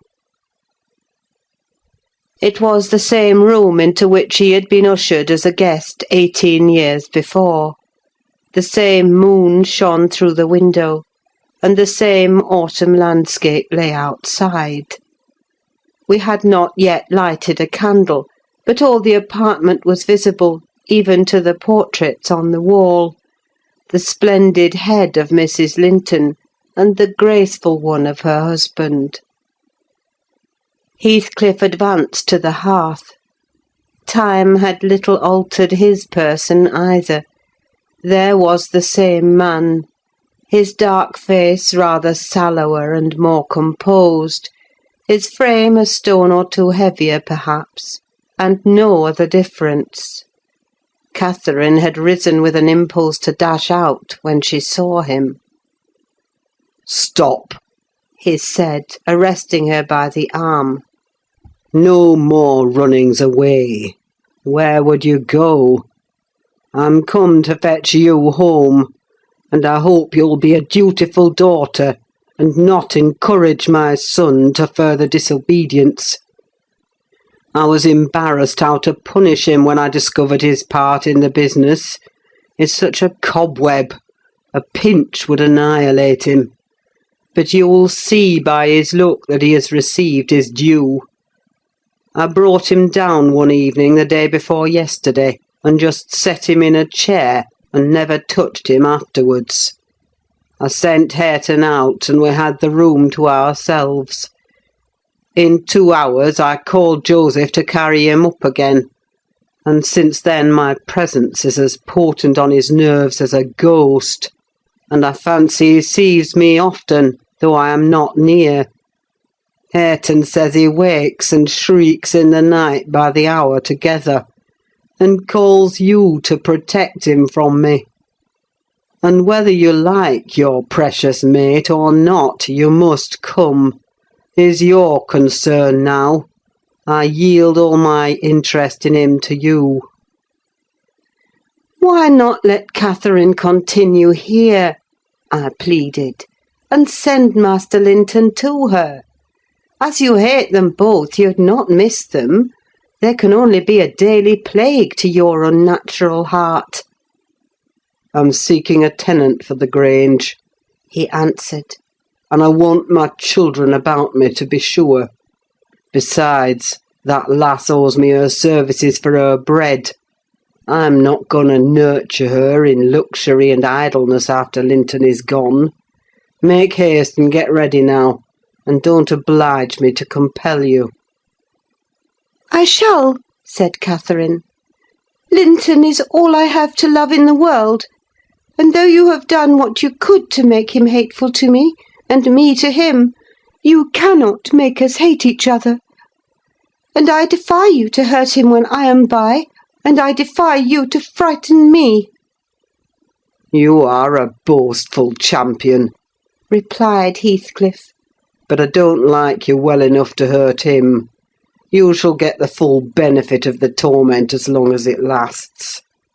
It is not I who will make him hateful to you. It is his own sweet spirit. He's as bitter as gall at your desertion and its consequences. Don't expect thanks for this noble devotion. I heard him draw a pleasant picture to Zillah of what he would do if he were as strong as I. The inclination is there, and his very weakness will sharpen his wits to find a substitute for strength." "I know he has a bad nature," said Catherine. "He's your son. But I'm glad I've a better to forgive it. And I know he loves me, and for that reason I love him. Mr. Heathcliff, you have nobody to love you.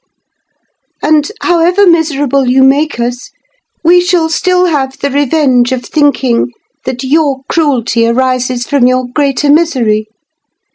You are miserable, are you not? Lonely like the devil, and envious like him? Nobody loves you. Nobody will cry for you when you die. I wouldn't be you." Catherine spoke with a kind of dreary triumph. She seemed to have made up her mind to enter into the spirit of her future family, and draw pleasure from the griefs of her enemies. "You shall be sorry to be yourself presently," said her father-in-law. "if you stand there another minute. Begone, witch, and get your things." She scornfully withdrew.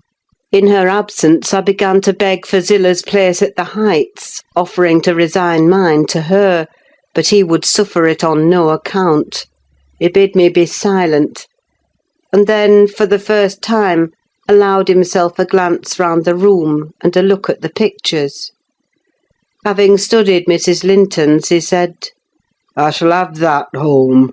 Not because I need it, but—" He turned abruptly to the fire, and continued with what, for lack of a better word, I must call a smile. "I'll tell you what I did yesterday. I got the sexton who was digging Linton's grave to remove the earth off her coffin lid, and I opened it. I thought once I would have stayed there.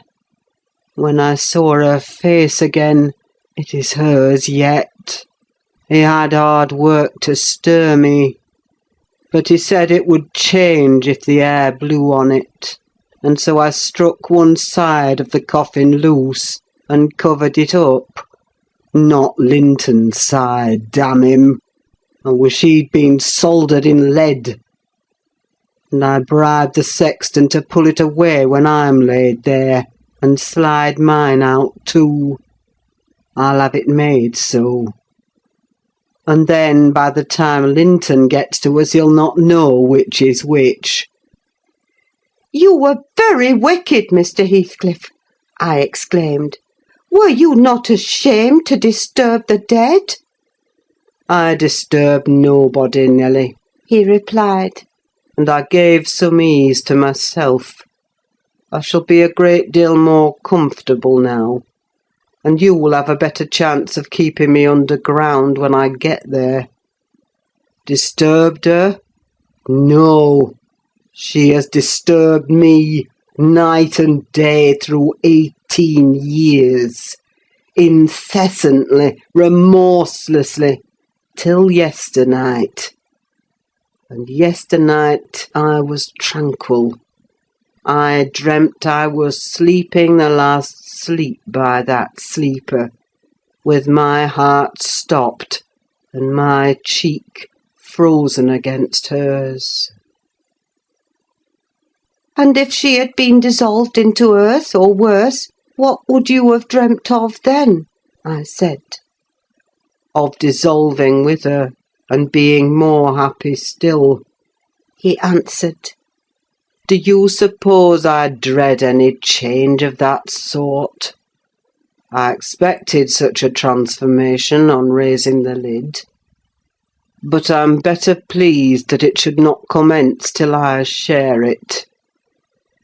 Besides, unless I had received a distinct impression of her passionless features, that strange feeling would hardly have been removed. It began oddly. You know I was wild after she died, and eternally from dawn to dawn praying her to return to me her spirit. I have a strong faith in ghosts. I have a conviction that they can and do exist among us.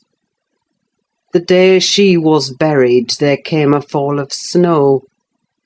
In the evening I went to the churchyard. It blew bleak as winter, all round was solitary. I didn't fear that her fool of a husband would wander up the glen so late, and no one else had business to bring them there. Being alone, and conscious 2 yards of loose earth was the sole barrier between us, I said to myself, I'll have her in my arms again. If she be cold, I'll think it is this north wind that chills me, and if she be motionless, it is sleep. I got a spade from the tool house and began to delve with all my might. It scraped the coffin. I fell to work with my hands. The wood commenced cracking about the screws. I was on the point of attaining my object, when it seemed that I heard a sigh from someone above, close at the edge of the grave, and bending down. "If I can only get this off," I muttered, "I wish they may shovel in the earth over us both." And I wrenched at it more desperately still. There was another sigh, close at my ear. I appeared to feel the warm breath of it displacing the sleet-laden wind. I knew no living thing in flesh and blood was by, but as certainly as you perceive the approach to some substantial body in the dark, though it cannot be discerned, so certainly I felt that Cathy was there, not under me, but on the earth. A sudden sense of relief flowed from my heart through every limb. I relinquished my labour of agony, and turned consoled at once, unspeakably consoled. Her presence was with me. It remained while I refilled the grave, and led me home. You may laugh if you will, but I was sure I should see her there. I was sure she was with me, and I could not help talking to her. Having reached the heights, I rushed eagerly to the door. It was fastened, and I remember that accursed Earnshaw and my wife opposed my entrance. I remember stopping to kick the breath out of him, and then hurrying upstairs to my room and hers. I looked round impatiently. I felt her by me. I could almost see her, and yet I could not. I ought to have sweat blood then from the anguish of my yearning, from the fervour of my supplications, to have but one glimpse. I had not one. She showed herself, as she often was in life, a devil to me. And since then, sometimes more and sometimes less, I've been the sport of that intolerable torture. Infernal! Keeping my nerves at such a stretch that if they had not resembled catgut, they would long ago have relaxed to the feebleness of Linton's. When I sat in the house with Hareton, it seemed that on going out I should meet her. When I walked on the moors, I should meet her coming in. When I went from home, I hastened to return. She must be somewhere at the Heights, I was certain. And when I slept in her chamber, I was beaten out of that. I couldn't lie there. For the moment I closed my eyes, she was either outside the window, or sliding back the panels, or entering the room, or even resting her darling head on the same pillow as she did when a child. And I must open my lids to see. And so I opened and closed them 100 times a night, to be always disappointed. It racked me. I've often groaned aloud till that old rascal Joseph no doubt believed that my conscience was playing the fiend inside of me. Now, since I've seen her, I'm pacified a little. It was a strange way of killing. Not by inches, but by fractions of hairbreadths, to beguile me with the spectre of a hope through 18 years. Mr. Heathcliff paused and wiped his forehead. His hair clung to it wet with perspiration. His eyes were fixed on the red embers of the fire, the brows not contracted but raised next the temples, diminishing the grim aspect of his countenance, but imparting a peculiar look of trouble, and a painful appearance of mental tension towards one absorbing subject. He only half addressed me, and I maintained silence. I didn't like to hear him talk.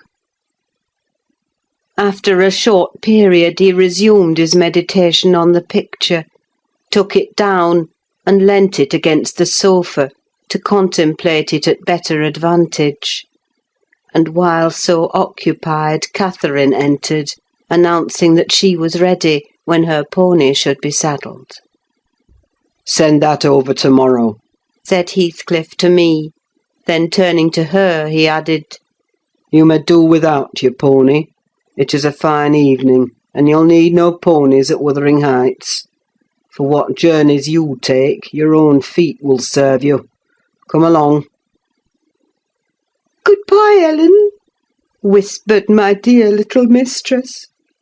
As she kissed me, her lips felt like ice. "Come and see me, Ellen. Don't forget." "Take care you do no such thing, Mrs. Dean," said her new father. "When I wish to speak to you, I'll come here. I want none of your prying at my house." He signed her to precede him, and casting back a look that cut my heart, she obeyed. I watched them from the window walk down the garden. Heathcliff fixed Catherine's arm under his, though she disputed the act at first, evidently, and with rapid strides he hurried her into the alley whose trees concealed them. End of chapter 29. Chapter 30. I have paid a visit to the Heights, but I have not seen her since she left. Joseph held the door in his hand when I called to ask after her, and wouldn't let me pass. He said Mrs. Linton was thrang, and the master was not in. Zillah has told me something of the way they go on, otherwise I should hardly know who was dead and who living. She thinks Catherine haughty, and does not like her, I can guess by her talk. My young lady asked some aid of her when she first came, but Mr. Heathcliff told her to follow her own business, and let his daughter-in-law look after herself, and Zillah willingly acquiesced, being a narrow-minded, selfish woman. Catherine evinced a child's annoyance at this neglect, repaid it with contempt, and thus enlisted my informant among her enemies as securely as if she had done her some great wrong.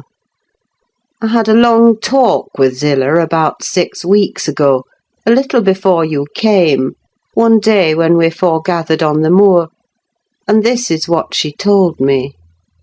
"The first thing Mrs. Linton did," she said, "on her arrival at the Heights, was to run upstairs without even wishing good evening to me and Joseph.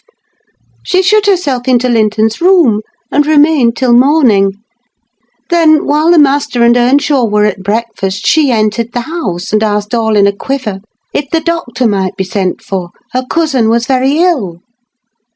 "We know that," answered Heathcliff. "but his life is not worth a farthing, and I won't spend a farthing on him." "But I cannot tell how to do," she said, "and if nobody will help me, he'll die." "Walk out of the room," cried the master, "and let me never hear a word more about him. None here care what becomes of him. If you do, act the nurse. If you do not, lock him up and leave him." Then she began to bother me, and I said I'd had enough plague with the tiresome thing. We each had our tasks, and hers was to wait on Linton. Mr. Heathcliff bid me leave that labour to her. How they managed together I can't tell. I fancy he fretted a great deal and moaned hissel night and day, and she had precious little rest, one could guess by her white face and heavy eyes. She sometimes came into the kitchen all wildered like, and looked as if she would fain beg assistance. But I was not going to disobey the master. I never dare disobey him, Mrs. Dean. And though I thought it wrong that Kenneth should not be sent for, it was no concern of mine either to advise or complain, and I always refused to meddle. Once or twice, after we had gone to bed, I've happened to open my door again and seen her sitting crying on the stairs top, and then I've shut myself in quick for fear of being moved to interfere. I did pity her then, I'm sure. Still, I didn't wish to lose my place, you know. At last, one night, she came boldly into my chamber and frightened me out of my wits by saying, "Tell Mr. Heathcliff that his son is dying. I'm sure he is this time. Get up instantly and tell him." Having uttered this speech, she vanished again. I lay a quarter of an hour listening and trembling. Nothing stirred. The house was quiet. "She's mistaken," I said to myself. "He's got over it. I needn't disturb them." And I began to doze. But my sleep was marred a second time by a sharp ringing of the bell, the only bell we have, put up on purpose for Linton. And the master called to me to see what was the matter, and inform them that he wouldn't have that noise repeated. I delivered Catherine's message. He cursed to himself, and in a few minutes came out with a lighted candle, and proceeded to their room. I followed. Mrs. Heathcliff was seated by the bedside, with her hands folded on her knees. Her father-in-law went up, held the light to Linton's face, looked at him, and touched him. Afterwards he turned to her. "Now, Catherine," he said. "how do you feel?" She was dumb. "How do you feel, Catherine?" he repeated. "He's safe, and I'm free," she answered. "I should feel well, but," she continued with a bitterness she couldn't conceal, "you have left me so long to struggle against death alone, that I feel and see only death. I feel like death." And she looked like it too. I gave her a little wine. Hareton and Joseph, who had been wakened by the ringing and the sound of feet, and heard our talk from outside, now entered. Joseph was fain, I believe, of the lad's removal. Hareton seemed a thought bothered, though he was more taken up with staring at Catherine than thinking of Linton. But the master bid him get off to bed again. We didn't want his help. He afterwards made Joseph remove the body to his chamber, and told me to return to mine, and Mrs. Heathcliff remain by herself. In the morning he sent me to tell her she must come down to breakfast. She had undressed and appeared going to sleep, and said she was ill, at which I hardly wondered. I informed Mr. Heathcliff, and he replied, "Well, let her be till after the funeral, and go up now and then to get her what is needful, and as soon as she seems better, tell me." Cathy stayed upstairs a fortnight, according to Zillah, who visited her twice a day, and would have been rather more friendly, but her attempts at increasing kindness were proudly and promptly repelled. Heathcliff went up once to show her Linton's will. He had bequeathed the whole of his, and what had been her, movable property to his father. The poor creature was threatened or coaxed into that act during her week's absence, when his uncle died. The lands, being a minor, he could not meddle with.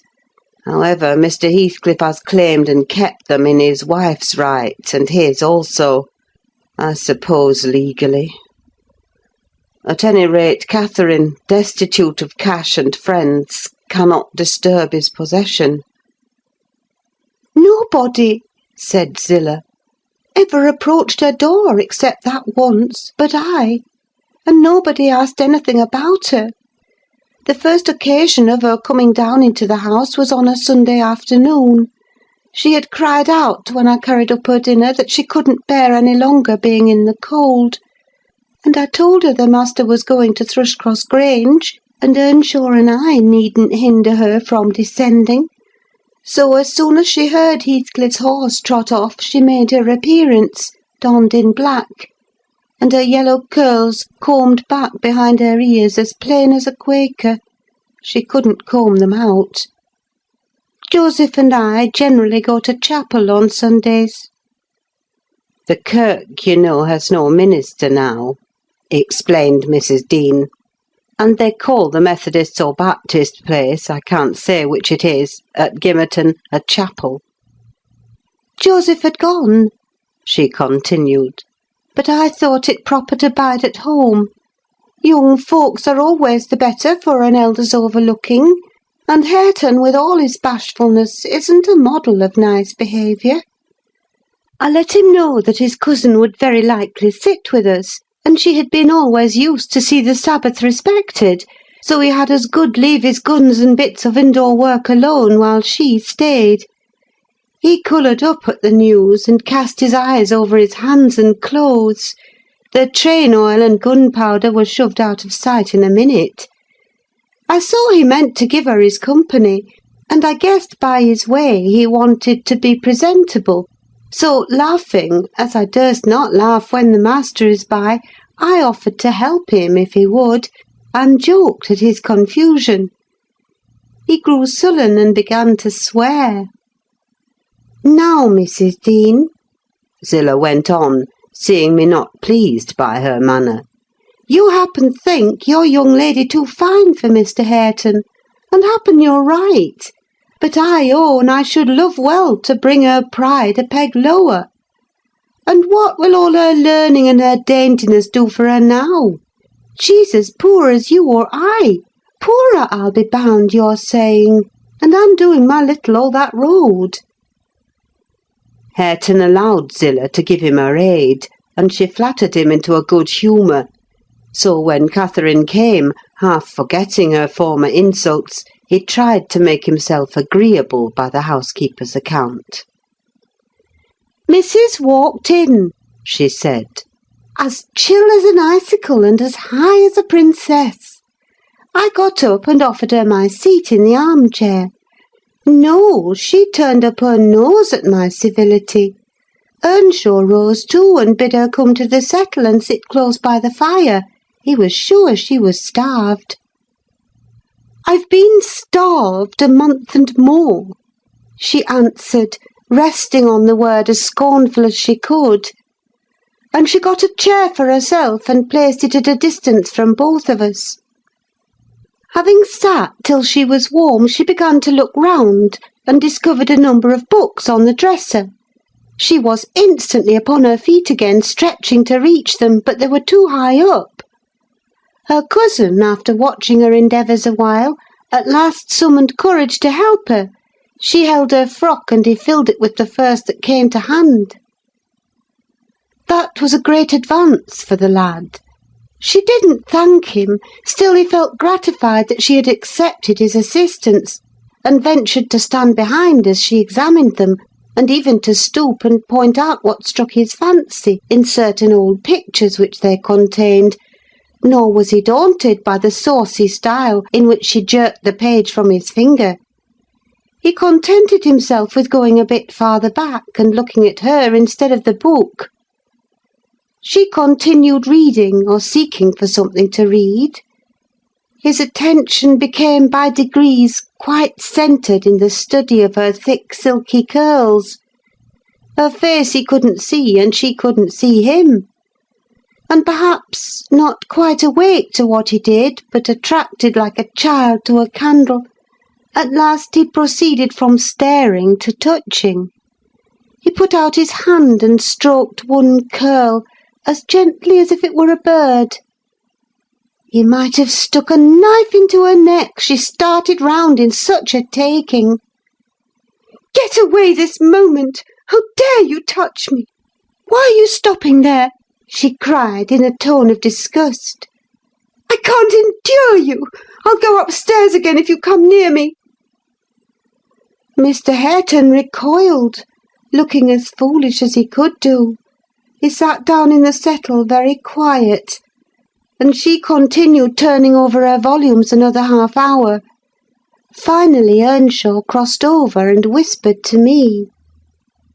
"Will you ask her to read to us, Zillah? I'm stalled of doing now, and I could like to hear her. Do not say I wanted it, but ask of yourself." "Mr. Hareton wishes you would read to us, ma'am," I said immediately. "He'd take it very kindly, he'd be much obliged." She frowned, and looking up, answered, "Mr. Hareton and the whole set of you will be good enough to understand that I reject any pretence at kindness you have the hypocrisy to offer. I despise you, and will have nothing to say to any of you. When I would have given my life for one kind word, even to see one of your faces, you all kept off. But I won't complain to you. I'm driven down here by the cold, not either to amuse you or enjoy your society." "What could I have done?" began Earnshaw. "How was I to blame?" "Oh, you are an exception," answered Mrs. Heathcliff. "I never missed such a concern as you." "But I offered more than once, and asked," he said, kindling up at her pertness. "I asked Mr. Heathcliff to let me wake for you." "Be silent! I'll go out of doors or anywhere rather than have your disagreeable voice in my ear," said my lady. Hareton muttered she might go to hell for him, and unslinging his gun, restrained himself from his Sunday occupations no longer. He talked now freely enough, and she presently saw fit to retreat to her solitude; but the frost had set in, and in spite of her pride she was forced to condescend to our company more and more. However, I took care there should be no further scorning at my good nature. Ever since, I've been as stiff as herself, and she has no lover or liker among us. And she does not deserve one, for let them say the least word to her, and she'll curl back without respect of any one. She'll snap at the master himself, and as good as dares him to thrash her, and the more hurt she gets, the more venomous she grows. At first, on hearing this account from Zillah, I determined to leave my situation, take a cottage, and get Catherine to come and live with me. But Mr. Heathcliff would as soon permit that as he would set up Hareton in an independent house, and I can see no remedy at present, unless she could marry again, and that scheme it does not come within my province to arrange. Thus ended Mrs. Dean's story. Notwithstanding the doctor's prophecy, I am rapidly recovering strength; and though it be only the second week in January, I propose getting out on horseback in a day or two, and riding over to Wuthering Heights, to inform my landlord that I shall spend the next 6 months in London, and if he likes, he may look out for another tenant to take the place after October. I would not pass another winter here for much. End of chapter 30. Chapter 31. Yesterday was bright, calm, and frosty. I went to the Heights as I proposed. My housekeeper entreated me to bear a little note from her to her young lady, and I did not refuse, for the worthy woman was not conscious of anything odd in her request. The front door stood open, but the jealous gate was fastened as at my last visit. I knocked, and invoked Earnshaw from among the garden beds. He unchained it, and I entered. The fellow is as handsome a rustic as need be seen. I took particular notice of him this time, but then he does his best apparently to make the least of his advantages. I asked if Mr. Heathcliff were at home. He answered no, but he would be in at dinner-time. It was 11 o'clock, and I announced my intention of going in and waiting for him, at which he immediately flung down his tools and accompanied me, in the office of watchdog, not as a substitute for the host. We entered together. Catherine was there, making herself useful in preparing some vegetables for the approaching meal. She looked more sulky and less spirited than when I had seen her first. She hardly raised her eyes to notice me, and continued her employment with the same disregard to common forms of politeness as before, never returning my bow and good morning by the slightest acknowledgment. She does not seem so amiable, I thought, as Mrs. Dean would persuade me to believe. She's a beauty, it is true, but not an angel. Earnshaw surlily bid her remove her things to the kitchen. "Remove them yourself," she said, pushing them from her as soon as she had done, and retiring to a stool by the window, where she began to carve figures of birds and beasts out of the turnip parings in her lap. I approached her, pretending to desire a view of the garden, and, as I fancied, adroitly dropped Mrs. Dean's note onto her knee, unnoticed by Hareton, but she asked aloud, "What is that?" and chucked it off. "A letter from your old acquaintance, the housekeeper at the Grange," I answered, annoyed at her exposing my kind deed, and fearful lest it should be imagined a missive of my own. She would gladly have gathered it up at this information, but Hareton beat her.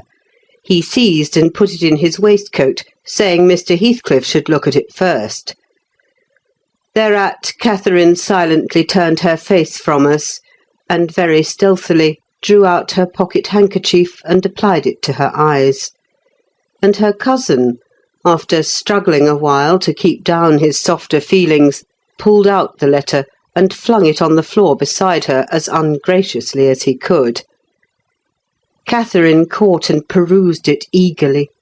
Then she put a few questions to me concerning the inmates, rational and irrational, of her former home, and gazing towards the hills, murmured in soliloquy, "I should like to be riding Minnie down there. I should like to be climbing up there. Oh, I'm tired. I'm stalled, Hareton." And she leant her pretty head back against the sill with half a yawn and half a sigh, and lapsed into an aspect of abstracted sadness, neither caring nor knowing whether we remarked her. "Mrs. Heathcliff," I said, after sitting some time mute, "you are not aware that I am an acquaintance of yours, so intimate that I think it strange you won't come and speak to me. My housekeeper never wearies of talking about and praising you, and she'll be greatly disappointed if I return with no news of or from you, except that you received her letter and said nothing." She appeared to wonder at this speech, and asked, "Does Ellen like you?" "Yes, very well," I replied hesitatingly. "You must tell her," she continued, "that I would answer her letter, but I have no materials for writing. Not even a book from which I might tear a leaf." "No books!" I exclaimed. "How do you contrive to live here without them, if I may take the liberty to inquire? Though provided with a large library, I am frequently very dull at the Grange. Take my books away, and I should be desperate." "I was always reading when I had them," said Catherine. "And Mr. Heathcliff never reads, so he took it into his head to destroy my books. I have not had a glimpse of one for weeks. Only once I searched through Joseph's store of theology, to his great irritation. And once, Hareton, I came upon a secret stock in your room, some Latin and Greek, and some tales and poetry. All old friends. I brought the last here, and you gathered them as a magpie gathers silver spoons for the mere love of stealing. They are of no use to you, or else you concealed them in the bad spirit that, as you cannot enjoy them, nobody else shall." Perhaps your envy counselled Mr. Heathcliff to rob me of my treasures. But I've most of them written on my brain and printed in my heart, and you cannot deprive me of those." Earnshaw blushed crimson when his cousin made this revelation of his private literary accumulations, and stammered an indignant denial of her accusations.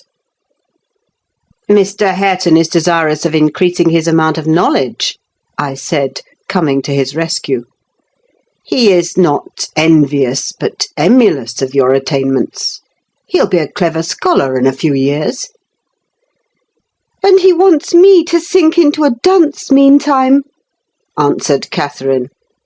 "Yes, I hear him trying to spell and read to himself, and pretty blunders he makes.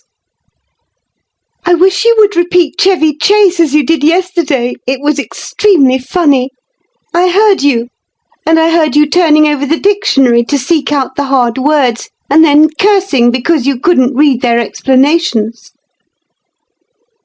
The young man evidently thought it too bad that he should be laughed at for his ignorance, and then laughed at for trying to remove it. I had a similar notion, and remembering Mrs. Dean's anecdote of his first attempt at enlightening the darkness in which he had been reared, I observed, "But, Mrs. Heathcliff, we have each had a commencement, and each stumbled and tottered on the threshold. Had our teachers scorned instead of aiding us, we should stumble and totter yet." "Oh," she replied, "I don't wish to limit his acquirements. Still he has no right to appropriate what is mine, and make it ridiculous to me with his vile mistakes and mispronunciations.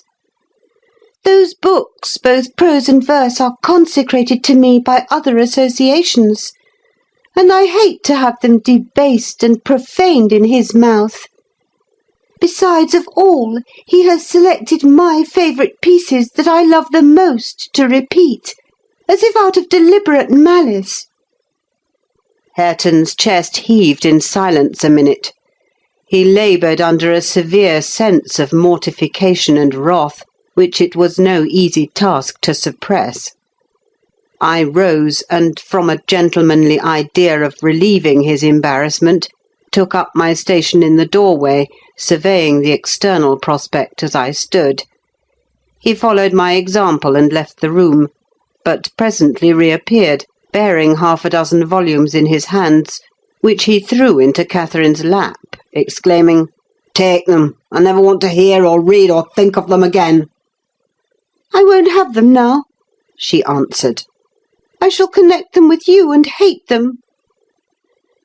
She opened one that had obviously been often turned over, and read a portion in the drawling tone of a beginner, then laughed and threw it from her. "And listen," she continued provokingly, commencing a verse of an old ballad in the same fashion. But his self-love would endure no further torment. I heard, and not altogether disapprovingly, a manual check given to her saucy tongue.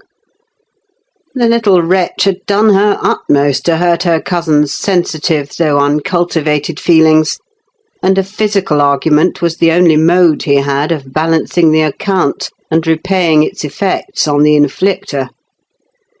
He afterwards gathered the books and hurled them on the fire. I read in his countenance what anguish it was to offer that sacrifice to spleen. I fancied that as they consumed, he recalled the pleasure they had already imparted, and the triumph and ever-increasing pleasure he had anticipated from them, and I fancied I guessed the incitement to his secret studies also. He had been content with daily labour and rough animal enjoyments till Catherine crossed his path. Shame at her scorn and hope of her approval were his first prompters to higher pursuits, and instead of guarding him from one and winning him to the other, his endeavours to raise himself had produced just the contrary result. "Yes, that's all the good that such a brute as you can get from them!" cried Catherine, sucking her damaged lip and watching the conflagration with indignant eyes. "You'd better hold your tongue now," he answered fiercely. And his agitation precluded further speech. He advanced hastily to the entrance, where I made way for him to pass. But ere he had crossed the door-stones, Mr. Heathcliff, coming up the causeway, encountered him, and laying hold of his shoulder, asked, "What's to do now, my lad?" Nowt, he said, and broke away to enjoy his grief and anger in solitude. Heathcliff gazed after him and sighed. "It will be odd if I thwart myself," he muttered, unconscious that I was behind him. "But when I look for his father in his face, I find her every day more. How the devil is he so like? I can hardly bear to see him." He bent his eyes to the ground and walked moodily in. There was a restless, anxious expression in his countenance I had never remarked there before, and he looked sparer in person. His daughter-in-law, on perceiving him through the window, immediately escaped to the kitchen, so that I remained alone. "I'm glad to see you out of doors again, Mr. Lockwood," he said in reply to my greeting. "From selfish motives, partly. I don't think I could readily supply your loss in this desolation. I've wondered more than once what brought you here."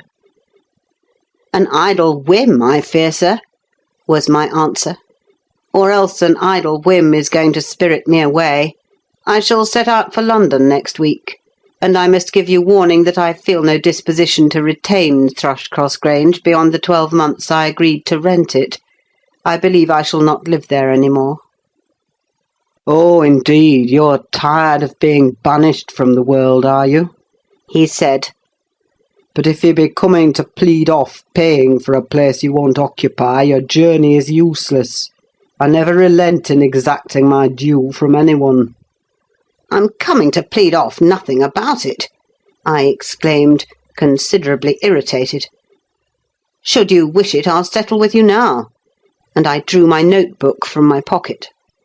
No, he replied coolly. "You'll leave sufficient behind to cover your debts if you fail to return. I'm not in such a hurry. Sit down and take your dinner with us. A guest that is safe from repeating his visit can generally be made welcome. Catherine, bring the things in. Where are you?" Catherine reappeared, bearing a tray of knives and forks. "You may get your dinner with Joseph," muttered Heathcliff aside, "and remain in the kitchen till he is gone." She obeyed his directions very punctually. Perhaps she had no temptation to transgress. Living among clowns and misanthropists, she probably cannot appreciate a better class of people when she meets them. With Mr. Heathcliff grim and saturnine on the one hand, and Hareton absolutely dumb on the other, I made a somewhat cheerless meal, and bade adieu early. I would have departed by the back way to get a last glimpse of Catherine, and annoy old Joseph, but Hareton received orders to lead up my horse, and my host himself escorted me to the door, so I could not fulfil my wish. How dreary life gets over in that house, I reflected while riding down the road. What a realisation of something more romantic than a fairy tale it would have been for Mrs. Linton Heathcliff, had she and I struck up an attachment as her good nurse desired, and migrated together into the stirring atmosphere of the town. End of chapter 31. Chapter 32. 1802. This September I was invited to devastate the moors of a friend in the north, and on my journey to his abode I unexpectedly came within 15 miles of Gimmerton. The ostler at a roadside public house was holding a pail of water to refresh my horses, when a cart of very green oats, newly reaped, passed by, and he remarked, "Yon's for a gimmerton, eh? They're allus 3 week after other folk with their harvest." Gimmerton? I repeated. My residence in that locality had already grown dim and dreamy. "Ah, I know. How far is it from this?" "Happen 14 mile o'er the hills and a rough road," he answered. A sudden impulse seized me to visit Thrushcross Grange. It was scarcely noon, and I conceived that I might as well pass the night under my own roof as in an inn. Besides, I could spare a day easily to arrange matters with my landlord, and thus save myself the trouble of invading the neighbourhood again. Having rested a while, I directed my servant to inquire the way to the village, and with great fatigue to our beasts, we managed the distance in some 3 hours. I left him there, and proceeded down the valley alone. The grey church looked greyer, and the lonely churchyard lonelier. I distinguished a moor sheep cropping the short turf on the graves. It was sweet, warm weather, too warm for travelling, but the heat did not hinder me from enjoying the delightful scenery above and below. Had I seen it nearer August, I'm sure it would have tempted me to waste a month among its solitudes. In winter, nothing more dreary. In summer, nothing more divine than those glens shut in by hills, and those bluff, bold swells of heath. I reached the Grange before sunset, and knocked for admittance, but the family had retreated into the back premises, I judged, by one thin blue wreath curling from the kitchen chimney, and they did not hear. I rode into the court. Under the porch a girl of 9 or 10 sat knitting, and an old woman reclined on the house steps, smoking a meditative pipe. "Is Mrs. Dean within?" I demanded of the dame. "Mistress Dean? Nay," she answered. "She doesn't bide here, she's up at Heights." "Are you the housekeeper, then?" I continued. "Eh, I'll keep house," she replied. "Well, I'm Mr. Lockwood, the master. Are there any rooms to lodge me in, I wonder? I wish to stay all night." "Master?" she cried in astonishment. "Wait, whoever knew ya were coming? Ya should ha' sent word. There's nowt nor dry nor mensful about place, nowt there isn't." She threw down her pipe and bustled in. The girl followed, and I entered too. Soon perceiving that her report was true, and, moreover, that I had almost upset her wits by my unwelcome apparition, I bade her be composed. I would go out for a walk, and meantime she must try to prepare a corner of a sitting-room for me to sup in, and a bedroom to sleep in. No sweeping and dusting, only good fire and dry sheets were necessary. She seemed willing to do her best, though she thrust the hearth-brush into the grates in mistake for the poker, and malappropriated several other articles of her craft, but I retired, confiding in her energy for a resting-place against my return. Wuthering Heights was the goal of my proposed excursion. An afterthought brought me back when I had quitted the court. "All well at the Heights?" I inquired of the woman. "Eh, for aught I know," she answered, scurrying away with a pan of hot cinders. I would have asked why Mrs. Dean had deserted the Grange, but it was impossible to delay her at such a crisis, so I turned away and made my exit, rambling leisurely along, with the glow of a sinking sun behind and the mild glory of a rising moon in front, one fading and the other brightening, as I quitted the park and climbed the stony by-road branching off to Mr. Heathcliff's dwelling. Before I arrived in sight of it, all that remained of day was a beamless amber light along the west, but I could see every pebble on the path and every blade of grass by that splendid moon. I had neither to climb the gate nor to knock. It yielded to my hand. That is an improvement, I thought. And I noticed another, by the aid of my nostrils, a fragrance of stocks and wallflowers wafted on the air from amongst the homely fruit trees. Both doors and lattices were open, and yet, as is usually the case in a coal district, a fine red fire illumined the chimney. The comfort which the eye derives from it renders the extra heat endurable. But the house of Wuthering Heights is so large that the inmates have plenty of space for withdrawing out of its influence, and accordingly what inmates there were had stationed themselves not far from one of the windows. I could both see them and hear them talk before I entered, and looked and listened in consequence, being moved thereto by a mingled sense of curiosity and envy that grew as I lingered. "Contrary!" said a voice as sweet as a silver bell. "That for the third time, you dunce! I'm not going to tell you again. Recollect, or I'll pull your hair." "Contrary, then," answered another in deep but softened tones. "And now kiss me for minding so well." "No, read it over first correctly, without a single mistake." The male speaker began to read. He was a young man, respectably dressed and seated at a table, having a book before him. His handsome features glowed with pleasure, and his eyes kept impatiently wandering from the page to a small white hand over his shoulder, which recalled him by a smart slap on the cheek whenever its owner detected such signs of inattention. Its owner stood behind, her light shining ringlets blending at intervals with his brown looks as she bent to superintend his studies, and her face— it was lucky he could not see her face, or he would never have been so steady.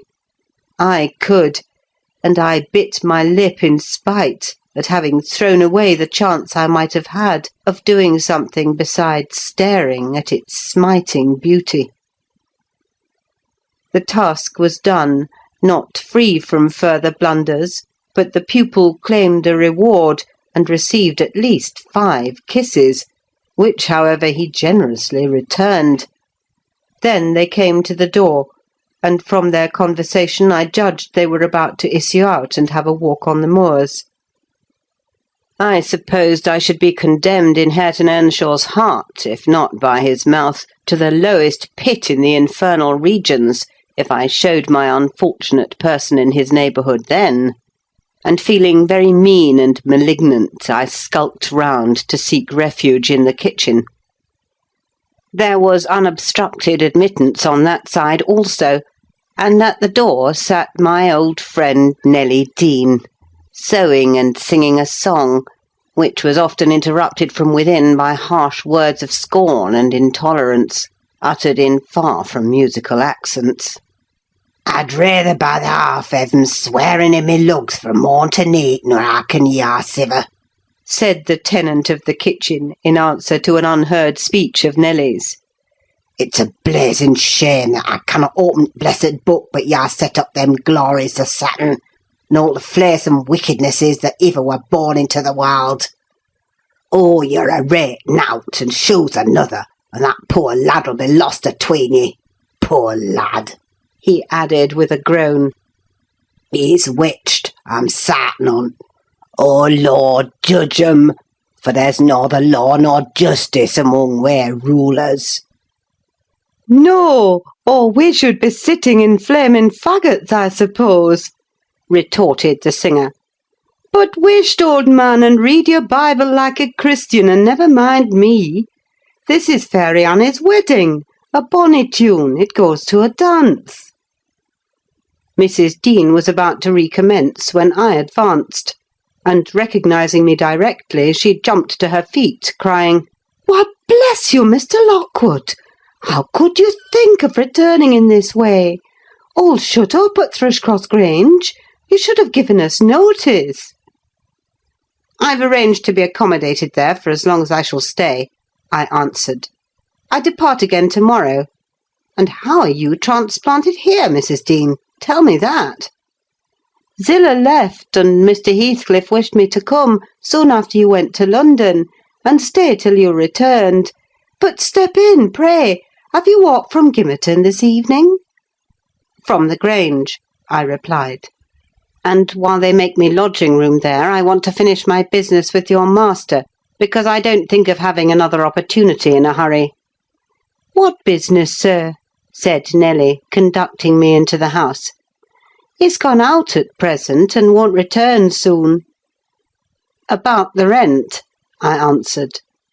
Oh, then it is with Mrs. Heathcliff you must settle, she observed. Or rather with me. She has not learned to manage her affairs yet, and I act for her. There's nobody else. I looked surprised. Ah, you have not heard of Heathcliff's death, I see, she continued. Heathcliff dead? I exclaimed, astonished. How long ago? 3 months since. But sit down and let me take your hat, and I'll tell you all about it. Stop, you have had nothing to eat, have you? I want nothing. I have ordered supper at home. You sit down too. I never dreamt of his dying. Let me hear how it came to pass. You say you don't expect them back for some time, the young people? No, I have to scold them every evening for their late rambles, but they don't care for me. At least have a drink of our old ale. It will do you good. You seem weary. She hastened to fetch it before I could refuse, and I heard Joseph asking whether it warn't a crying scandal that she should have followers at her time of life, and then to get them jocks out of master's cellar. He fair shamed to bide still and see it. She did not stay to retaliate, but re-entered in a minute, bearing a reaming silver pint, whose contents I lauded with becoming earnestness. And afterwards she furnished me with the sequel of Heathcliff's history. He had a queer end, as she expressed it. I was summoned to Wuthering Heights within a fortnight of your leaving us, she said, and I obeyed joyfully for Catherine's sake. My first interview with her grieved and shocked me. She had altered so much since our separation. Mr. Heathcliff did not explain his reasons for taking a new mind about my coming here. He only told me he wanted me, and he was tired of seeing Catherine. I must make the little parlour my sitting-room, and keep her with me. It was enough if he were obliged to see her once or twice a day. She seemed pleased at this arrangement, and by degrees I smuggled over a great number of books and other articles that had formed her amusement at the Grange, and flattered myself we should get on in tolerable comfort. The delusion did not last long. Catherine, contented at first, in a brief space grew irritable and restless. For one thing, she was forbidden to move out of the garden, and it fretted her sadly to be confined to its narrow bounds as spring drew on. For another, in following the house, I was forced to quit her frequently, and she complained of loneliness. She preferred quarrelling with Joseph in the kitchen to sitting at peace in her solitude. I did not mind their skirmishes, but Hareton was often obliged to seek the kitchen also, when the master wanted to have the house to himself; and though in the beginning she either left it at his approach, or quietly joined in my occupations, and shunned remarking or addressing him, and though he was always as sullen and silent as possible, after a while she changed her behaviour, and became incapable of letting him alone, talking at him, commenting on his stupidity and idleness, expressing her wonder how he could endure the life he lived, how he could sit a whole evening staring into the fire and dozing. "He's just like a dog, is he not, Ellen?" she once observed. "Or a cart horse. He does his work, eats his food, and sleeps eternally. What a blank, dreary mind he must have. Do you ever dream, Hareton? And if you do, what is it about? But you can't speak to me." Then she looked at him, but he would neither open his mouth nor look again. "He's perhaps dreaming now," she continued. "He twitched his shoulder as Juno twitches hers. Ask him, Ellen." "Mr. Hareton will ask the master to send you upstairs if you don't behave," I said. He had not only twitched his shoulder, but clenched his fist as if tempted to use it. "I know why Hareton never speaks when I am in the kitchen," she exclaimed on another occasion. "He is afraid I shall laugh at him. Ellen, what do you think? He began to teach himself to read once, and because I laughed he burned his books and dropped it. Was he not a fool?" "Were not you naughty?" I said. "Answer me that." "Perhaps I was," she went on. "But I did not expect him to be so silly. Hareton, if I gave you a book, would you take it now? I'll try." She placed one she had been perusing on his hand. He flung it off and muttered if she did not give over he would break her neck. "Well, I shall put it here," she said, "in the table drawer, and I'm going to bed." Then she whispered me to watch whether he touched it, and departed. But he would not come near it, and so I informed her in the morning, to her great disappointment.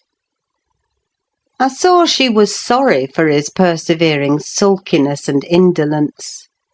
Her conscience reproved her for frightening him off improving himself. She had done it effectually. But her ingenuity was at work to remedy the injury. While I ironed or pursued other such stationary employments as I could not well do in the parlour, she would bring some pleasant volume and read it aloud to me. When Hareton was there, she generally paused in an interesting part and left the book lying about. That she did repeatedly, but he was as obstinate as a mule, and instead of snatching at her bait, in wet weather he took to smoking with Joseph, and they sat like automatons, one on each side of the fire, the elderly happily too deaf to understand her wicked nonsense, as he would have called it, the younger doing his best to seem to disregard it. On fine evenings the latter followed his shooting expeditions, and Catherine yawned and sighed, and teased me to talk to her, and ran off into the court or garden the moment I began, and as a last resource cried, and said she was tired of living, her life was useless. Mr. Heathcliff, who grew more and more disinclined to society, had almost banished Earnshaw from his apartment. Owing to an accident at the commencement of March, he became for some days a fixture in the kitchen. His gun burst while out on the hills by himself, a splinter cut his arm, and he lost a good deal of blood before he could reach home. The consequence was that, perforce, he was condemned to the fireside and tranquillity till he made it up again. It suited Catherine to have him there. At any rate, it made her hate her room upstairs more than ever, and she would compel me to find out business below, that she might accompany me. On Easter Monday, Joseph went to Gimmerton Fair with some cattle, and in the afternoon I was busy getting up linen in the kitchen. Earnshaw sat morose as usual at the chimney corner, and my little mistress was beguiling an idle hour with drawing pictures on the window panes, varying her amusement by smothered bursts of songs, and whispered ejaculations, and quick glances of annoyance and impatience in the direction of her cousin, who steadfastly smoked and looked into the grate. At a notice that I could do with her no longer intercepting my light, she removed to the hearthstone. I bestowed little attention on her proceedings, but presently I heard her begin, "I've found out, Hareton, that I'm glad that I should like you to be my cousin now, if you had not grown so cross to me, and so rough." Hareton returned no answer. "Hareton! Hareton! Hareton! Do you hear?" she continued. "Get off with ye!" He growled with uncompromising gruffness. "Let me take that pipe," she said, cautiously advancing her hand and abstracting it from his mouth. Before he could attempt to recover it, it was broken and behind the fire. He swore at her and seized another. "Stop!" she cried. "You must listen to me first, and I can't speak while those clouds are floating in my face." "Will you go to the devil," he exclaimed ferociously, "and let me be?" "No," she persisted. "I won't. I can't tell what to do to make you talk to me, and you are determined not to understand. When I call you stupid, I don't mean anything. I don't mean that I despise you. Come, you shall take notice of me, Hareton. You are my cousin, and you shall own me." "I shall have nowt to do with you and your mucky pride and your damn mocking tricks," he answered. "I'll go to hell, body and soul, before I look sideways after you again. Side out o' gate now, this minute." Catherine frowned and retreated to the window seat, chewing her lip, and endeavouring, by humming an eccentric tune, to conceal a growing tendency to sob. "You should be friends with your cousin, Mr. Hareton," I interrupted, "since she repents of her sauciness. It would do you a great deal of good. It would make you another man to have her for a companion." "A companion!" he cried. "When she hates me and does not think me fit to wipe her shoon. Nay, if it made me a king, I'd not be scorned for seeking her goodwill any more." "It is not I who hate you. It is you who hate me," wept Cathy, no longer disguising her trouble. "You hate me as much as Mr. Heathcliff does, and more." "You're a damned liar," began Earnshaw. "Why have I made him angry by taking your part, then, 100 times? And that when you sneered at and despised me, and go on plaguing me, and I'll step in yonder and say you worried me out of the kitchen." "I didn't know you took my part," she answered, drying her eyes. "And I was miserable and bitter at everybody. But now I thank you, and beg you to forgive me. What can I do besides?" She returned to the hearth and frankly extended her hand. He blackened and scowled like a thundercloud, and kept his fists resolutely clenched and his gaze fixed on the ground. Catherine, by instinct, must have divined it was obdurate perversity, and not dislike, that prompted this dogged conduct; for, after remaining an instant undecided, she stooped and impressed on his cheek a gentle kiss. The little rogue thought I had not seen her, and drawing back, she took her former station by the window, quite demurely. I shook my head reprovingly, and then she blushed and whispered, "Well, what should I have done, Ellen? He wouldn't shake hands, and he wouldn't look. I must show him some way that I like him, that I want to be friends." Whether the kiss convinced Hareton, I cannot tell. He was very careful, for some minutes, that his face should not be seen, and when he did raise it, he was sadly puzzled where to turn his eyes. Catherine employed herself in wrapping a handsome book neatly in white paper, and having tied it with a bit of ribbon, and addressed it to Mr. Hareton Earnshaw, she desired me to be her ambassadress, and convey the present to its destined recipient. "And tell him, if he'll take it, I'll come and teach him to read it right," she said. "And if he refuse it, I'll go upstairs and never tease him again." I carried it and repeated the message, anxiously watched by my employer. Hareton would not open his fingers, so I laid it on his knee. He did not strike it off either. I returned to my work. Catherine leant her head and arms on the table till she heard the slight rustle of the covering being removed. Then she stole away, and quietly seated herself beside her cousin. He trembled, and his face glowed. All his rudeness and all his surly harshness had deserted him. He could not summon courage at first to utter a syllable in reply to her questioning look and her murmured petition. "Say you forgive me, Hareton, do! You can make me so happy by speaking that little word." He muttered something inaudible.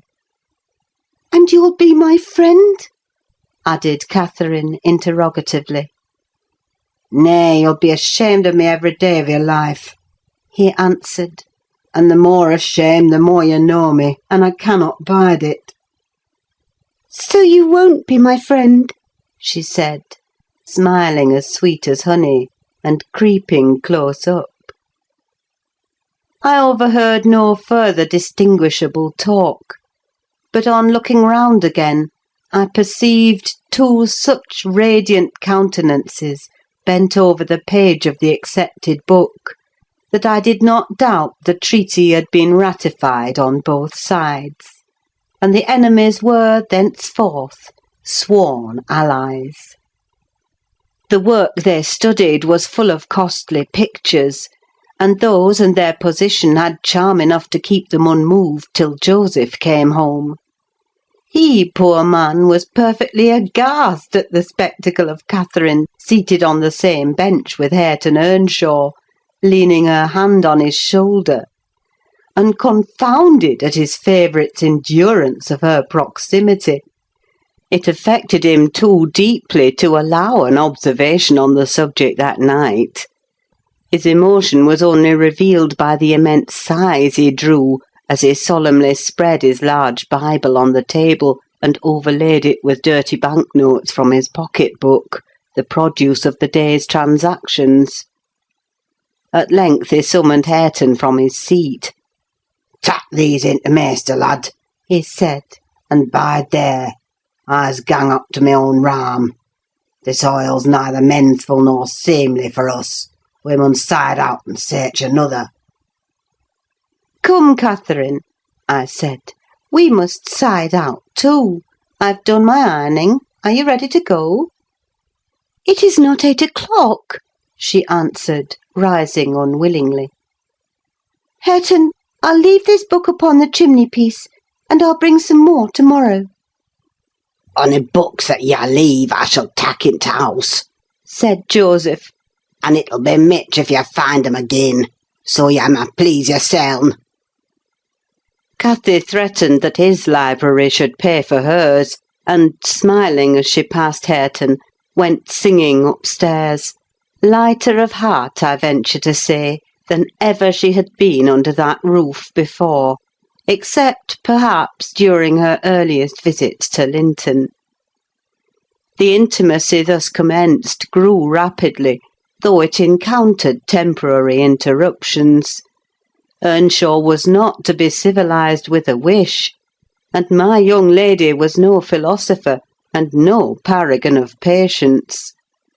But both their minds tending to the same point, one loving and desiring to esteem, and the other loving and desiring to be esteemed, they contrived in the end to reach it. You see, Mr. Lockwood, it was easy enough to win Mrs. Heathcliff's heart. But now I'm glad you did not try. The crown of all my wishes will be the union of those two. I shall envy no one on their wedding day. There won't be a happier woman than myself in England. End of chapter 32. Chapter 33. On the morrow of that Monday, Earnshaw being still unable to follow his ordinary employments, and therefore remaining about the house, I speedily found it would be impracticable to retain my charge beside me, as heretofore. She got downstairs before me and out into the garden, where she had seen her cousin performing some easy work, and when I went to bid them come to breakfast, I saw she had persuaded him to clear a large space of ground from currant and gooseberry bushes, and they were busy planning together an importation of plants from the Grange. I was terrified at the devastation which had been accomplished in a brief half-hour. The black currant trees were the apple of Joseph's eye, and she had just fixed her choice of flower-bed in the midst of them. "There! That will be all shown to the master," I exclaimed, "the minute it is discovered. And what excuse have you to offer for taking such liberties with the garden? We shall have a fine explosion on the head of it, see if we don't. Mr. Hareton, I wonder you should have no more wit than to go and make that mess at her bidding." I'd forgotten they were Joseph's, answered Earnshaw, rather puzzled. "But I'll tell him I did it." We always ate our meals with Mr. Heathcliff. I held the mistress's post in making tea and carving, so I was indispensable at table. Catherine usually sat by me, but to-day she stole nearer to Hareton, and I presently saw she would have no more discretion in her friendship than she had in her hostility. "Now mind you don't talk with and notice your cousin too much," were my whispered instructions as we entered the room. "It will certainly annoy Mr. Heathcliff, and he'll be mad at you both." "I'm not going to," she answered. The minute after, she had sidled to him and was sticking primroses in his plate of porridge. He dared not speak to her there, he dared hardly look, and yet she went on teasing till he was twice on the point of being provoked to laugh. I frowned, and then she glanced towards the master, whose mind was occupied on other subjects than his company, as his countenance evinced, and she grew serious for an instant, scrutinising him with deep gravity. Afterwards she turned and recommenced her nonsense. At last Hareton uttered a smothered laugh. Mr. Heathcliff started, his eye rapidly surveyed our faces. Catherine met it with her accustomed look of nervousness and yet defiance, which he abhorred. "It is well you are out of my reach," he exclaimed. "What fiend possesses you to stare back at me continually with those infernal eyes? Down with them, and don't remind me of your existence again. I thought I had cured you of laughing." "It was me," muttered Hareton. "What do you say?" demanded the master. Hareton looked at his plate and did not repeat the confession. Mr. Heathcliff looked at him a bit, and then silently resumed his breakfast and his interrupted musing.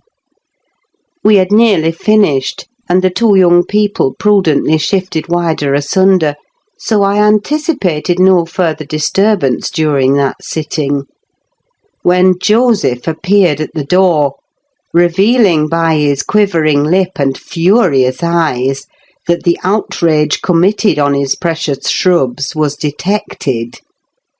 He must have seen Cathy and her cousin about the spot before he examined it, for while his jaws worked like those of a cow chewing its cud, and rendered his speech difficult to understand, he began, "I mun have my wage and I mun go. I had aimed to do where I'd sarved for 60 year, and I thought I'd lug my books up into garret and all my bits of stuff, and they should have t' kitchen to their seln, for t' sake o' quietness. It were hard to gie up my own Arston, but I thought I could do that. But Nash has ta'en my garden from me, and by thy heart, maister, I cannot stand it. Ya may bend to the yoke an ye will, I ain't noan used to it, and an old man doesn't soon get used to new barthens. I'd rather earn my bite and my sup wi' hammer in t' road." Now, idiot," interrupted Heathcliff. "cut it short. What's your grievance? I'll interfere in no quarrels between you and Nelly. She may thrust you into the coal-hole for anything I care." "It's no Nelly," answered Joseph. "I shouldn't shift for Nelly, nasty ill newt as she is. Thank God, shoo cannot steal soul o' nobody. Shoo were niver so handsome, but what a body might look at her 'bout winking. It's yon flaysome, graceless queen that's witched our lad, wi' her bold een and her forrard ways, till nay, it fair brusts my heart. He's forgotten all I've done for him and made on him, and gone and riven up all road, grandest currant trees in t' garden." And here he lamented outright, unmanned by a sense of his bitter injuries, and Earnshaw's ingratitude and dangerous condition. "Is the fool drunk?" asked Mr. Heathcliff. "Hareton, is it you he's finding fault with?" "I've pulled up 2 or 3 bushes," replied the young man, "but I'm going to set 'em again." "And why have you pulled them up?" said the master. Catherine wisely put in her tongue. "We wanted to plant some flowers there," she cried. "I'm the only person to blame, for I wished him to do it." "And who the devil gave you leave to touch a stick about the place?" demanded her father-in-law, much surprised. "And who ordered you to obey her?" he added, turning to Hareton. The latter was speechless. His cousin replied, "You shouldn't grudge a few yards of earth for me to ornament, when you have taken all my land." "Your land, insolent slut! You never had any," said Heathcliff. "And my money," she continued, returning his angry glare, and meantime biting a piece of crust, the remnant of her breakfast. "Silence!" he exclaimed. "Get done and begone." "And Hareton's land, and his money," pursued the reckless thing. "Hareton and I are friends now, and I shall tell him all about you." The master seemed confounded a moment.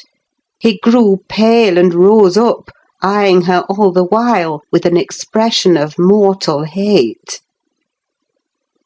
"If you strike me, Hareton will strike you," she said. "So you may as well sit down." "If Hareton does not turn you out of the room, I'll strike him to hell," thundered Heathcliff. "Damnable witch! Dare you pretend to rouse him against me? Off with her, do you hear? Fling her into the kitchen. I'll kill her, Ellen Dean, if you let her come into my sight again." Hareton tried under his breath to persuade her to go. "Drag her away," he cried savagely. "Are you staying to talk?" And he approached to execute his own command.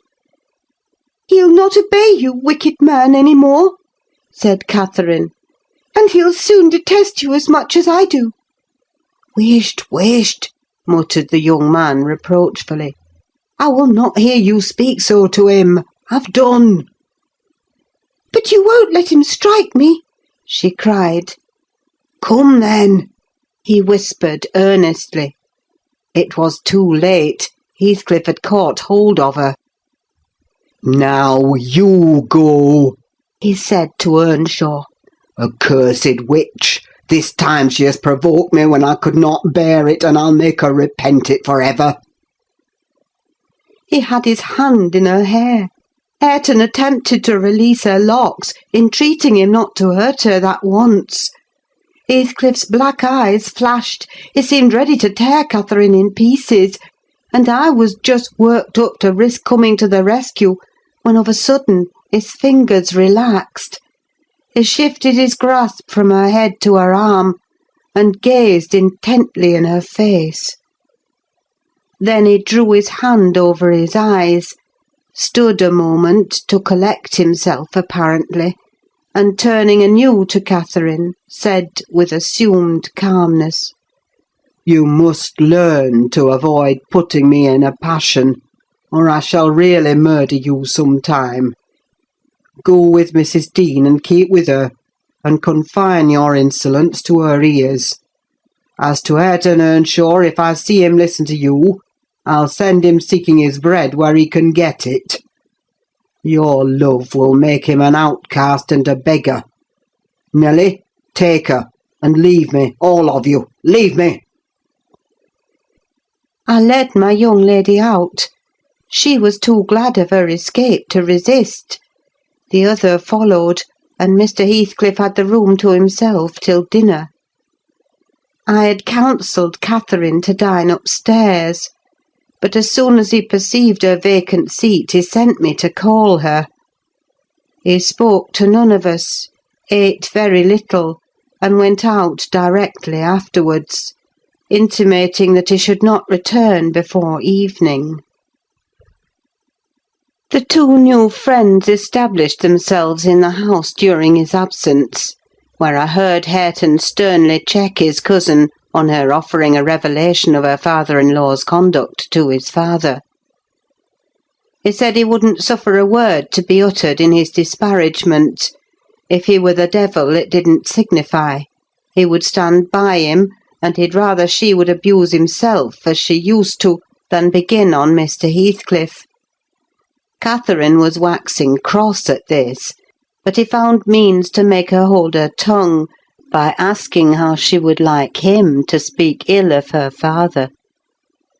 Then she comprehended that Earnshaw took the master's reputation home to himself, and was attached by ties stronger than reason could break, chains forged by habit, which it would be cruel to attempt to loosen. She showed a good heart thenceforth in avoiding both complaints and expressions of antipathy concerning Heathcliff, and confessed to me her sorrow that she had endeavoured to raise a bad spirit between him and Hareton. Indeed, I don't believe she has ever breathed a syllable in the latter's hearing against her oppressor since. When this slight disagreement was over, they were friends again, and as busy as possible in their several occupations of pupil and teacher. I came in to sit with them after I had done my work, and I felt so soothed and comforted to watch them, that I did not notice how time got on. You know, they both appeared in a measure my children.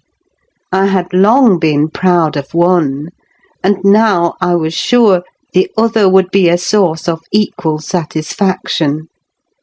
His honest, warm, and intelligent nature shook off rapidly the clouds of ignorance and degradation in which it had been bred, and Catherine's sincere commendations acted as a spur to his industry.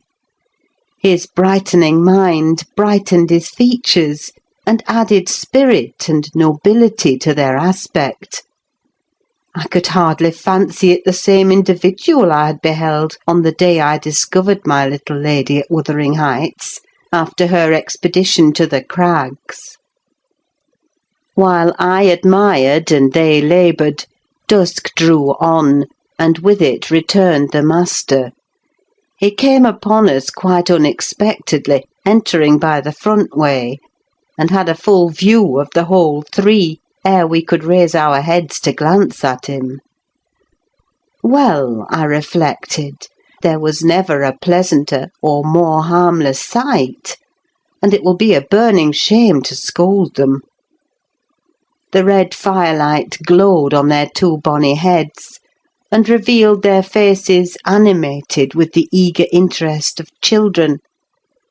For though he was 23 and she 18, each had so much of novelty to feel and learn that neither experienced nor evinced the sentiments of sober, disenchanted maturity. They lifted their eyes together to encounter Mr. Heathcliff. Perhaps you have never remarked that their eyes are precisely similar, and they are those of Catherine Earnshaw. The present Catherine has no other likeness to her except a breadth of forehead and a certain arch of the nostril that makes her appear rather haughty, whether she will or not. With Hareton the resemblance is carried farther. It is singular at all times. Then it was particularly striking, because his senses were alert and his mental faculties wakened to unwonted activity. I suppose this resemblance disarmed Mr. Heathcliff. He walked to the hearth in evident agitation, but it quickly subsided as he looked at the young man, or, I should say, altered its character, for it was there yet. He took the book from his hand and glanced at the open page, then returned it without any observation, merely signing Catherine away. Her companion lingered very little behind her, and I was about to depart also, but he bid me sit still. It is a poor conclusion, is it not? He observed, having brooded a while on the scene he had just witnessed. An absurd termination to my violent exertions. I get levers and mattocks to demolish the 2 houses, and train myself to be capable of working like Hercules. And when everything is ready and in my power, I find the will to lift a slate off either roof has vanished. My old enemies have not beaten me. Now would be the precise time to revenge myself on their representatives. I could do it, and none could hinder me. But where is the use? I don't care for striking. I can't take the trouble to raise my hand. That sounds as if I had been labouring the whole time, only to exhibit a fine trait of magnanimity. It is far from being the case. I have lost the faculty of enjoying their destruction, and I am too idle to destroy for nothing. Nelly, there is a strange change approaching. I'm in its shadow at present. I take so little interest in my daily life that I hardly remember to eat and drink.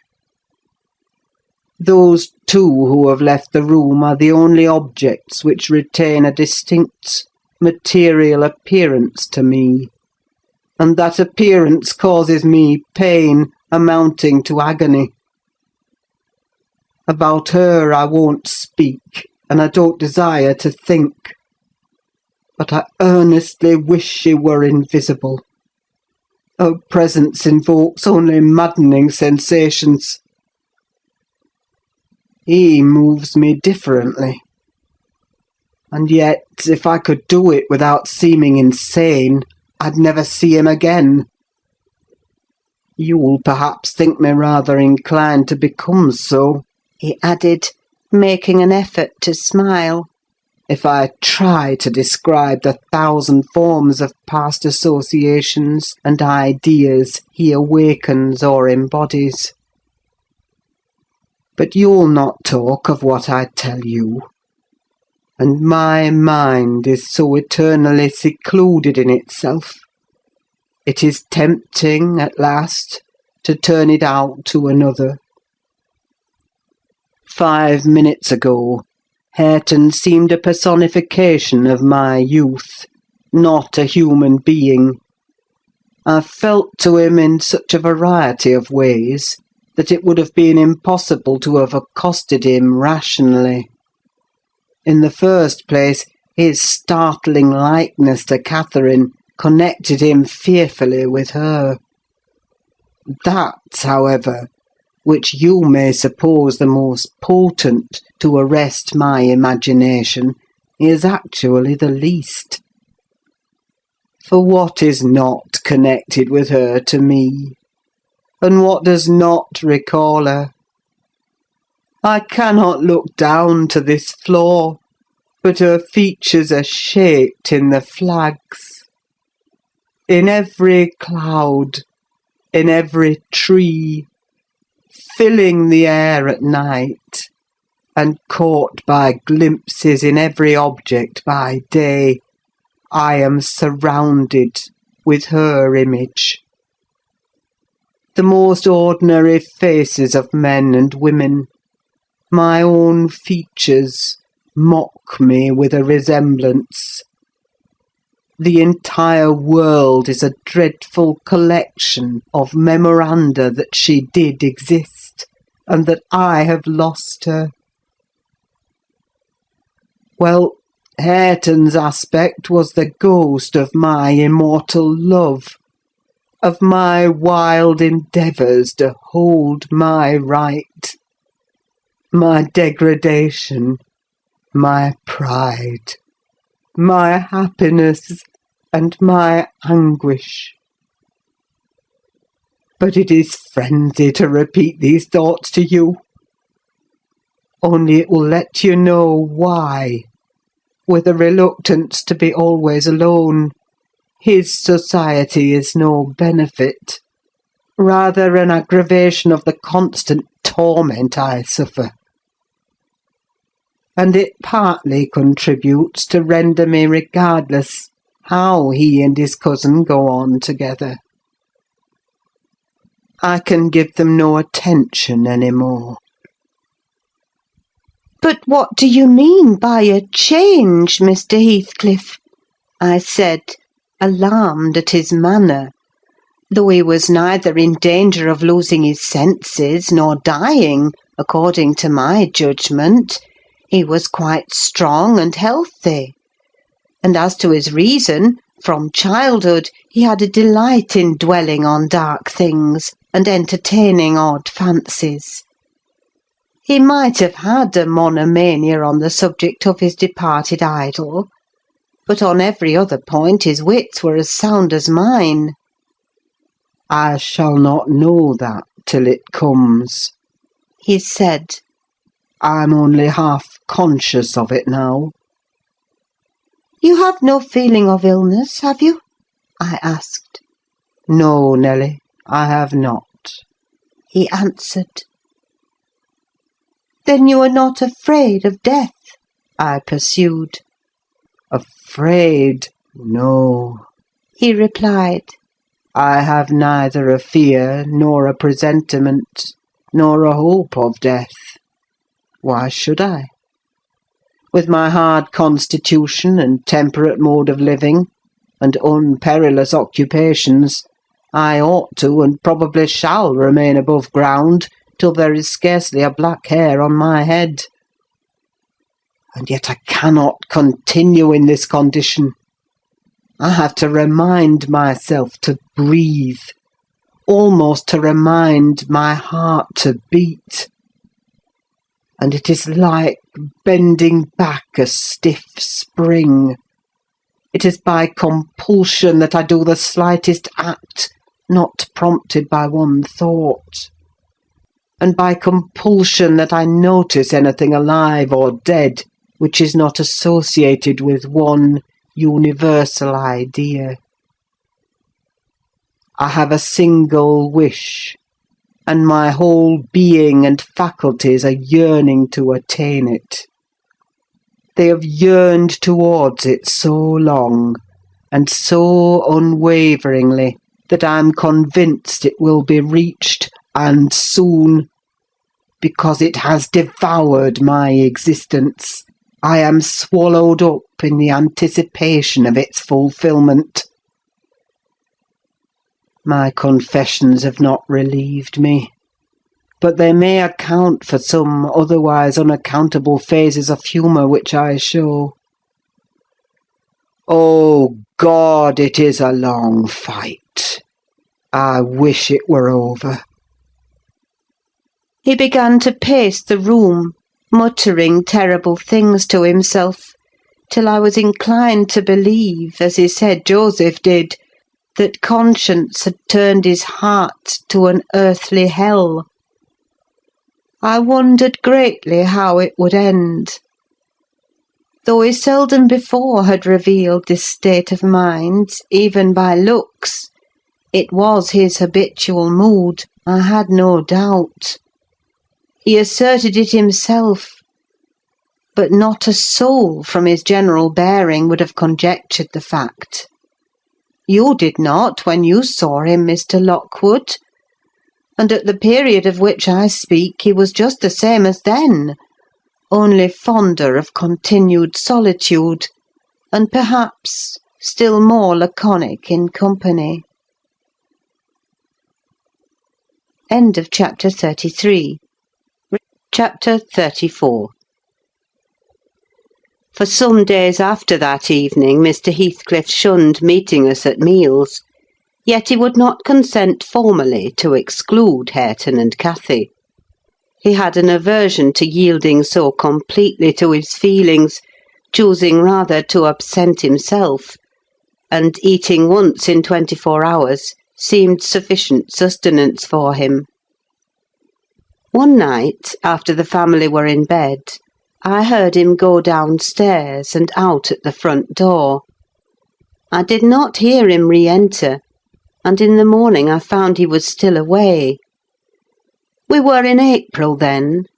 The weather was sweet and warm, the grass as green as showers and sun could make it, and the 2 dwarf apple trees near the southern wall in full bloom. After breakfast, Catherine insisted on my bringing a chair and sitting with my work under the fir trees at the end of the house, and she beguiled Hareton, who had perfectly recovered from his accident, to dig and arrange her little garden, which was shifted to that corner by the influence of Joseph's complaints. I was comfortably revelling in the spring fragrance around, and the beautiful soft blue overhead, when my young lady, who had run down near the gate to procure some primrose roots for a border, returned only half laden, and informed us that Mr. Heathcliff was coming in. And he spoke to me, she added, with a perplexed countenance.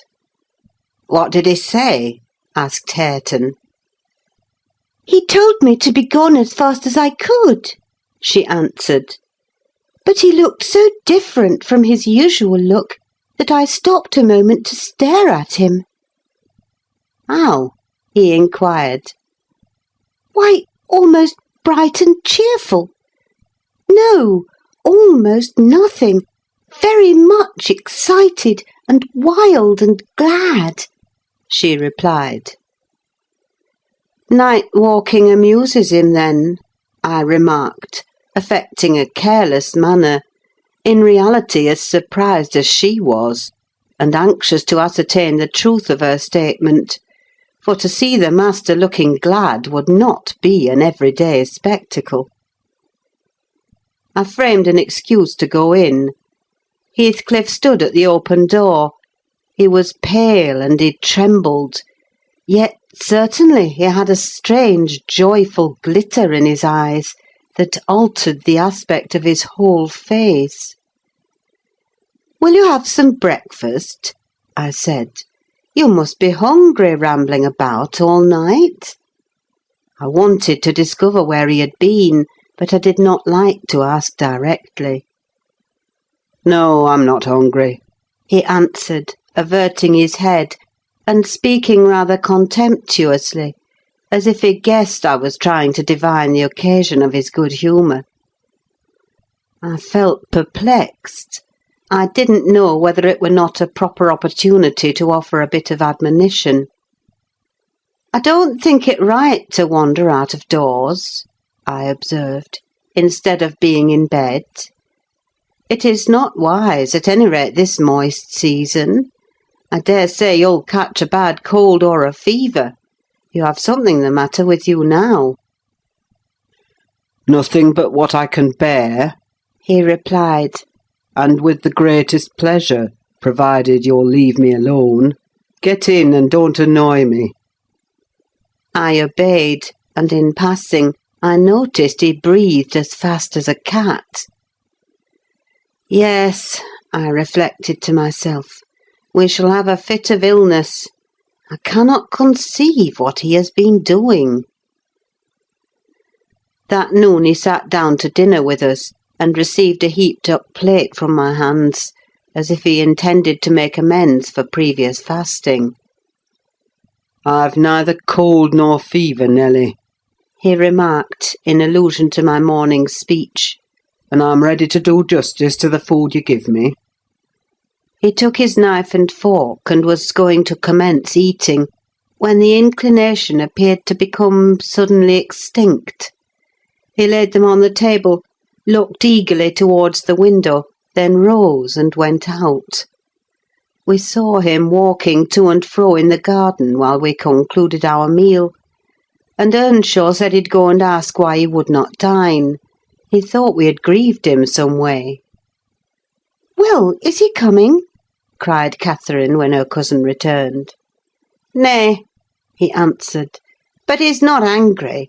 He seemed rarely pleased indeed, only I made him impatient by speaking to him twice, and then he bid me be off to you. He wondered how I could want the company of anybody else." I set his plate to keep warm on the fender, and after an hour or two he re-entered, when the room was clear, in no degree calmer, the same unnatural—it was unnatural— appearance of joy under his black brows, the same bloodless hue, and his teeth visible now and then in a kind of smile. His frame shivering, not as one shivers with chill or weakness, but as a tight-stretched cord vibrates, a strong thrilling rather than trembling. I will ask what is the matter, I thought, or who should? And I exclaimed, "Have you heard any good news, Mr. Heathcliff? You look uncommonly animated." "Where should good news come from to me?" he said. "I'm animated with hunger, and seemingly I must not eat." "Your dinner is here," I returned. "Why won't you get it?" "I don't want it now," he muttered hastily. "I'll wait till supper. And Nelly, once for all, let me beg you to warn Hareton and the other away from me. I wish to be troubled by nobody. I wish to have this place to myself." "Is there some new reason for this banishment?" I inquired. "Tell me why you are so queer, Mr. Heathcliff. Where were you last night? I'm not putting the question through idle curiosity, but—" "You are putting the question through very idle curiosity," he interrupted with a laugh. "Yet I'll answer it. Last night I was on the threshold of hell. Today I am within sight of my heaven. I have my eyes on it, hardly 3 feet to sever me. And now you'd better go. You'll neither see nor hear anything to frighten you if you refrain from prying." Having swept the hearth and wiped the table, I departed, more perplexed than ever. He did not quit the house again that afternoon, and no one intruded on his solitude, till, at 8 o'clock, I deemed it proper, though unsummoned, to carry a candle and his supper to him. He was leaning against the ledge of an open lattice, but not looking out. His face was turned to the interior gloom. The fire had smouldered to ashes. The room was filled with the damp, mild air of the cloudy evening, and so still that not only the murmur of the beck down Gimmerton was distinguishable, but its ripples and its gurgling over the pebbles, or through the large stones which it could not cover.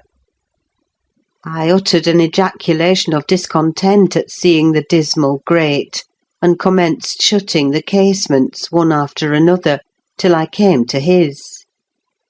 "Must I close this?" I asked, in order to rouse him, for he would not stir. The light flashed on his features as I spoke. "Oh, Mr. Lockwood, I cannot express what a terrible start I got by the momentary view. Those deep black eyes, that smile and ghastly paleness. It appeared to me not Mr. Heathcliff, but a goblin, and in my terror I let the candle bend towards the wall, and it left me in darkness. "Yes, close it," He replied in his familiar voice. "There, that is pure awkwardness. Why did you hold the candle horizontally? Be quick and bring another."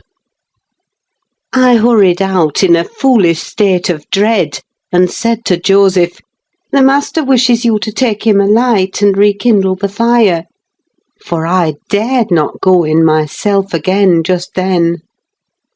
Joseph rattled some fire into the shovel and went, but he brought it back immediately with the supper tray in his other hand, explaining that Mr. Heathcliff was going to bed, and he wanted nothing to eat till morning. We heard him mount the stairs directly. He did not proceed to his ordinary chamber, but turned into that with the panelled bed. Its window, as I mentioned before, is wide enough for anybody to get through, and it struck me that he plotted another midnight excursion, of which he had rather we had no suspicion. "Is he a ghoul or a vampire?" I mused. I had read of such hideous incarnate demons.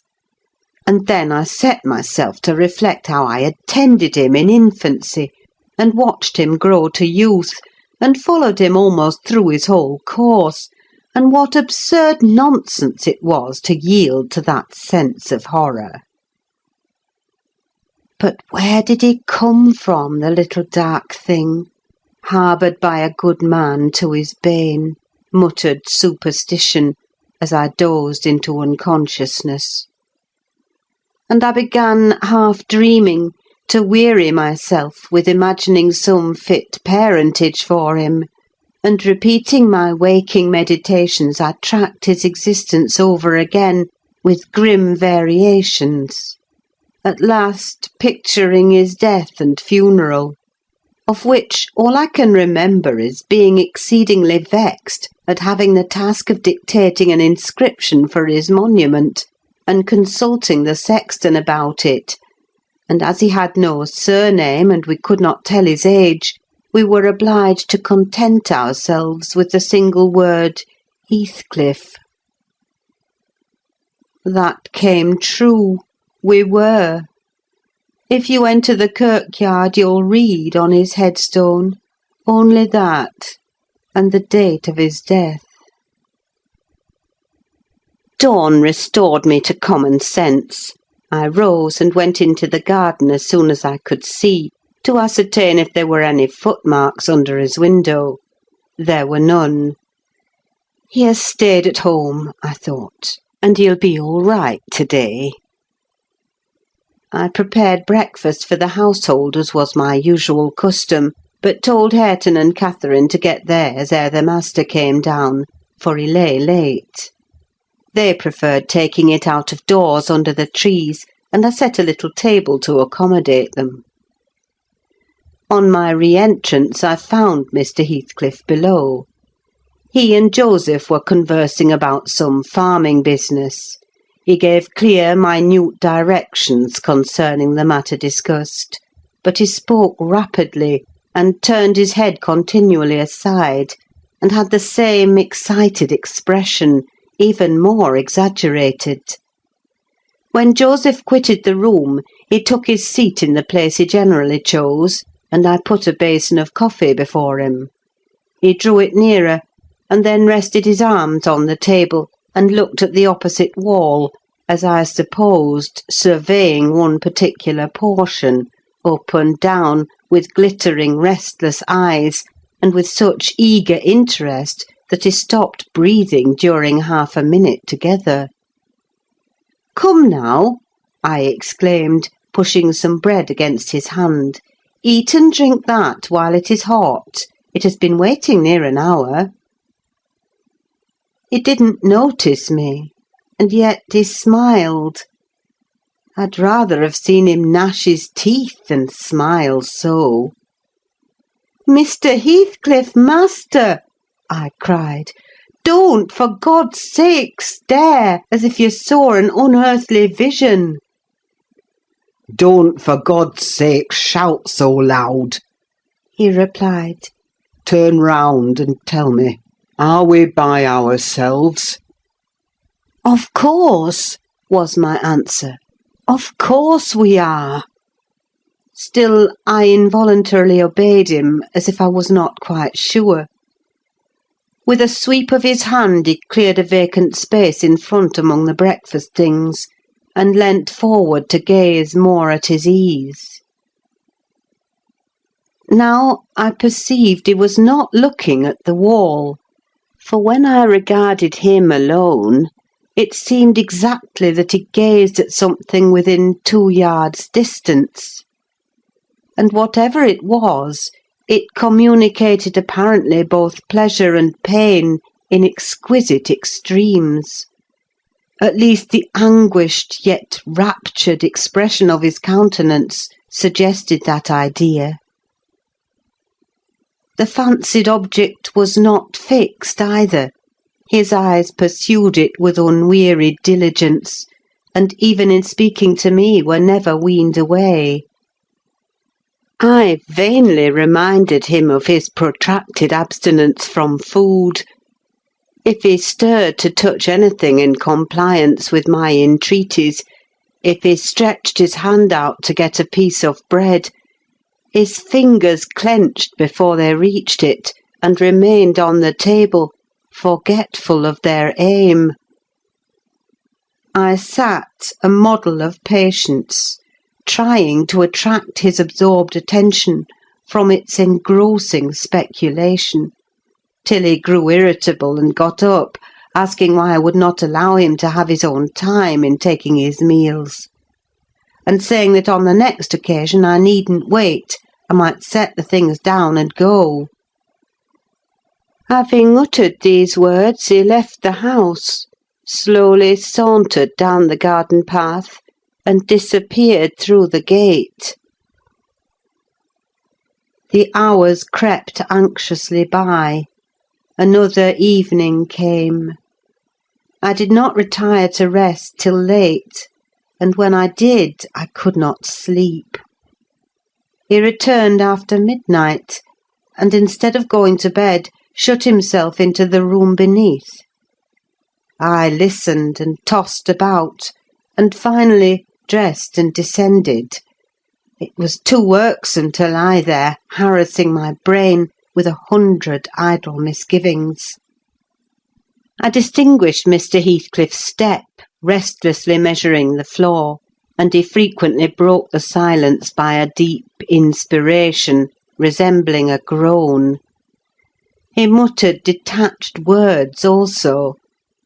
The only one I could catch was the name of Catherine, coupled with some wild term of endearment or suffering, and spoken as one would speak to a person present, low and earnest, and wrung from the depth of his soul.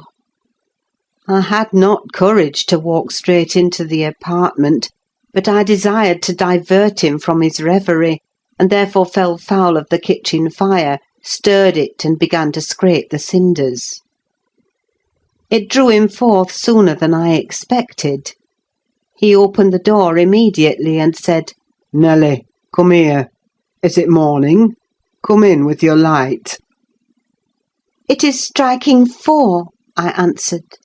"You want a candle to take upstairs. You might have lit one at this fire." "No, I don't wish to go upstairs," he said. "Come in and kindle me a fire, and do anything there is to do about the room."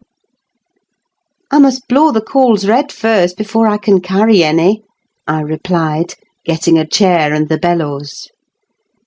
He roamed to and fro meantime, in a state approaching distraction, his heavy sighs succeeding each other so thick as to leave no space for common breathing between. "When day breaks, I'll send for Green," he said. "I wish to make some legal inquiries of him while I can bestow a thought on those matters, and while I can act calmly. I have not written my will yet, and how to leave my property I cannot determine. I wish I could annihilate it from the face of the earth." "I would not talk so, Mr. Heathcliff," I interposed. "Let your will be a while. You'll be spared to repent of your many injustices yet. I never expected that your nerves would be disordered. They are, at present, marvellously so, however, and almost entirely through your own fault. The way you've passed these 3 last days might knock up a Titan. Do take some food and some repose. You need only look at yourself in a glass to see how you require both. Your cheeks are hollow, and your eyes bloodshot, like a person starving with hunger and going blind with loss of sleep."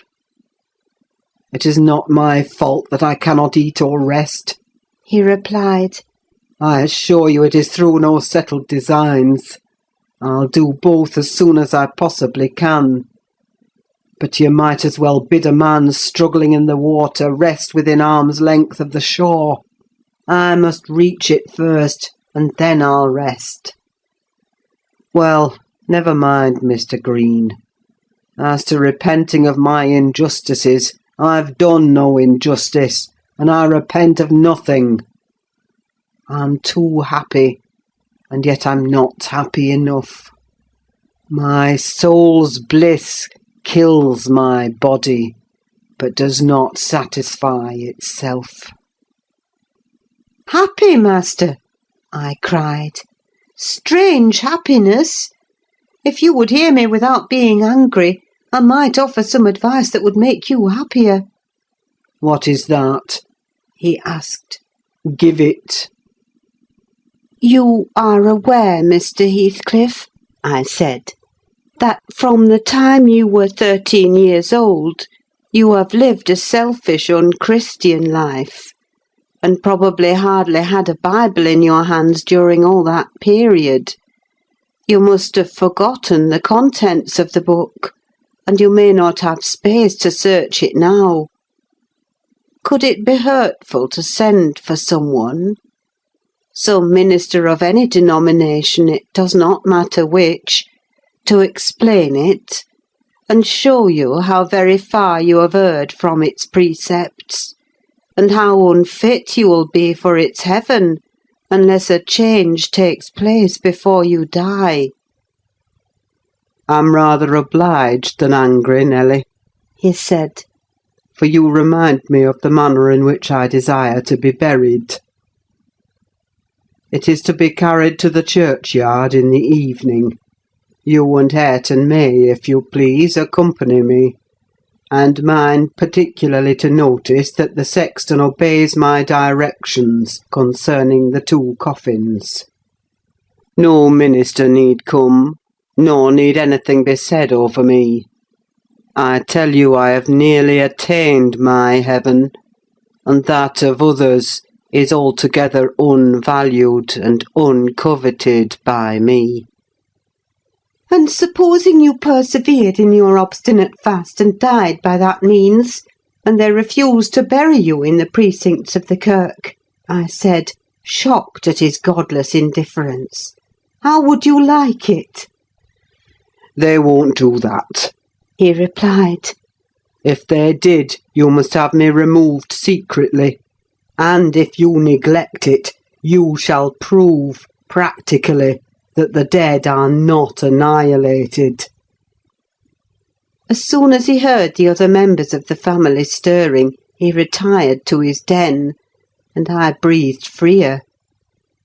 But in the afternoon, While Joseph and Hareton were at their work, he came into the kitchen again, and, with a wild look, bid me come and sit in the house. He wanted somebody with him.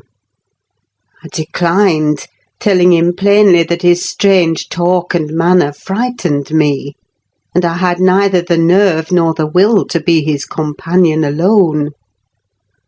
I believe you think me a fiend, He said, with his dismal laugh. something too horrible to live under a decent roof. Then, turning to Catherine, who was there, and who drew behind me at his approach, he added, half sneeringly, Will you come, Chuck? I'll not hurt you. No, to you I've made myself worse than the devil. Well, there is one who won't shrink from my company. By God, she's relentless. Oh, damn it! It's unutterably too much for flesh and blood to bear, even mine. he solicited the society of no one more. At dusk he went into his chamber. Through the whole night and far into the morning, we heard him groaning and murmuring to himself. Hareton was anxious to enter, but I bid him fetch Mr. Kenneth, and he should go in and see him. When he came, and I requested admittance and tried to open the door, I found it locked. And Heathcliff bid us be damned. He was better, and would be left alone, so the doctor went away. The following evening was very wet. Indeed, it poured down till day dawn, and as I took my morning walk round the house, I observed the master's window swinging open, and the rain driving straight in. He cannot be in bed, I thought. Those showers would drench him through. He must either be up or out, but I'll make no more ado. I'll go boldly and look. Having succeeded in obtaining entrance with another key, I ran to unclose the panels, for the chamber was vacant. Quickly pushing them aside, I peeped in. Mr. Heathcliff was there, laid on his back. His eyes met mine so keen and fierce, I started, and then he seemed to smile. I could not think him dead, but his face and throat were washed with rain, the bedclothes dripped, and he was perfectly still. The lattice, flapping to and fro, had grazed one hand that rested on the sill. No blood trickled from the broken skin, and when I put my fingers to it, I could doubt no more. He was dead and stark. I hasped the window. I combed his black long hair from his forehead. I tried to close his eyes, to extinguish, if possible, that frightful, lifelike gaze of exultation before anyone else beheld it. They would not shut. They seemed to sneer at my attempts, and his parted lips and sharp white teeth sneered too. Taken with another fit of cowardice, I cried out for Joseph. Joseph shuffled up and made a noise, but resolutely refused to meddle with him. "The divil's harried off his soul," he cried, "and he may have his carcass into t' bargain for aught I care. Eh, what a wicked un he looked, gurning at death!" and the old sinner grinned in mockery.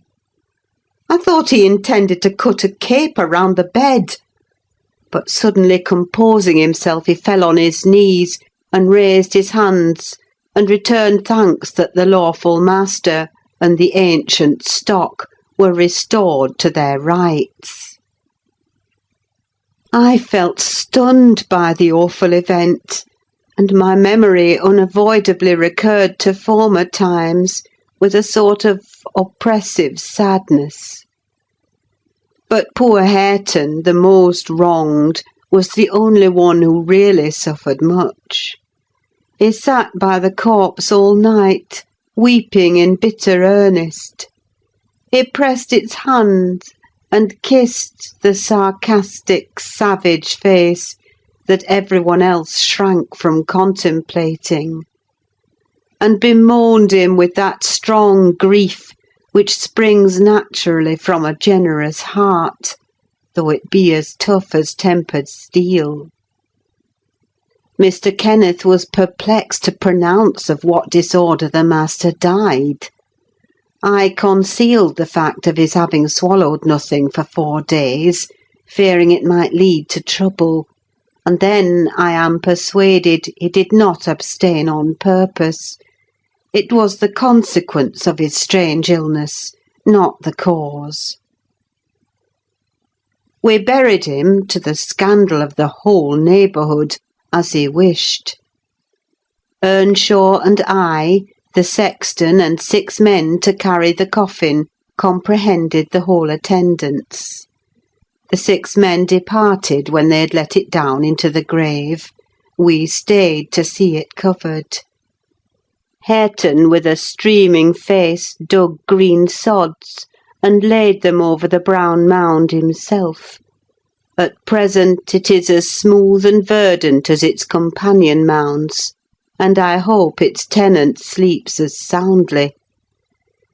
But the country folks, if you ask them, would swear on the Bible that he walks. There are those who speak to having met him near the church, and on the moor, and even within this house. Idle tales, you'll say, and so say I. Yet that old man by the kitchen fire affirms he has seen 2 on 'em looking out of his chamber window on every rainy night since his death. And an odd thing happened to me about a month ago. I was going to the Grange one evening, a dark evening threatening thunder, and just at the turn of the Heights I encountered a little boy with a sheep and 2 lambs before him. He was crying terribly, and I supposed the lambs were skittish and would not be guided. "What is the matter, my little man?" I asked. "There's Heathcliff and a woman yonder under t' knob," he blubbered, "and I dannot pass 'em." I saw nothing, but neither the sheep nor he would go on, so I bid him take the road lower down. He probably raised the phantoms from thinking, as he traversed the moors alone, on the nonsense he had heard his parents and companions repeat. Yet still, I don't like being out in the dark now, and I don't like being left by myself in this grim house. I cannot help it. I shall be glad when they leave it and shift to the Grange. "They are going to the Grange, then?" I said. "Yes," answered Mrs. Dean, "as soon as they are married, and that will be on New Year's Day." "And who will live here then?" "Why, Joseph will take care of the house, and perhaps a lad to keep him company. They will live in the kitchen, and the rest will be shut up." "For the use of such ghosts as choose to inhabit it?" I observed. "No, Mr. Lockwood," said Nelly, shaking her head. "I believe the dead are at peace, but it is not right to speak of them with levity." At that moment the garden gate swung to. The ramblers were returning. "They are afraid of nothing," I grumbled, watching their approach through the window. "Together they would brave Satan and all his legions." As they stepped onto the door-stones and halted to take a last look at the moon, or more correctly, at each other by her light, I felt irresistibly impelled to escape them again, and pressing a remembrance into the hand of Mrs. Dean, and disregarding her expostulations at my rudeness, I vanished through the kitchen as they opened the house door, and so should have confirmed Joseph in his opinion of his fellow servants' gay indiscretions, had he not fortunately recognised me for a respectable character by the sweet ring of a sovereign at his feet. My walk home was lengthened by a diversion in the direction of the kirk. When beneath its walls, I perceived decay had made progress even in 7 months. Many a window showed black gaps deprived of glass, and slates jutted off here and there beyond the right line of the roof, to be gradually worked off in coming autumn storms. I sought and soon discovered the 3 headstones on the slope next the moor, the middle one grey and half buried in the heath, Edgar Linton's only harmonised by the turf and moss creeping up its foot, Heathcliff's still bare. I lingered round them under that benign sky, watched the moths fluttering among the heath and harebells, listened to the soft wind breathing through the grass, and wondered how anyone could ever imagine unquiet slumbers for the sleepers in that quiet earth.